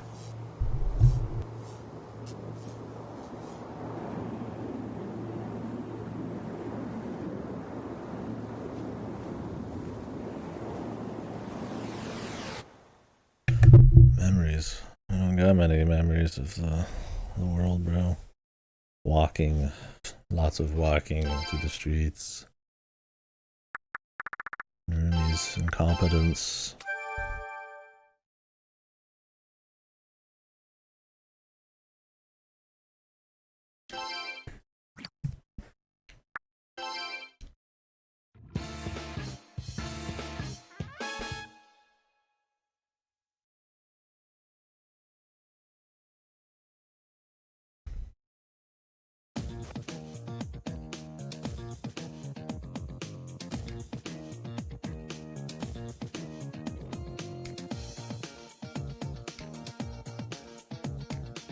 Are we in a multiverse?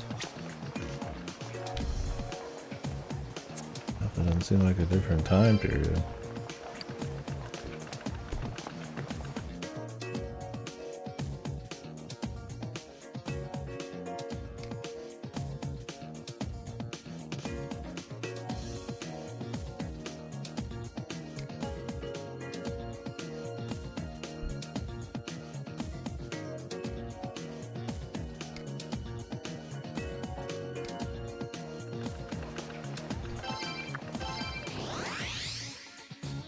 Can I go save and all that first? It's locked. What about the shop?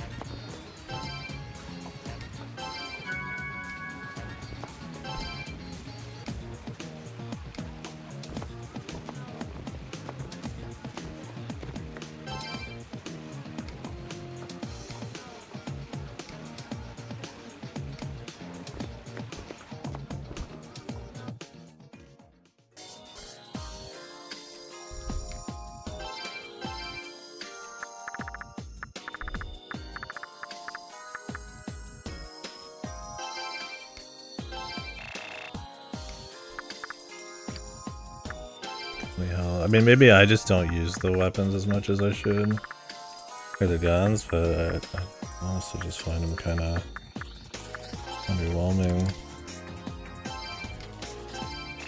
Like, when they're useful, but so infrequently are they actually useful, but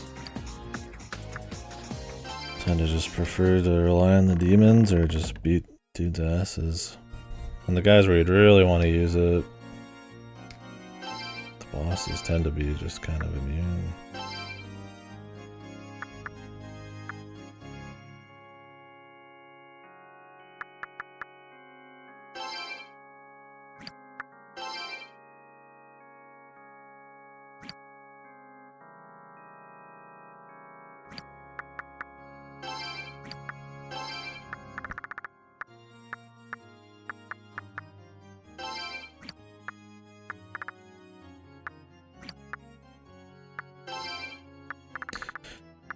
Got Throne, Parvati, Agasuna Hiko. This is kind of a downgrade. Parvati would be cool.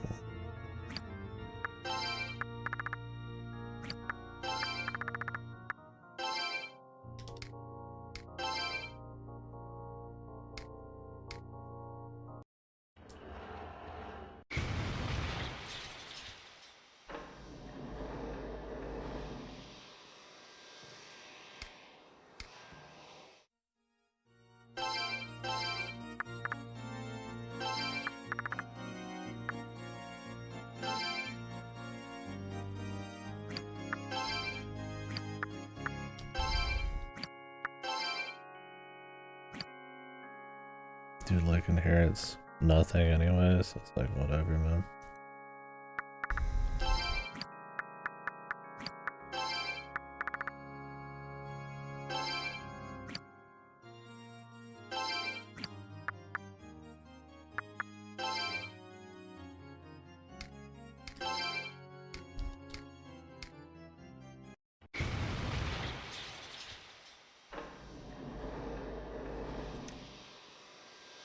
Nice horn. Oh, he's a skill guy. These dudes are shit.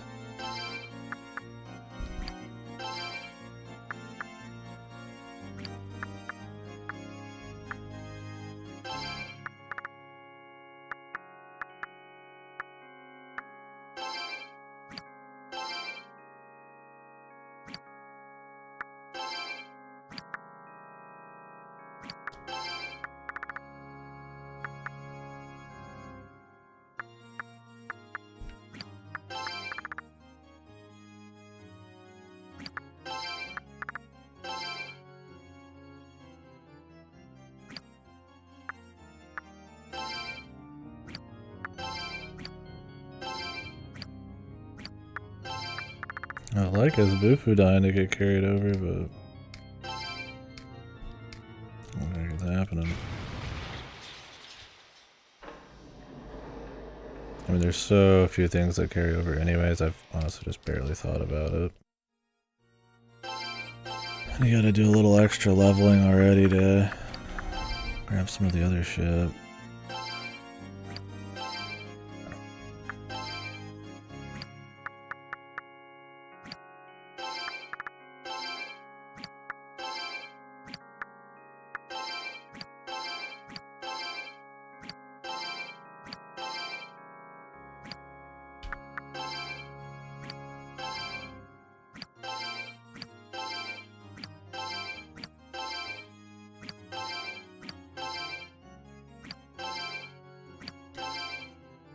Random ass demon.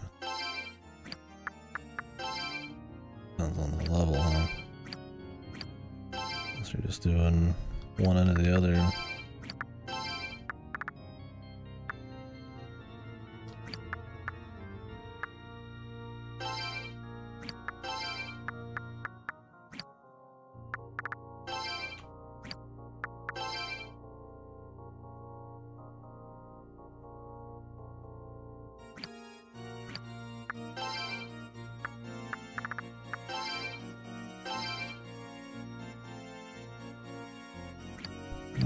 We don't really need to yet. Good, but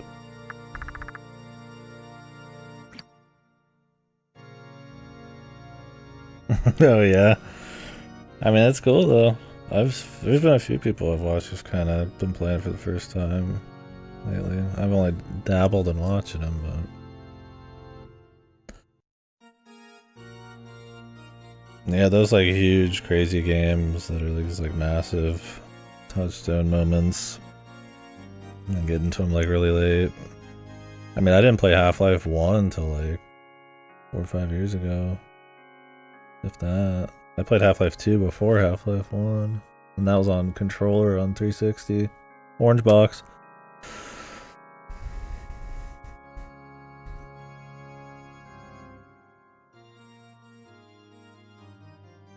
Oh yeah, it goes hard. I'd like to replay it with the commentary tracks. It's a pretty cool feature.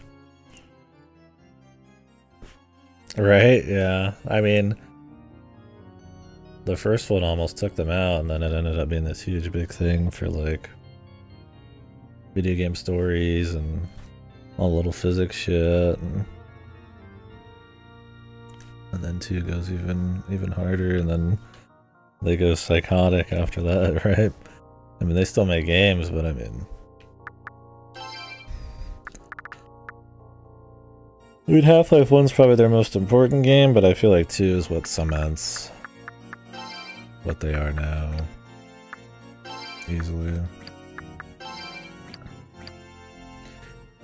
Yeah, he's talked about that, or they've talked about that recently.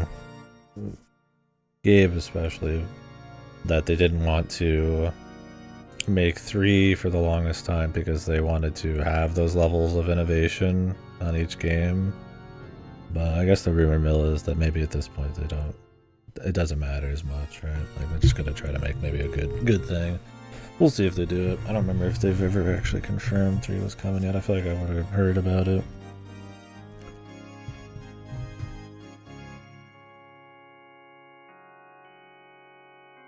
Yeah, yeah. That's the thing. Is like you can blame Half-Life 1 for possibly, you know, a lot of the cinematic. I mean, stories in games have always been a thing, but yeah, the full VA and moving around and all that shit can kind of be agency in the cutscenes and stuff. I mean, it's not even a game that has cutscenes. You're always walking around in it. So in a way, it's like better than a lot of the stuff you might get if you don't like cinematic games. The Western cinematic game for sure. Yeah, I'd probably say that's a. If not, like inception of it with like Half-Life 1, but more probably that it's the one that really put that shit on the map, right?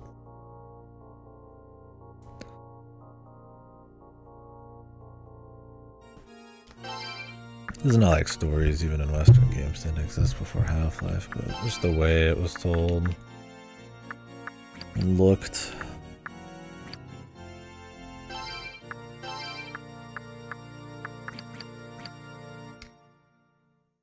Whew, crazy shit.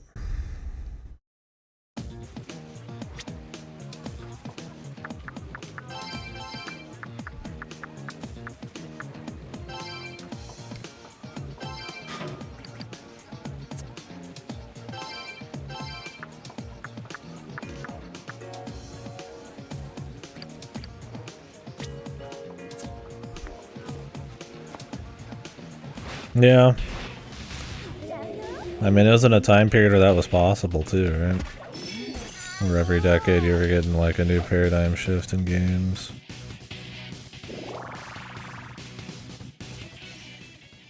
Yeah. I mean, the game's not sure. There's plenty of shit going on, but yeah, it's almost as focused on just trying to have like excitement and fun as anything, right? Like, story in games, it's important, but honestly, I don't really think terribly fondly, or... Well, maybe not, fondly makes it sound like it's bad, but I don't really think much about Half-Life's story, ever. It's really more about how much of, like, the systems play into, like, the world, all the physical stuff, the different set pieces, that you still have, like, full control during it. Like, the story itself's really not that interesting. I mean, it's cool, it's cool. It's like a nice, like, not Hollywood, maybe something a little nicer than generic Hollywood, but... yeah, setup. Because there's definitely, like, filler arcs and shit like that, I mean... But they're not filler, they're just supposed to be, like, fun, right?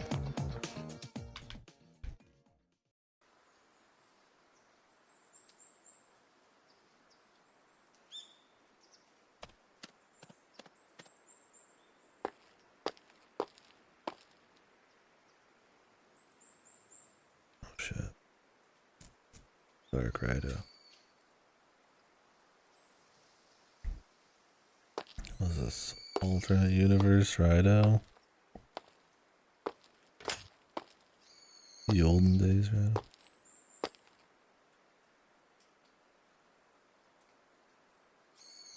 Time travel Raidou?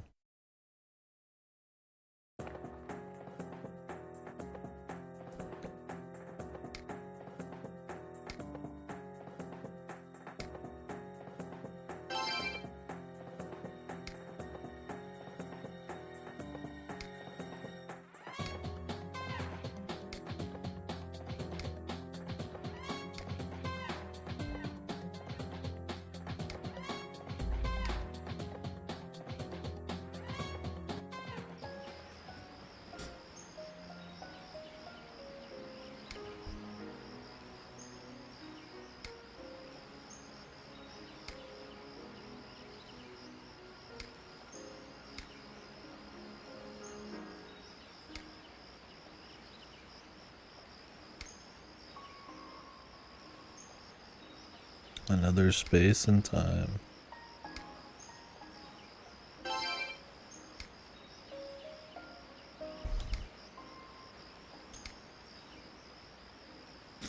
Yamatsu Kanagi.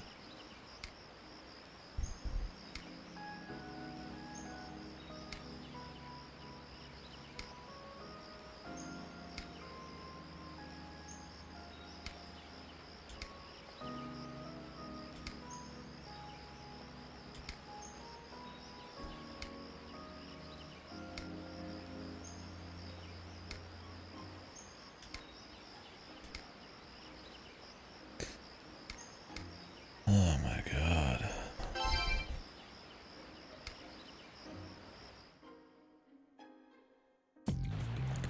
This was a cool setup, and then it became a filler chapter. Let's hope these aren't like that hard to find. Like, I like the idea of maybe seeing SMT dip into some multiverse that wasn't just like lip service, like how that would affect things, and another Raidou for a little bit. And now we're just like going back.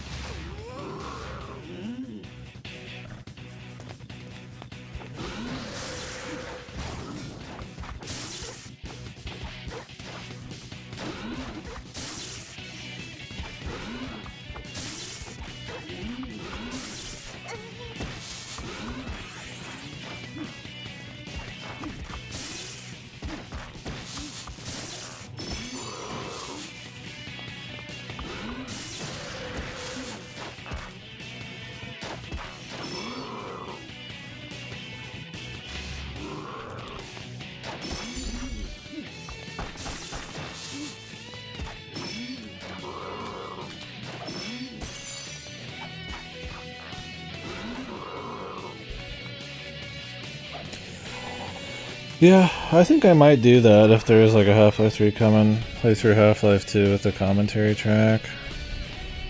Where there's like a little node everywhere you can learn about the areas. I've been watching the Half-Life 2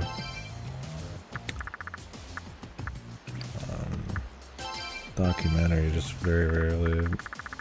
It's pretty interesting.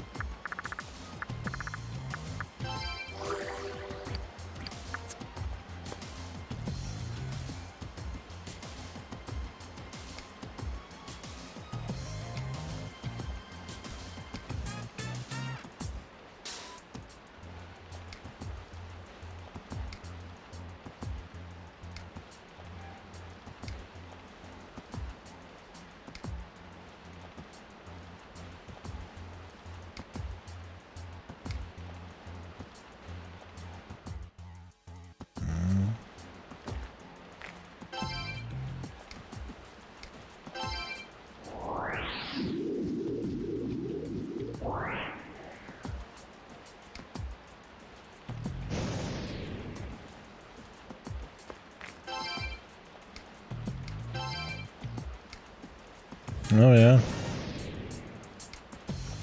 It's a good time.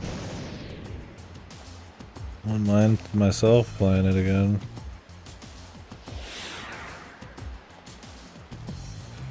I liked them a lot back in the day.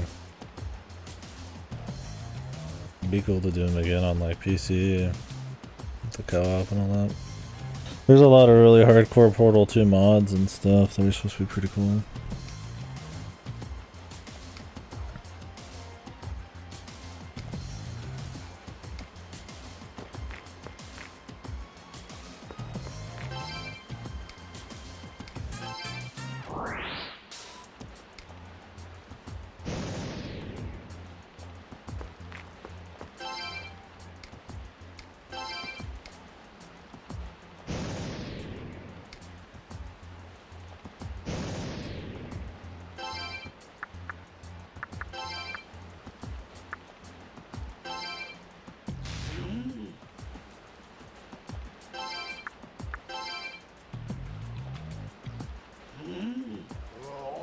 Yeah, I mean, I think they're great games. I'd probably like them better than Half-Life.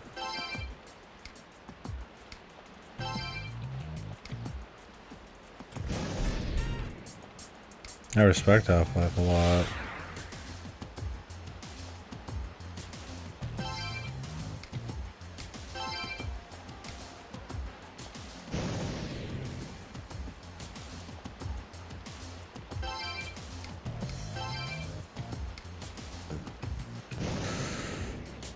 I like the cleverness of Portal.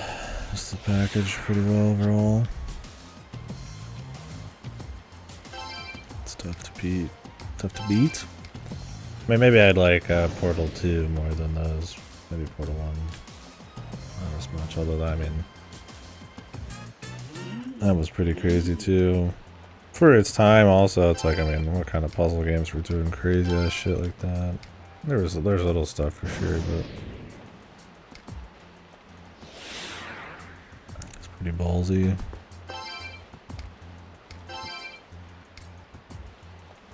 Another big influential one.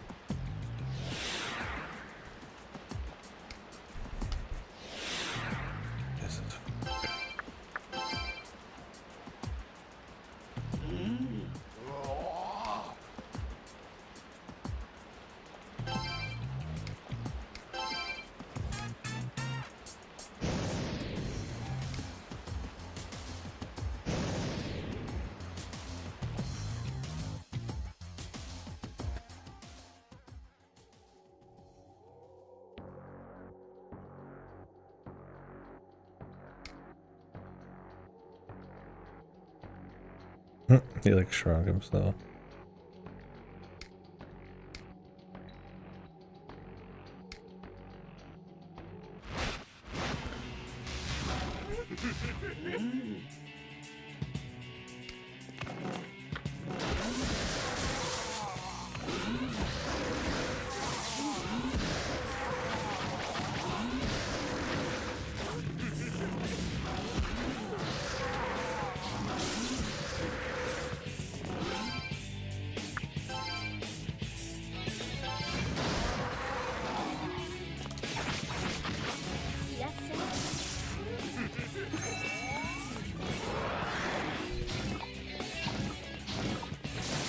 Leon, you wanna fucking heal me? That's all I'm here for.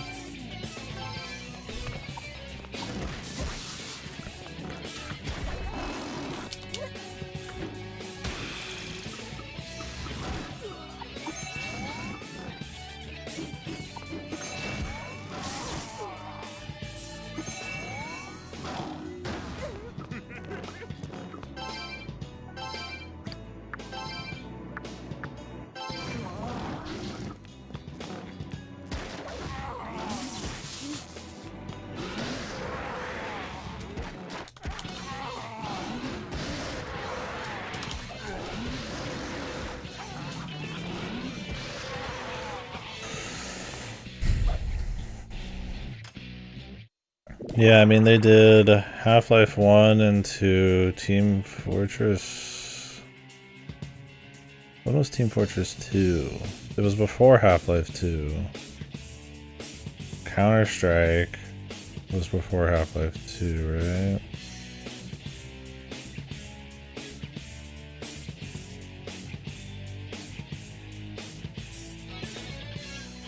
I don't remember when Team Fortress 1 was.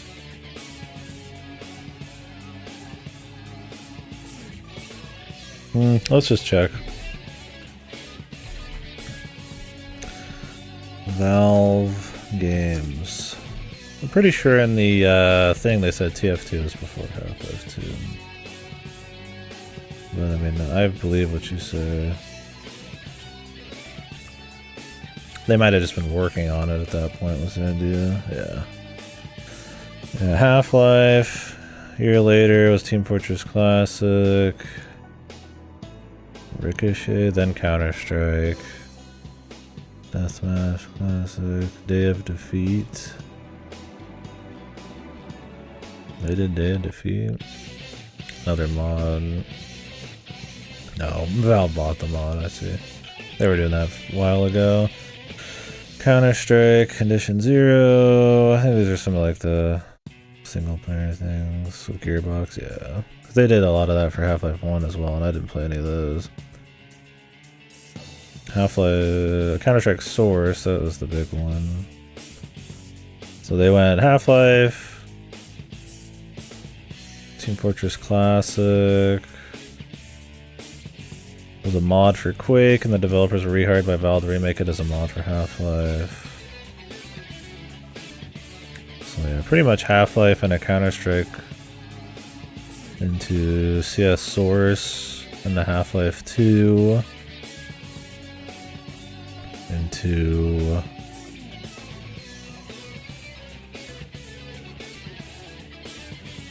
Episode 1. There's a bunch of little shit in between, but Episode 2 and the same year is Portal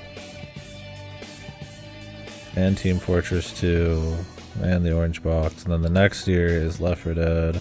The year after that's Left 4 Dead 2. 2 years after that's Portal 2. And then they pretty much stopped forever. It's CSGO, Dota 2, Artifact, Alex. For the next 10 years. CS2, Deadline. Yeah, they went from making like all-timers like once a year. Some of them just like insanely like landmark innovative games to just like pretty much just live service trend chases for 10 years. But I mean, those are big deal games too, but I mean, Steam obviously took over. And they do hardware, right? You've got Index, you've got Steam Decks, Steam Link, Steam PC, Steam OS. So they broadened for sure, and the games, especially because of the live service stuff, took a bit more of a backseat. Although there's definitely rumors they're dipping in. I mean, Gary's mod, I guess, was in 2006 as well. But yeah, if you were a big like software fan of theirs, single player software, not multiplayer, I mean, really, there's only a couple games. It's Half-Life and Portal, right? So they were never really like, while they had huge games for single player, they only put out like 4 games. I mean, Left 4 Dead, Team Fortress, Left 4 Dead 1 and 2, Team Fortress 1 and 2, Dota 2, Counter-Strike Source, CSGO, like 1.6, CS2, all this shit. I mean, it's all multiplayer, so. I mean, if you were big into them, I feel like you're just kind of like pick and choose your fucking Valve game. I feel like there's like the single player people, then those like you're just the shooter folks, and then, I mean, everybody does a little Left 4 Dead, maybe, I don't know, your Team Fortress guys. I feel like they don't have like what Blizzard had back in the day, where it's like you're like a Blizzard dude, right? And you just play all the Blizzard shit. It was like a big deal. I don't know, actually. I feel like that was a thing with Blizzard, but maybe it was more of a pedigree. I would just say, I would say like a Nintendo is more of like a I play all the games by them kind of thing. All of Valve's games are insanely popular, but like, are they like Valve? Like, I play all the Valve games, you know, I'm like the Valve fanboy. I mean, there probably was, but I feel like that's not something, I don't imagine that is like as much of a thing. As much as you're just like a big fan of like some other really good games they've made. Where the Valve boys at? I mean, nowadays it's probably, what is a Valve guy right at this point? Because they do so much. Like, I mean, I respect them and stuff, you know. But I mean, they do the hardware, they do market platforms, they do OSs, they do games, they just do whatever, man.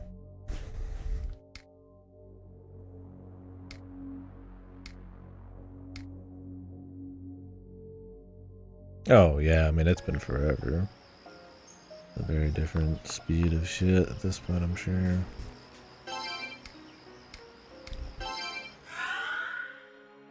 Like with any dev, right? It's pretty rare that somebody sticks around forever. I mean, you get like Nintendo with Miyamoto and all that, but I feel like it's very different out there than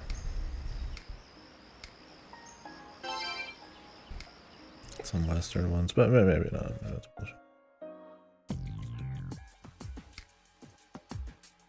We got like the Mortal Kombat guy, he's been around forever doing those. I don't remember his name. I don't know why I was thinking John Carmack. That's not who it is, right? That's the Doom guy. Am I crazy? Who's a Mortal Kombat? I don't do much Mortal Kombat.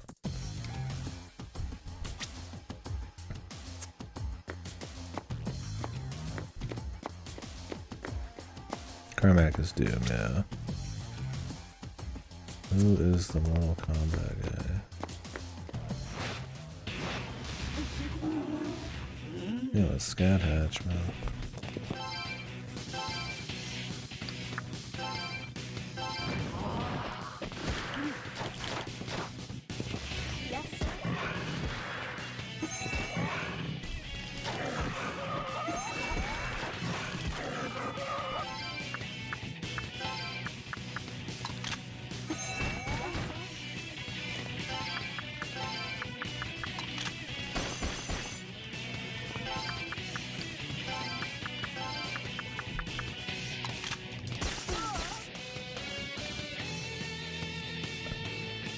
You don't know the moon, then dearie, you don't know me. She's fucking full moon on me. Thigh woman will never see her then.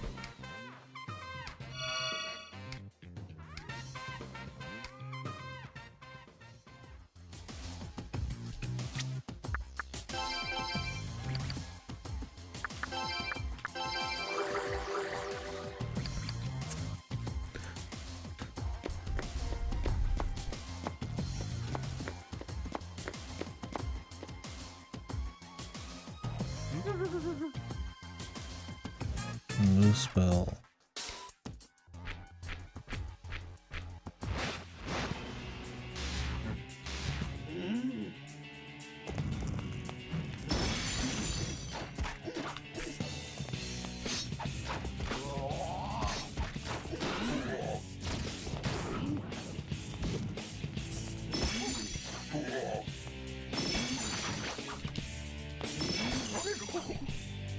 I have to find them all over the place.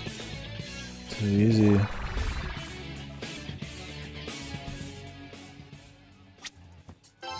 I just had some dialogue and that was it. There's like new loot in all these. I'm not full exploring these zones, man. If I see loot, I'll grab it, but...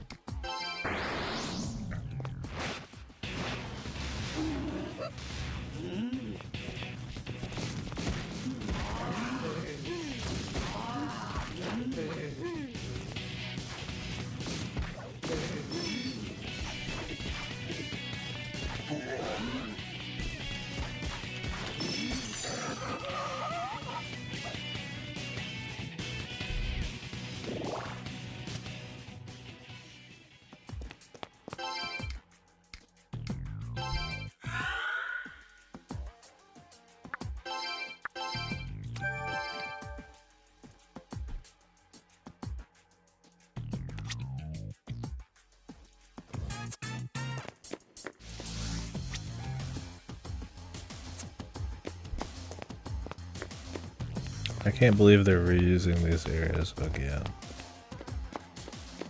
The absolute fucking gonads. I mean, they seem to at least be a little remixed, but...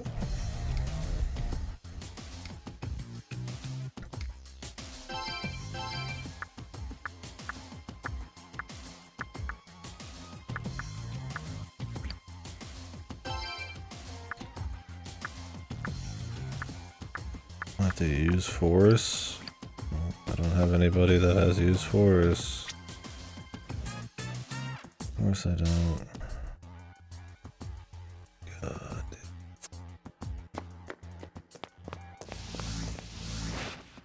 These powers are so bad, man. They're so fucking annoying, man.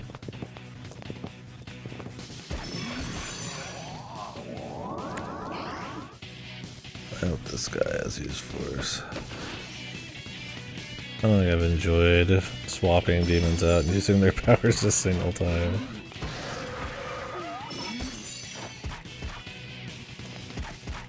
It's either busy work or it's an actual pain in the ass because you just don't have the right guy.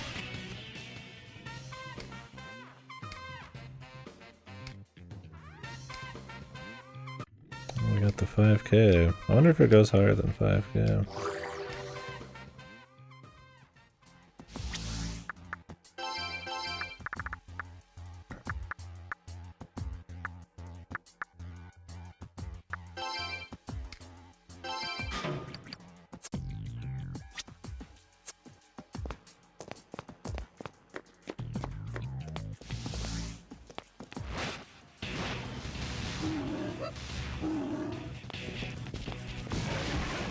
But I feel like if you could fuse in more spots, it would be a little better. You could just go like get a guy, I guess.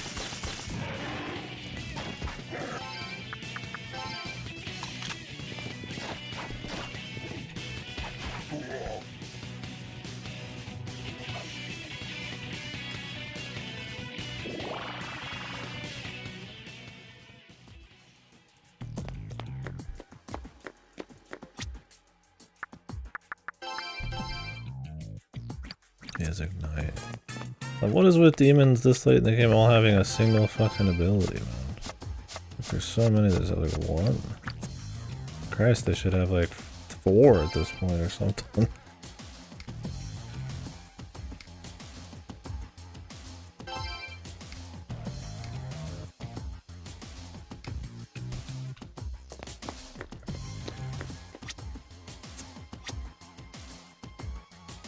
I need to walk all the way out, go get a new demon to walk all the way back in.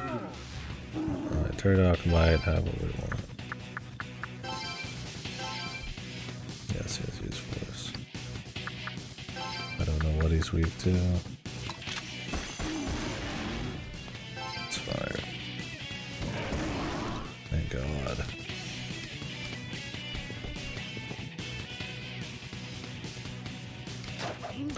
Oh, the big skeleton guy, man.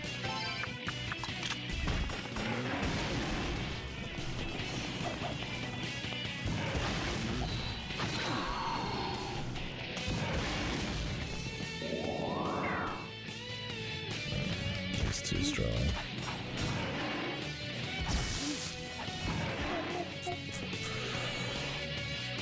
I missed my chance to get the Pyro Nintendo Switch Avatar components.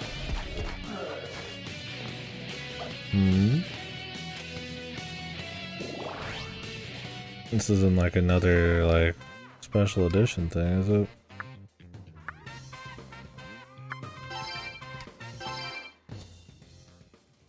Is it like some side panels or something you could add on to your Switch, or?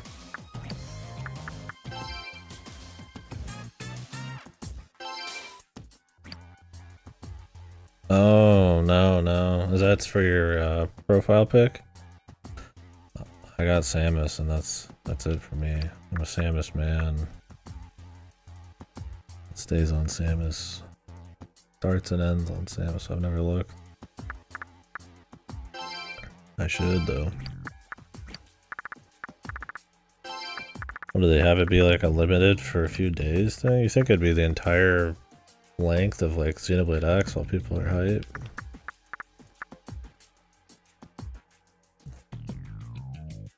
Sucks with them, man.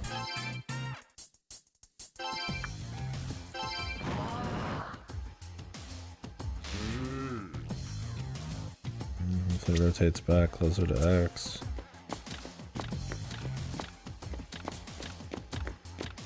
Oh, really? The fuck? Do you have to pay for them?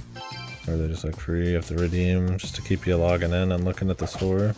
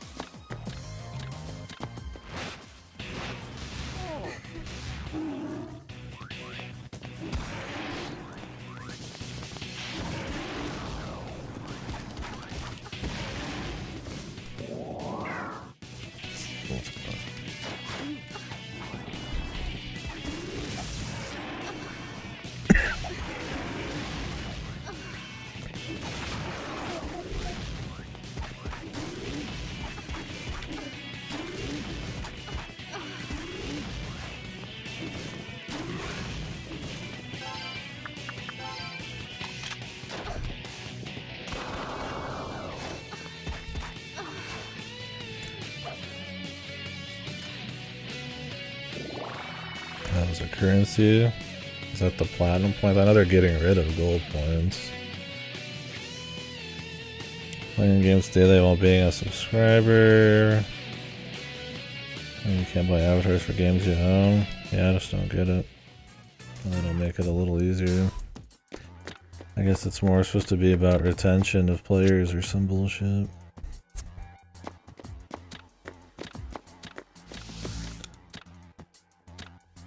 Yeah.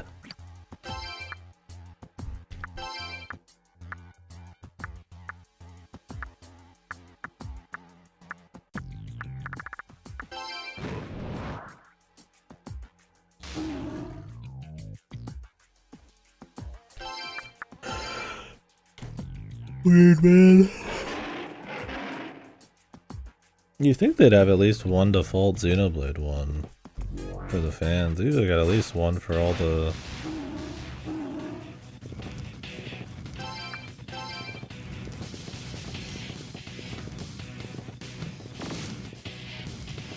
major series.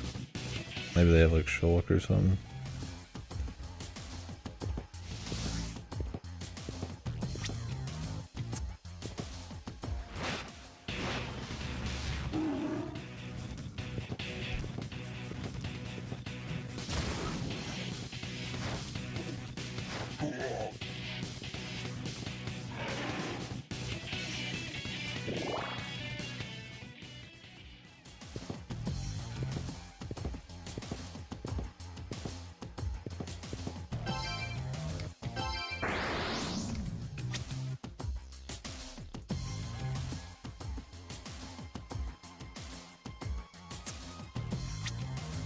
Yeah, I'm not crazy about 3.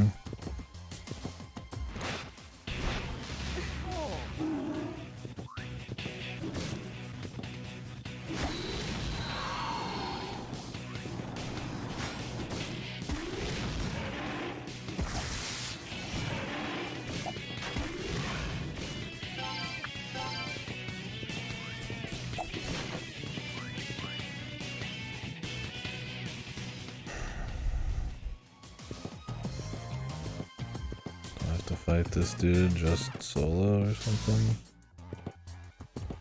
I have to find like a different spot. And yeah, this one.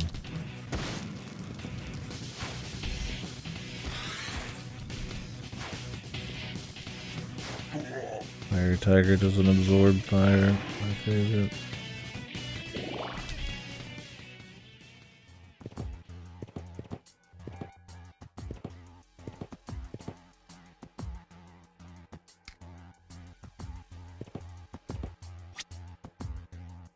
Okay.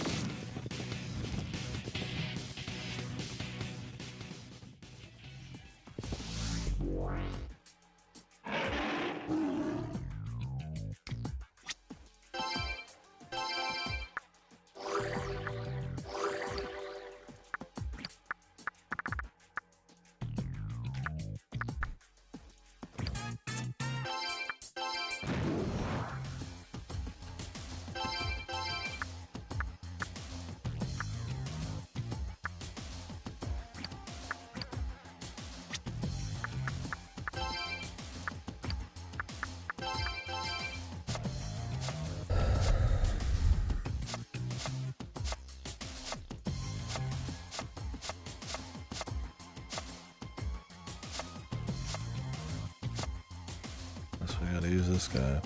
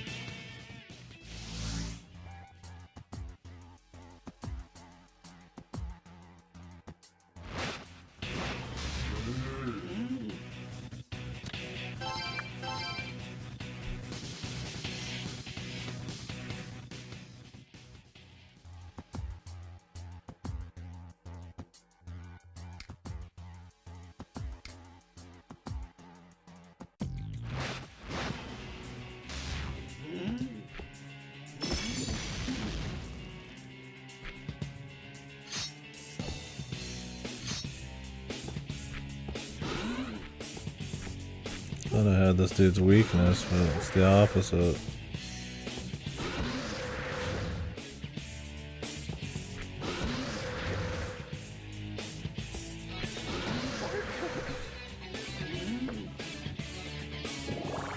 He had my number.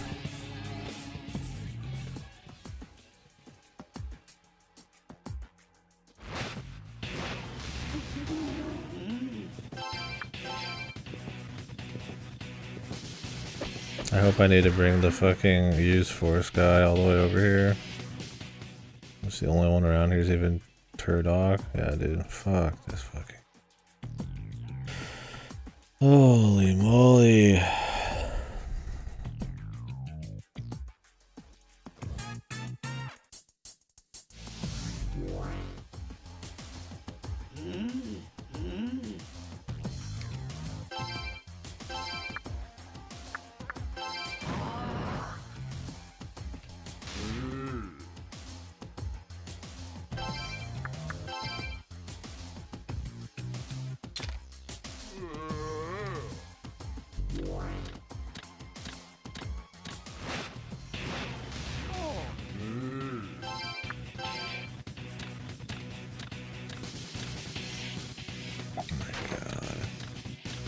Track so low level. The flea takes like fucking eons. I mean, at least it's not a chance, I guess, so... Just gonna avoid him, but...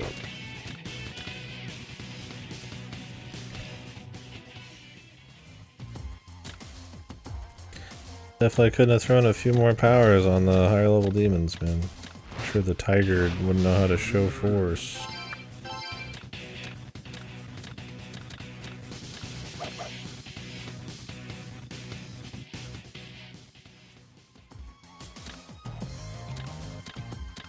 It is like 11 something PM and this motherfucker is still down there just screaming at his fucking John Madden game.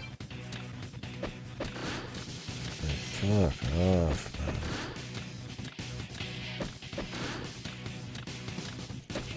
Fucking man child.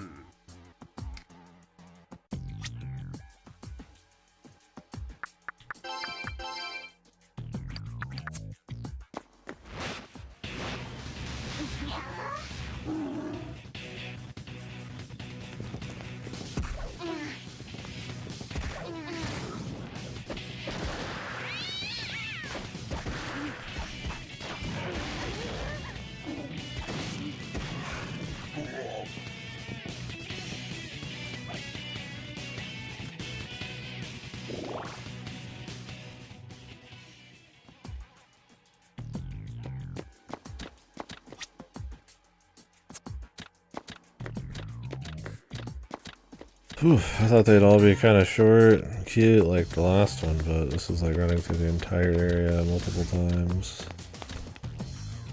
Getting specific powers and all that juicy shit.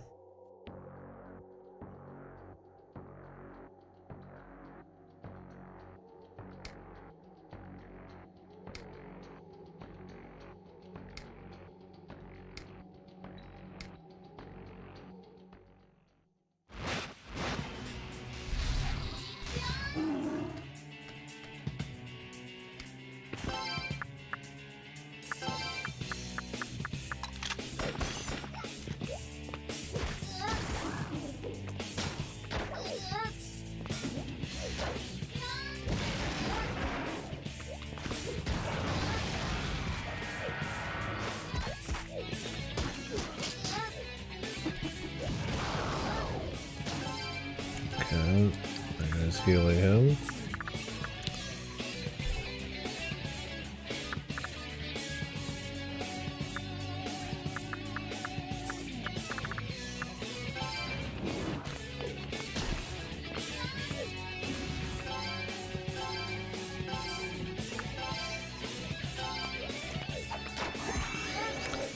Let's see if he's weak to ice, like you'd expect, or...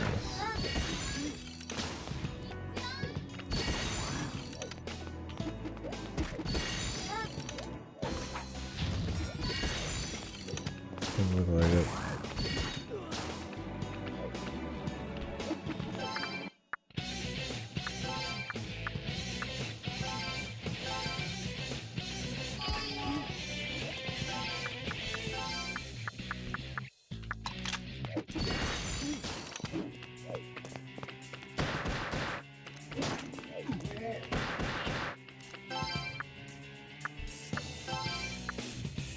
You think he's weak to a single thing?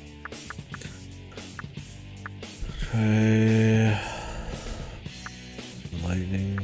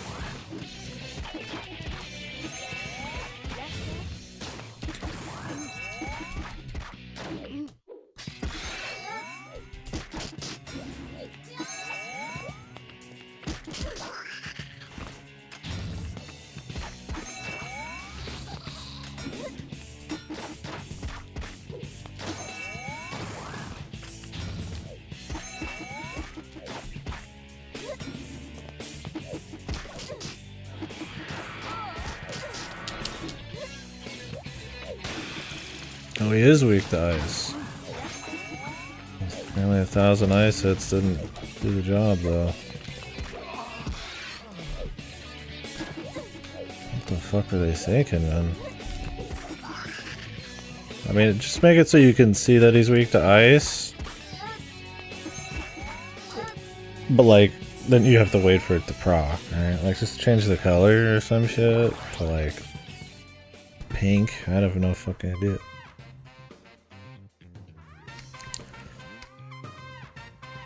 How is just a heal spam character still, like, one of the best strategies, man? What's going on?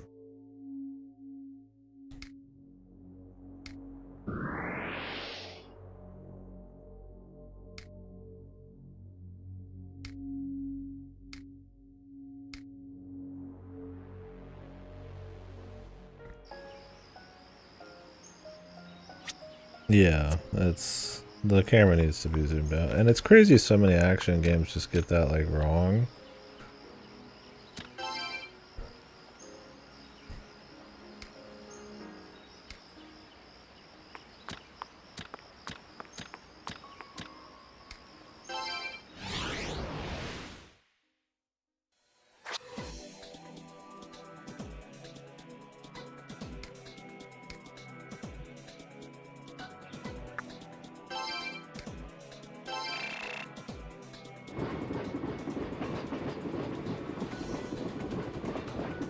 Yeah, it was a big problem in the last major boss, or the one like in the last chapter.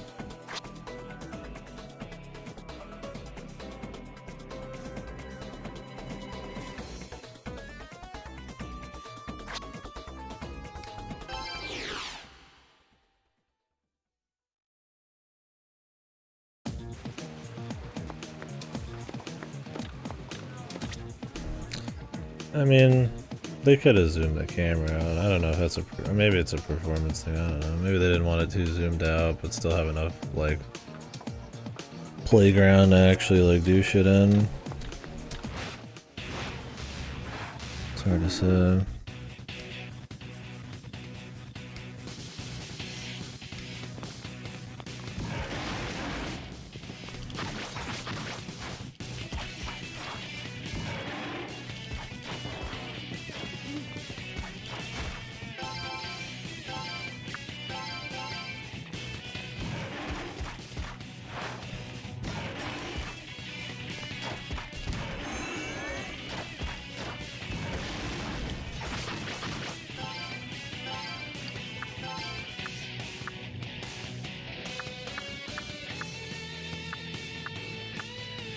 I don't know who this motherfucker is.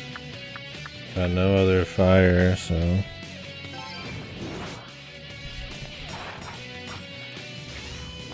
There's like an XP mob or some shit.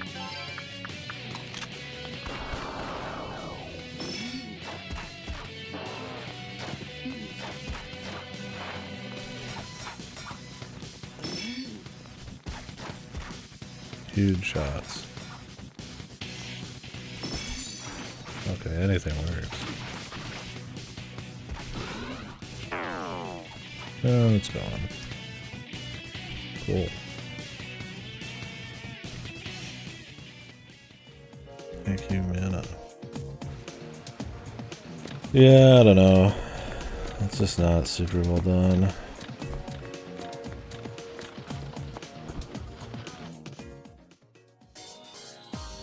I mean, the pre-rendered backgrounds for exploring and shit are just fine. I mean, the level design sucks ass, but it's not on the visuals or the idea of pre-rendered. Especially when you're spending all your time in a city, I get you want that detail. But for the fights themselves, yeah, it's kind of like... I mean, the fights need to be quicker. I would feel like you should have 2 demons. One on each trigger or something, I don't know. Maybe able to put out stuff quicker, better commands, or maybe program your dudes a little better in the back end. Or at least just swap your demons quicker for the fights. Like, you can swap them, but it's kind of a process. There definitely could be a bit more flow. I mean, SMT usually is very fast, turn-based combat. This is slower in its action, so... I mean, I still like it in some ways for sure, but it's definitely... And going down is one of my faves, sadly. Quality studio. I mean, it tries to do a lot of cool stuff. Conceptually, it's got a lot going on, right? You know, it's trying to do action combat. It's trying to have like a mystery detective thing kind of mixed in there for fun, right? You know, it's a full city you walk around in. And, you know, you gotta build loyalty with your guys, and you could use your guys and like, you know, like dynamic ways, or you know, seemingly. I'm sure they thought they would be. You know, like I could summon a guy and he could do X and Y, and I need to use X and Y on a place. You see so many games try to do that. It's like I feel like it's the most lazy, boring way to have your collectible dudes actually interact with the world. They just are, you know, ascribed a power or two, and out of like 12, and it's kind of fucking dull. And Monster Sanctuary do that too. I mean, it's fine, but it's like I don't think it makes it feel very special, right? It's not like some immersive sim where you can do all this clever shit or cool stuff. Like in this, it just feels like busy work. So I don't know. They try to do all these things, you know, like make you feel like you're some detective who has like demons you can use to do detective work, but also fight. And there's a world, you know, next to ours. It's a dark world and stuff, but really the dark world is exactly the same, just with more demons to encounter. It's not really interesting. You know, it's not like some kind of weird reflection or remix. It's just kind of like, hey, we put a couple blockades, and also you're gonna have to come back here like 8 times throughout the game or something. And so I don't know. It has ideas, and I respect it for that. Right? I don't think it's just like a super dog shit game with no redeeming qualities. And there's some good tunes and art and stuff, but I feel like they had like a modest, the modest goals, and they just did not have the reach to even achieve those. And a lot of it's because, I mean, they probably don't ever do action stuff, right? I mean, Persona came out 3 months after this. I would not be surprised if there's more effort put into that. I mean, Persona 3 did, it's like, maybe stuff like that, I don't know.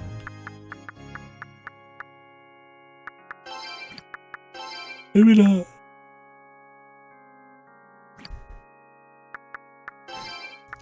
Definitely got that vibe, but God, all these skill guys are so annoying.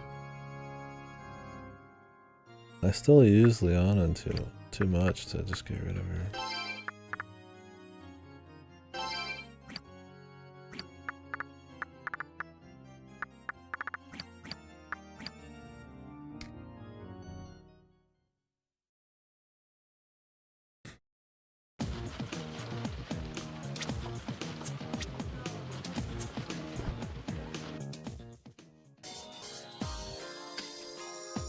And it's like, you know, you're gonna do more story. You're gonna have like more NPC talking and sleuthing. It's like the story's honestly cheeks. It's really not. I mean, it's like okay, but it's like it barely has like the vibes that the series usually can at least ride on really hard. Like there is an atmosphere there, but like, I mean, it's really just like a chain of 3 bad guys spouting expository dialogue with a bunch of filler in between. There's not really a feeling of mystery. Not really presence.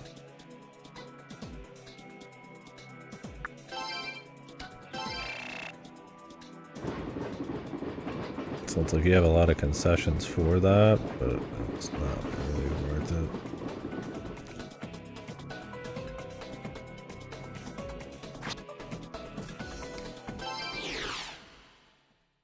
Saving Grace says it's not supposed to be a long game, so we'll see on the second one. That's supposed to be much longer, so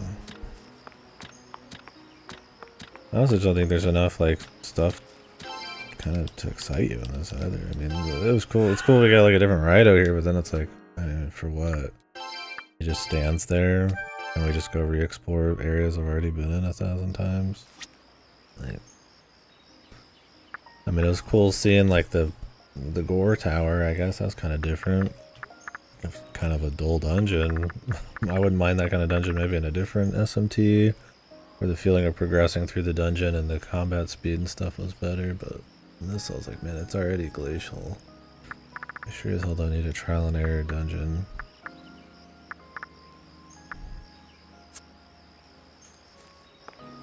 But I'm gonna go grab a drink of a different kind. I can feel the acid reflux building.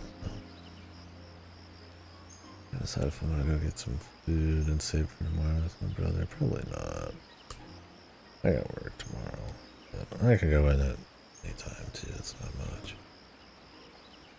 Police department. So I'll be back. We'll see how I'm feeling on energy.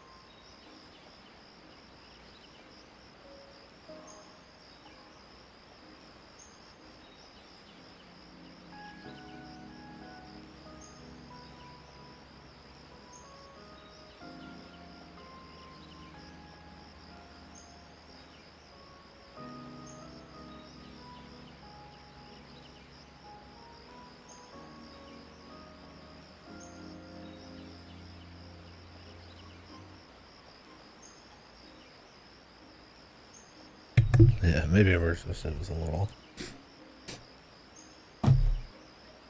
not the best way to describe it. I don't even know if I would say emergent gameplay even. Just sell a little bit of something.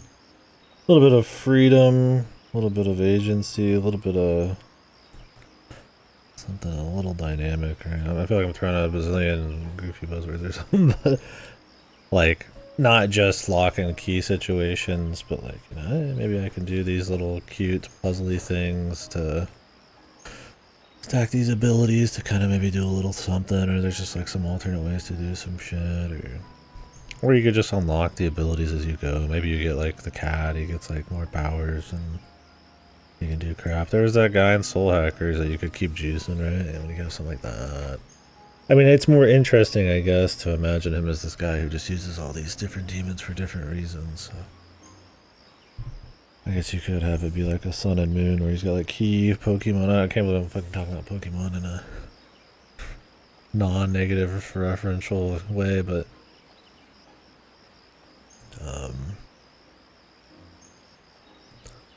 I feel like they could do what they're doing here, but they just need to, like, it needs to just be used more interestingly. Or at least make it not annoying, right? That so many of these creatures have like one power that at this point it's like, come on, man. Like, and I mean, sure, the game's usually piss easy, but like, there's occasionally a boss you gotta actually have a guy that's like kind of okay, right? That's like, well, I want to aggressively fuse a bit, you know. The sword doesn't take much, but I mean, you know, it takes time to get guys loyalty'd up. I mean, I guess there's items, but not everybody's even gettable. They're too high or full moon or something. So it's this weird thing where it's like, if you're not going to make guys available, then you're going to be in situations where you have to go just like find them. And that's not really as interesting as just feeling like this guy's got these tools. And I mean, making the decision to have those tools on hand and keep them is... I mean, I guess you've got the slots for it. So that's kind of what I'm doing now, but... it's kind of goofy, I guess. Walking around like a level 10 guy who's supposed to be using force. Reading a mind with a level 2 person that I had to manually buy because nobody has it, right? I'm still relying on like starter dudes because the availability is so odd. And what you need tends to be so...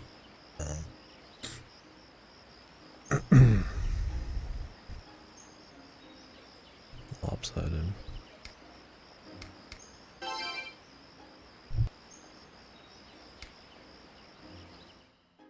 No, it's not like all fucked, right? I still have fun with it. I like to see what they'll do as an SMT fan. I like to kind of... is this like a new Ganesha or different Ganesha? See the different designs, see like what's their take on action, and you know, I love their atmospheres and tunes, so kind of seeing that in a new environment's always exciting, but yeah, it's definitely...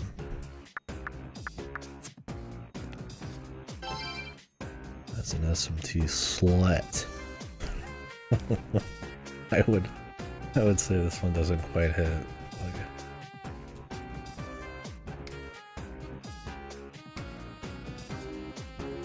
Shoten. I want this guy.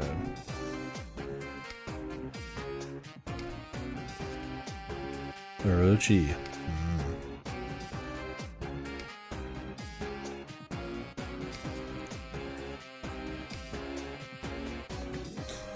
Purity charms, 8 of them.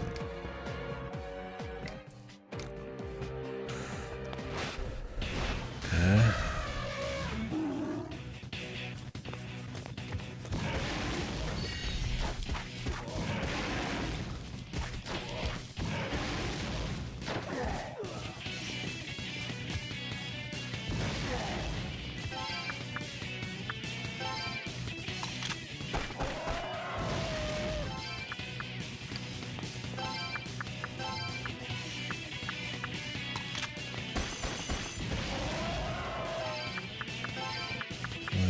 do, pal.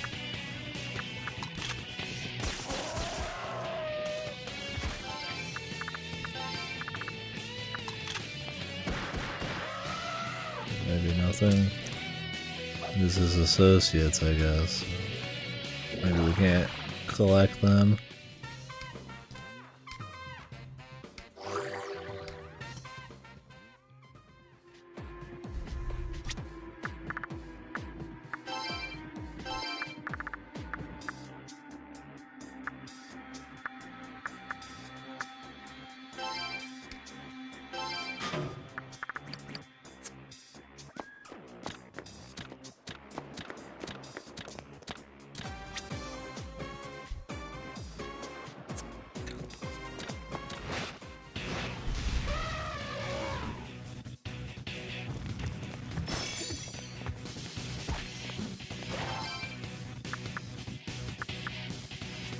What was he weak to?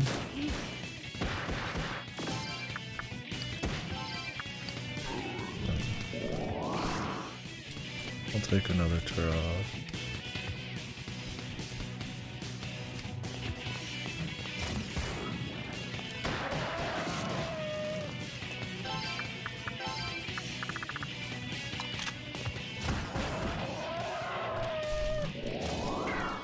You can't do that.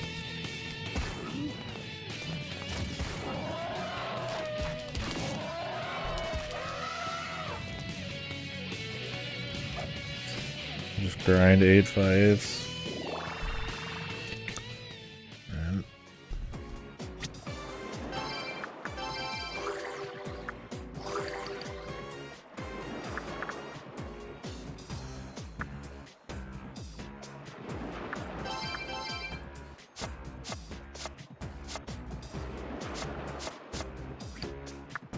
Surely they wouldn't ask me to use Force twice. Think about dropping Jack. I don't think he's actually useful right now. If I get one more demon, I'll do that.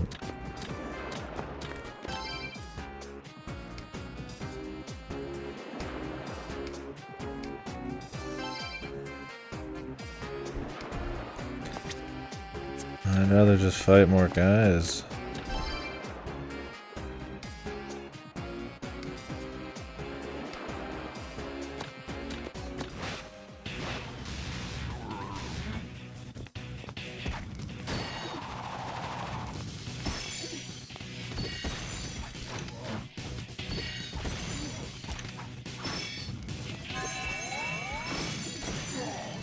Oh my guy. Can you just like... Please?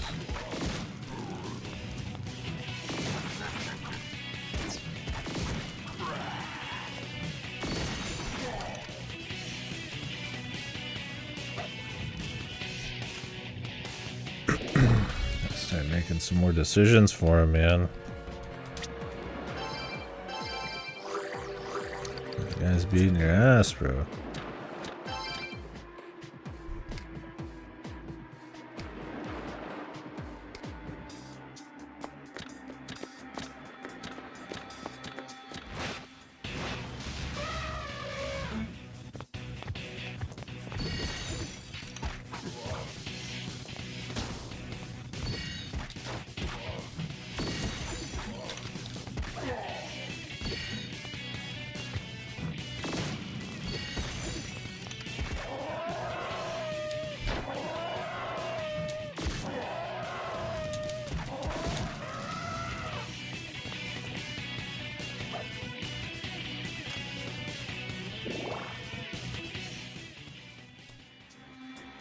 At least there's no bullshit. I'm just getting some fights. Should be doing anyways.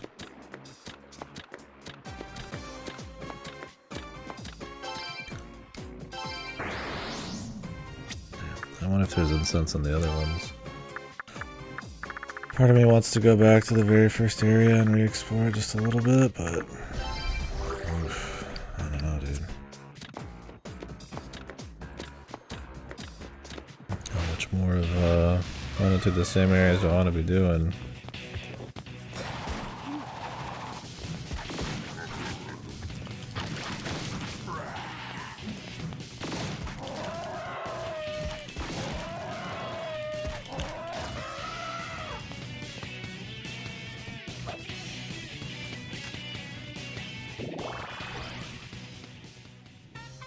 I don't even know if they'll let me, actually.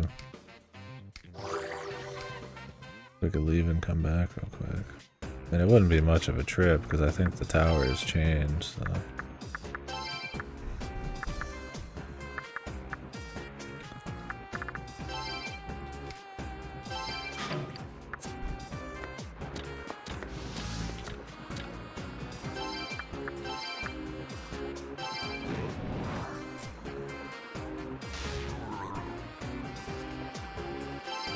Hopefully it takes us straight to Orochi, though.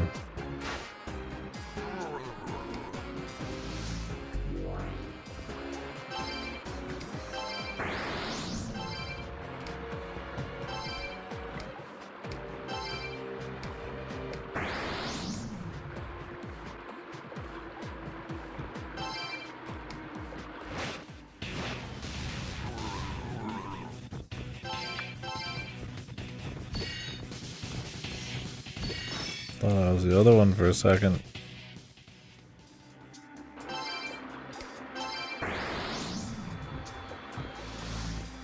That fucking zoom in. Wow!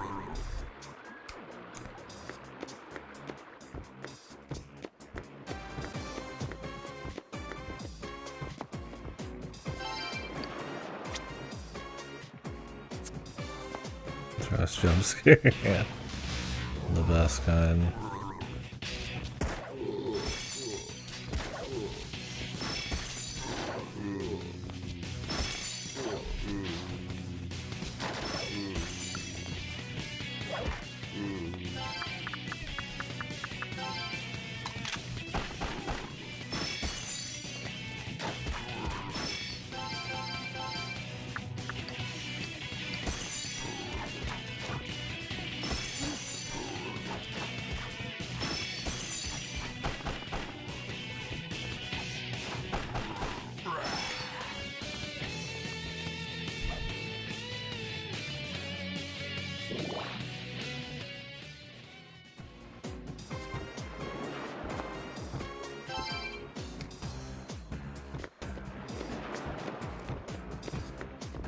Hold up. Monster Raidous.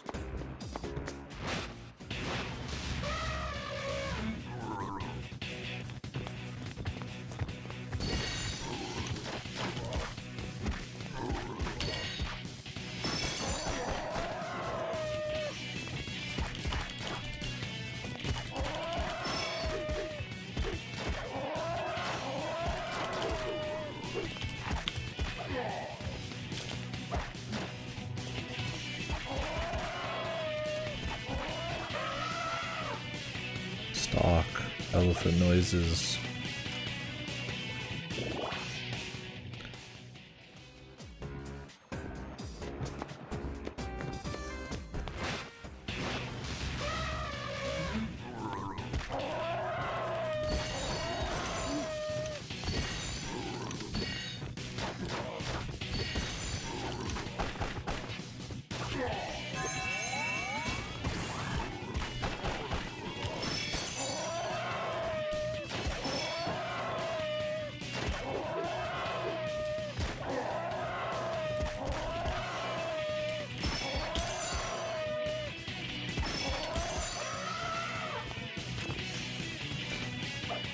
The beautiful angelic hymns.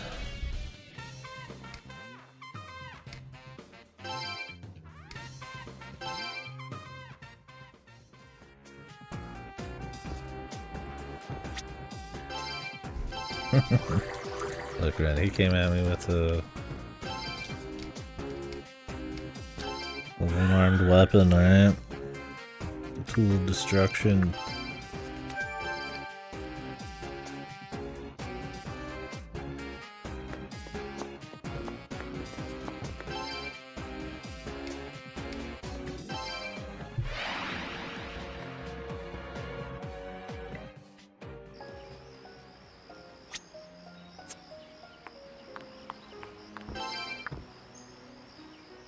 Where's that going again?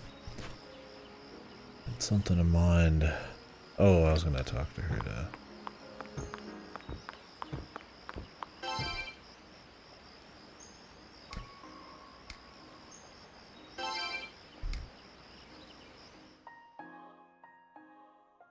Just to check one area real quick.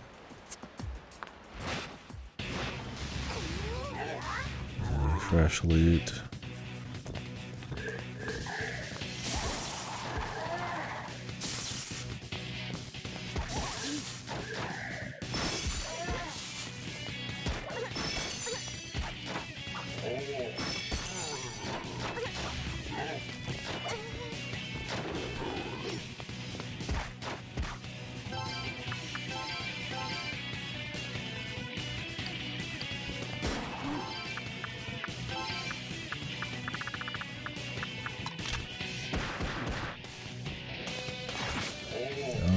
Thanks, bud.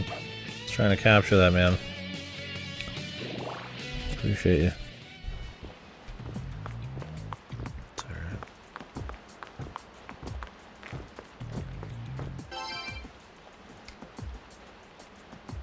Okay, there's nothing here.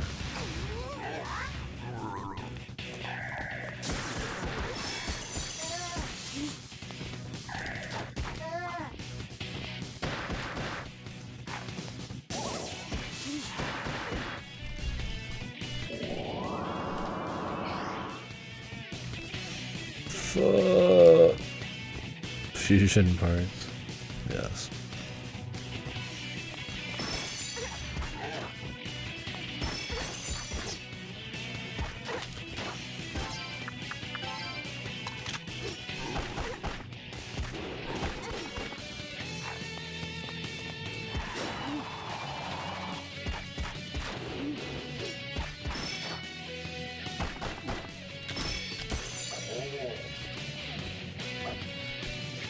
You will become fusion parts. Against your will.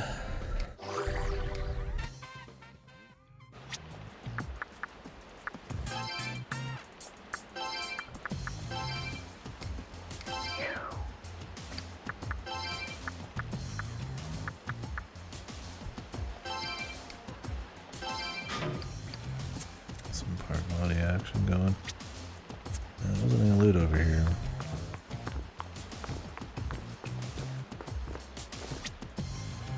Double check over here.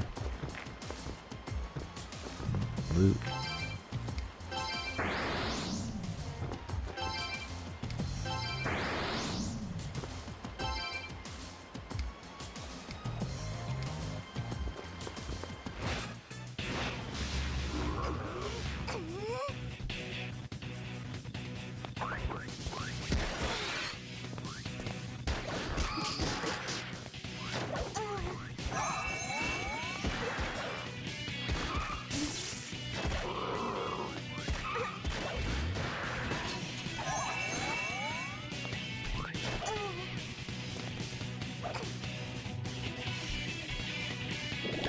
No Shuva out here doing all these buffs and shit.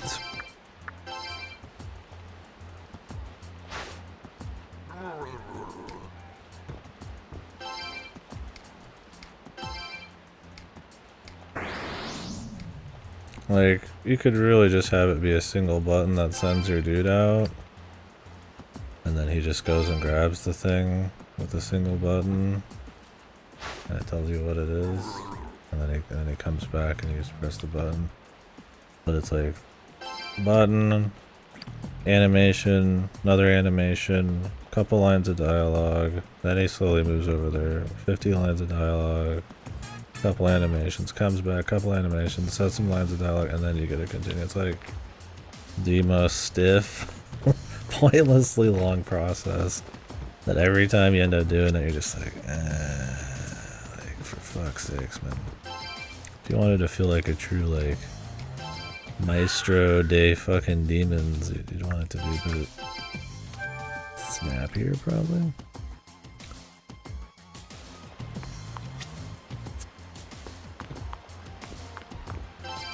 Especially for SM2. It's funny because you'll get, people shit on fucking turn-based combat, but this game feels more painfully slow than any turn-based SMT I've played, man.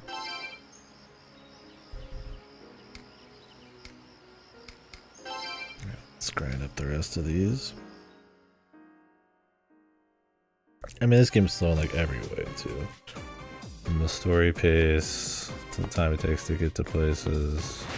To just really even just moving around, like the fights, all the extra fluffy animations and dialogue and all that crap. I mean, it's just a slow ass game. Despite being like way shorter. And that shock's pretty good. Especially if it's big bodies. So I like that about it. The size of the dude kind of plays a little into some stuff, I guess. Just a little bit.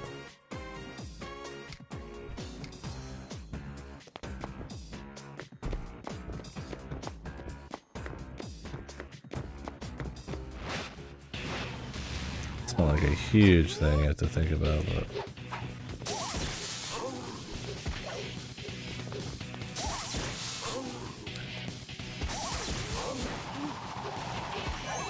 the direction of the AoEs and all that. I mean, there's cool things to think about with like strategy that I guess like an action thing kind of brings, but yeah, I don't know. I don't think it capitalizes on it super well.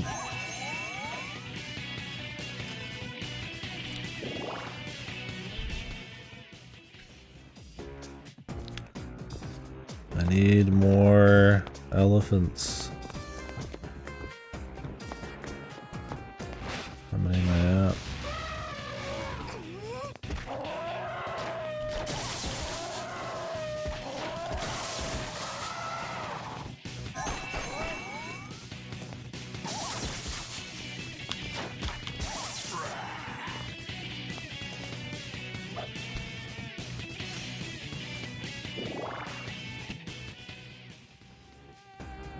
Eight. I gotta be close.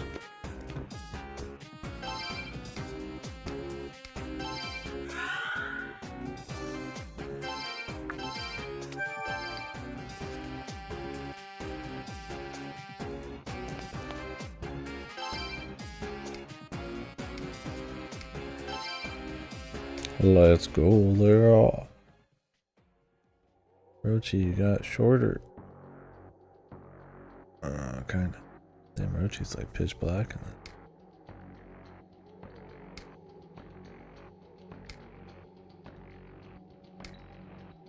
Darker Rochi. XX.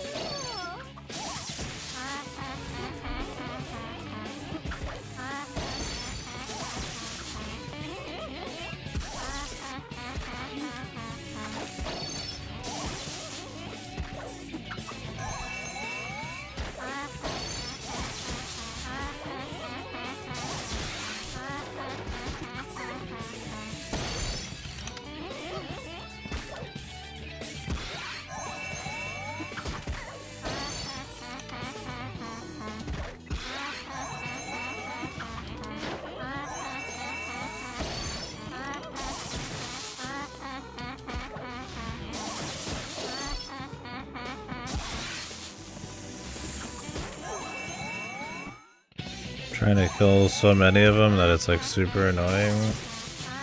Is it working? Going out of my way to try to AoE more of these guys. Is it working? The fucking McCoy sounds, man, they're so loud.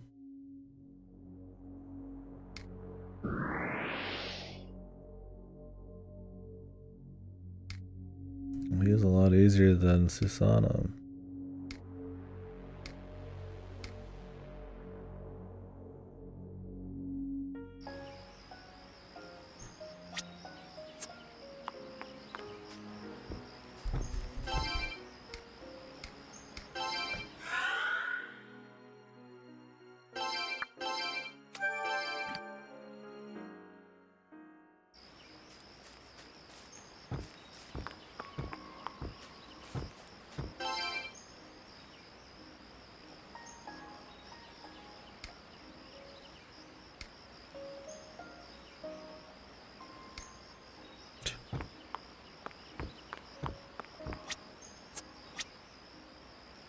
Based fellow Raidou the 14th.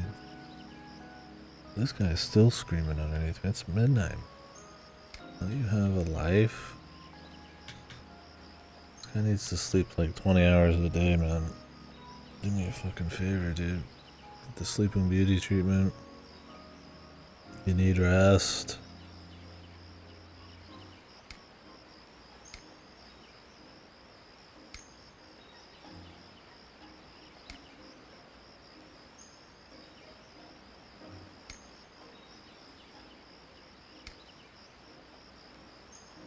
A stick of wood.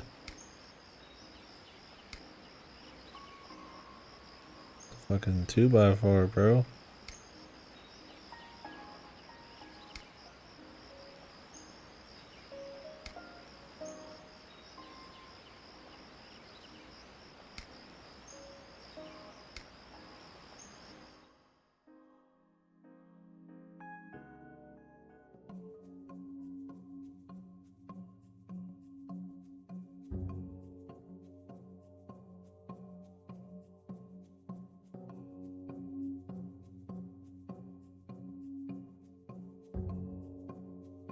Oh, really?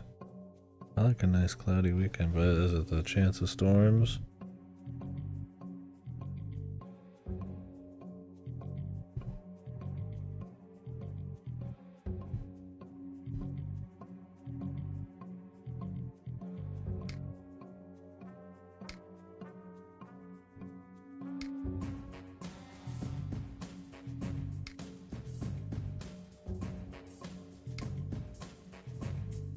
We shall be good.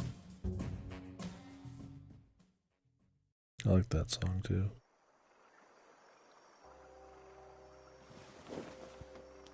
Kino time?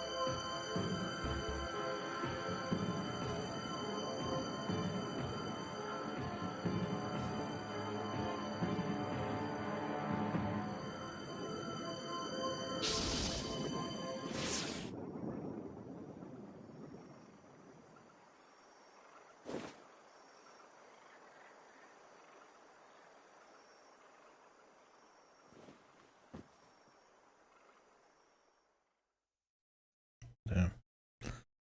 Tired.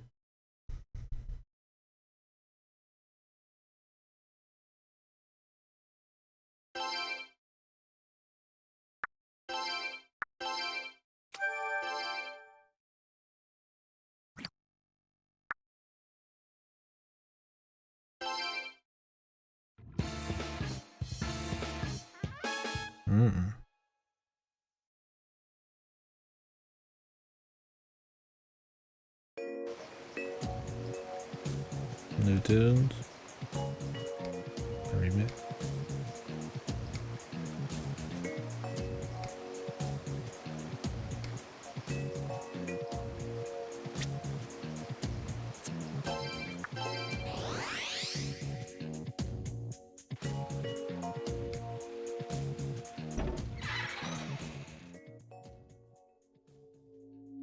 Yeah.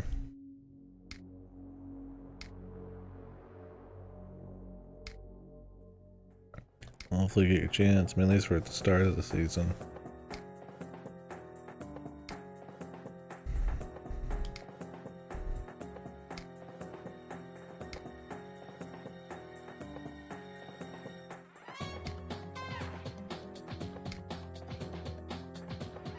Jeremy taking responsibility, and yet he has zero capability.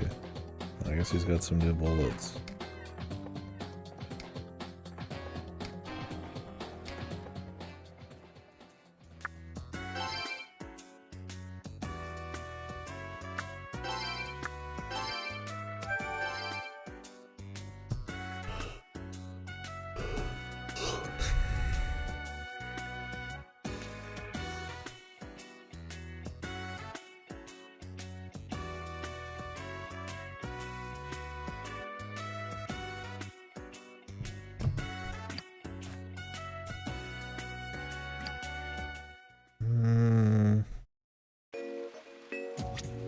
do much more. Let me go check the fusions and shit.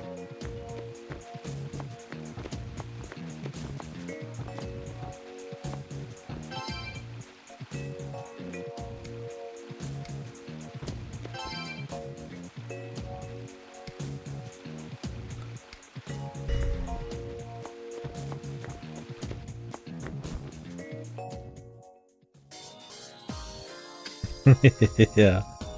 He's good. Those bullets are actually ultra strength charm bullets. And his gun is a spaz fucking 12. He's gotta go fucking nuts. Sicko mode, man.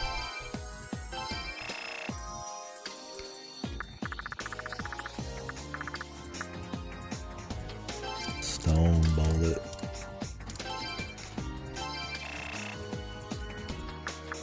I'll use these.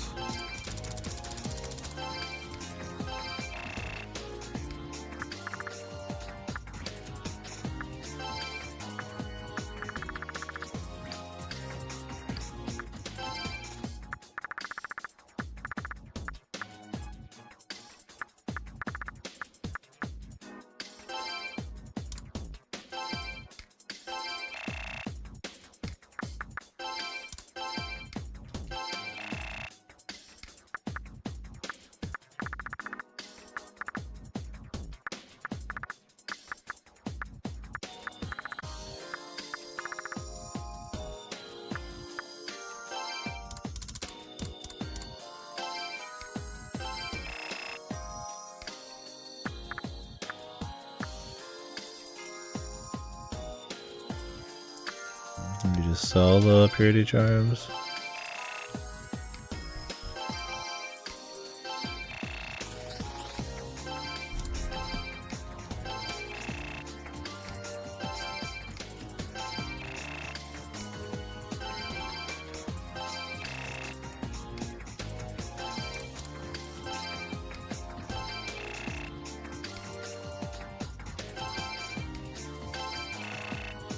Jesus, dude. I guess they give you a lot of money in case you truly are buying psychotic amounts of fucking, like, ammo or something.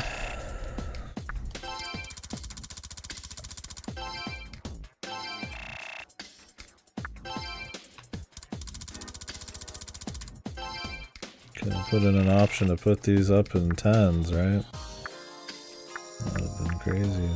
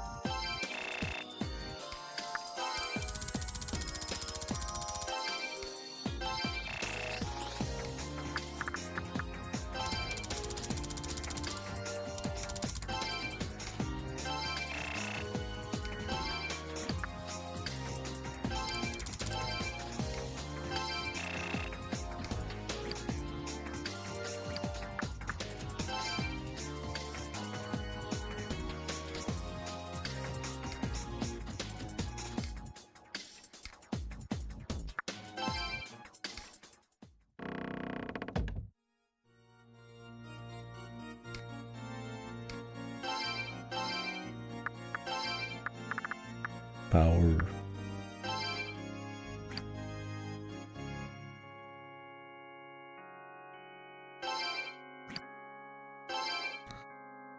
Kito Koto Nusi. Koto Nusi. Ooh, wait.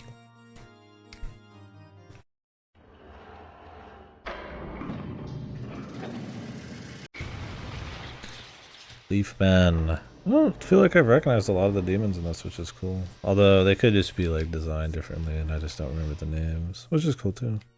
I mean, SMT sometimes will pull from like old demon designs and stuff like that. But...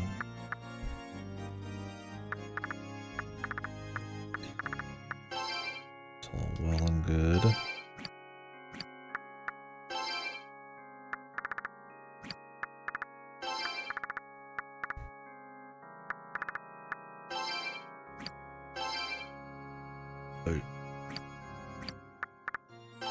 Hit him.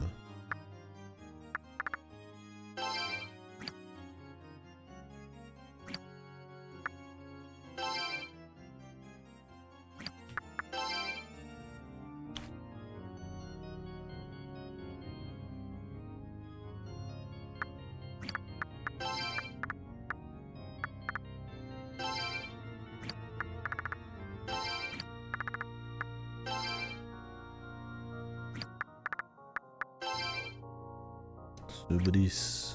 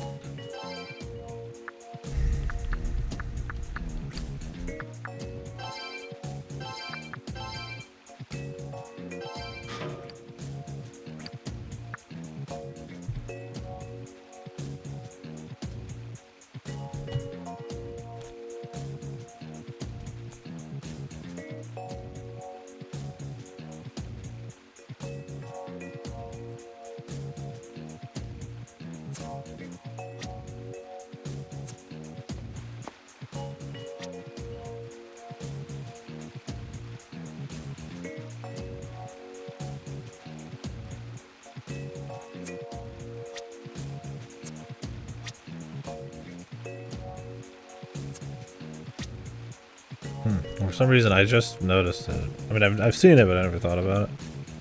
I was like, man, is it like disconnected from where he's standing? It's just showing you the angle of where the camera is. It's cute, I guess. I've just never really, it's just been there and I've never really noticed it. Because I don't, usually I can just know where I am based on, they're not like giant areas and you come back to them so often.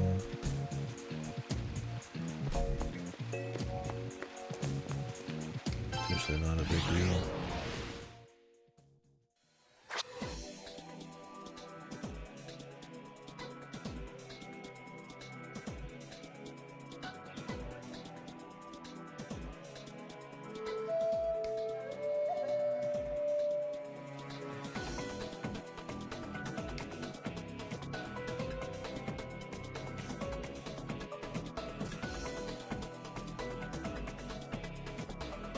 We're looking for Navy.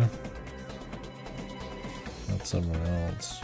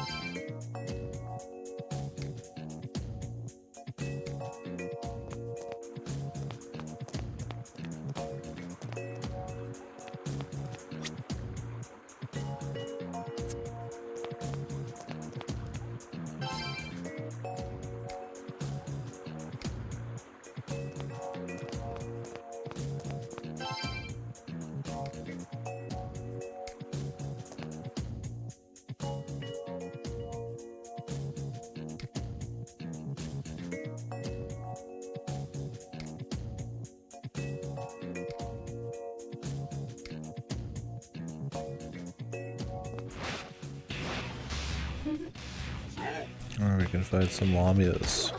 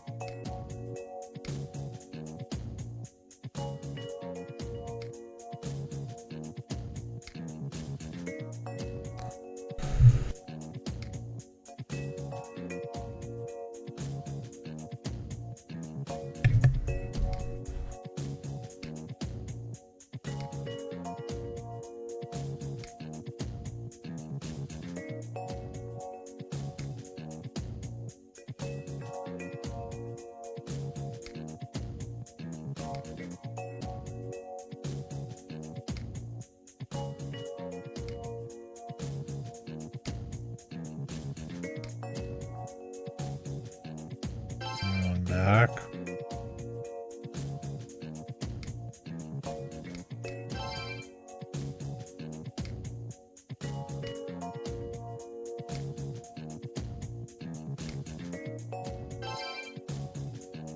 And we would have to find that chick, but she's been fucking just rolling around.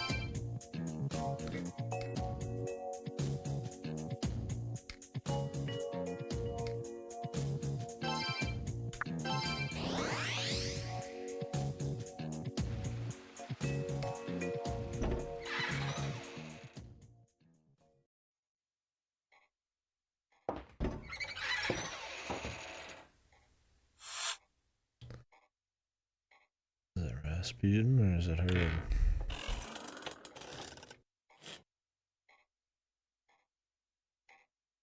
Let's see.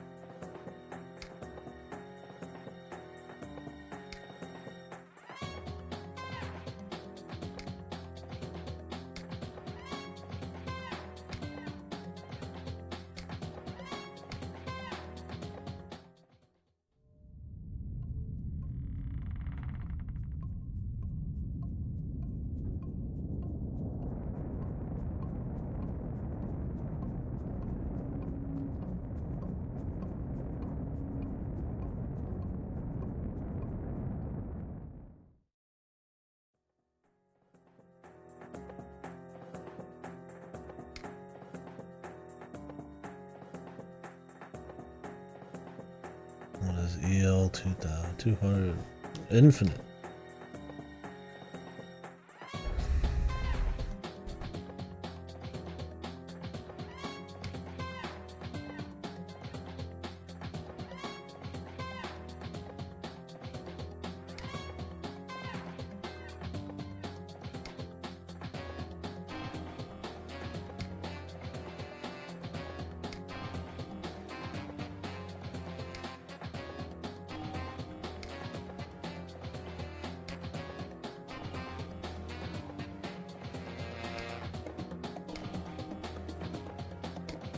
Bride, what was that? I mean, Jesus, dude. This guy did plenty already on his contract. What was the last thing?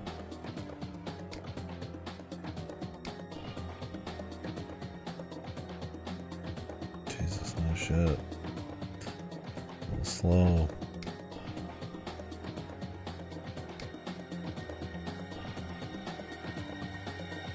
Is it because he's a robot? Trying to be a human? I mean, does he have clones of himself? I don't know his full story, man.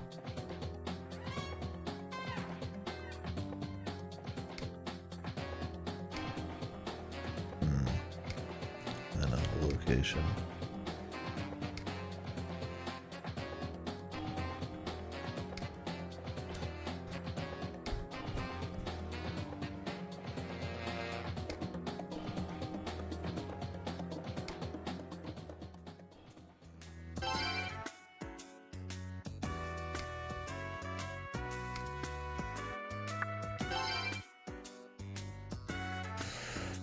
Well, shit. We're setting us up at least. Guess we're getting close. This feels like the last stretch. We'll find out. Whew. But I'd go for a little longer, but I got work tomorrow. Probably just slow down and get that done with. Pretty chill, so I should be back without any distractions. Today I distracted myself plenty. And we will finish this up, I guess, huh? Unless there's seeming another huge chunk, but I mean, I figured this was 20-30 hours. That's kind of what we found out, so I imagine we're in the final throes. Kind of said my piece on the game so far.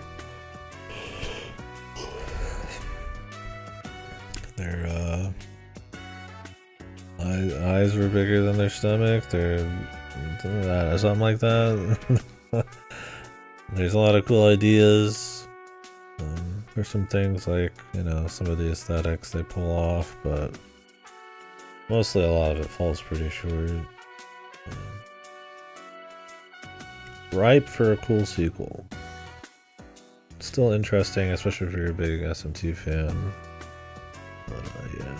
This one, I just don't think it has that something to fall back on, all the problems it has, and then I don't think what it does well, like vibes and stuff, is doing so well that like I'm just like, man, I'm just all in, even if the rest was fucked, right? It's a very tedious game at times, very slow in every aspect. And I like SMT1 and shit. Also, like, you know, the slow is not, it's the, what kind of slow it is, right? So, the story feels paced poorly, encounter rates kind of annoying for what it is, the reuse of areas, the combat being not very smooth or varied, or really has that much depth, and it's also very slow. Honestly, there's not even like that many tracks in this. Like, I feel like this soundtrack is not actually even that huge. It's a cool soundtrack, but yeah, I don't know. I guess there's a pretty high standard for me in SMT soundtracks, so I like this one, but I don't think I'm just like, damn, you know. Couple songs for sure, but maybe it's just the rest of it drags it down. Yeah, so some of the, you know, the way they want to try to use demons in the world and stuff is cute, but it just kind of ends up being more of a pain in the ass than anything. And, you know, there's not much itemization, there's not much, I mean, there's some consumable shit, but, you know, even stuff like the gun, it's like, maybe I just underuse it, but, I mean, shit, man, most bosses are just immune to this shit. A bunch of enemies are immune to this shit, and it's kind of a pain just finding weaknesses the whole time when you can just smack them down anyway, so it's really just to collect them.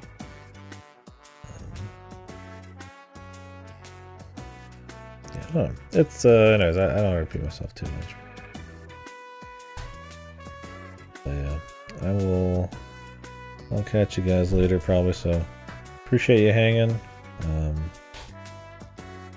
I'll see you tomorrow afternoon, maybe just noon, we'll see.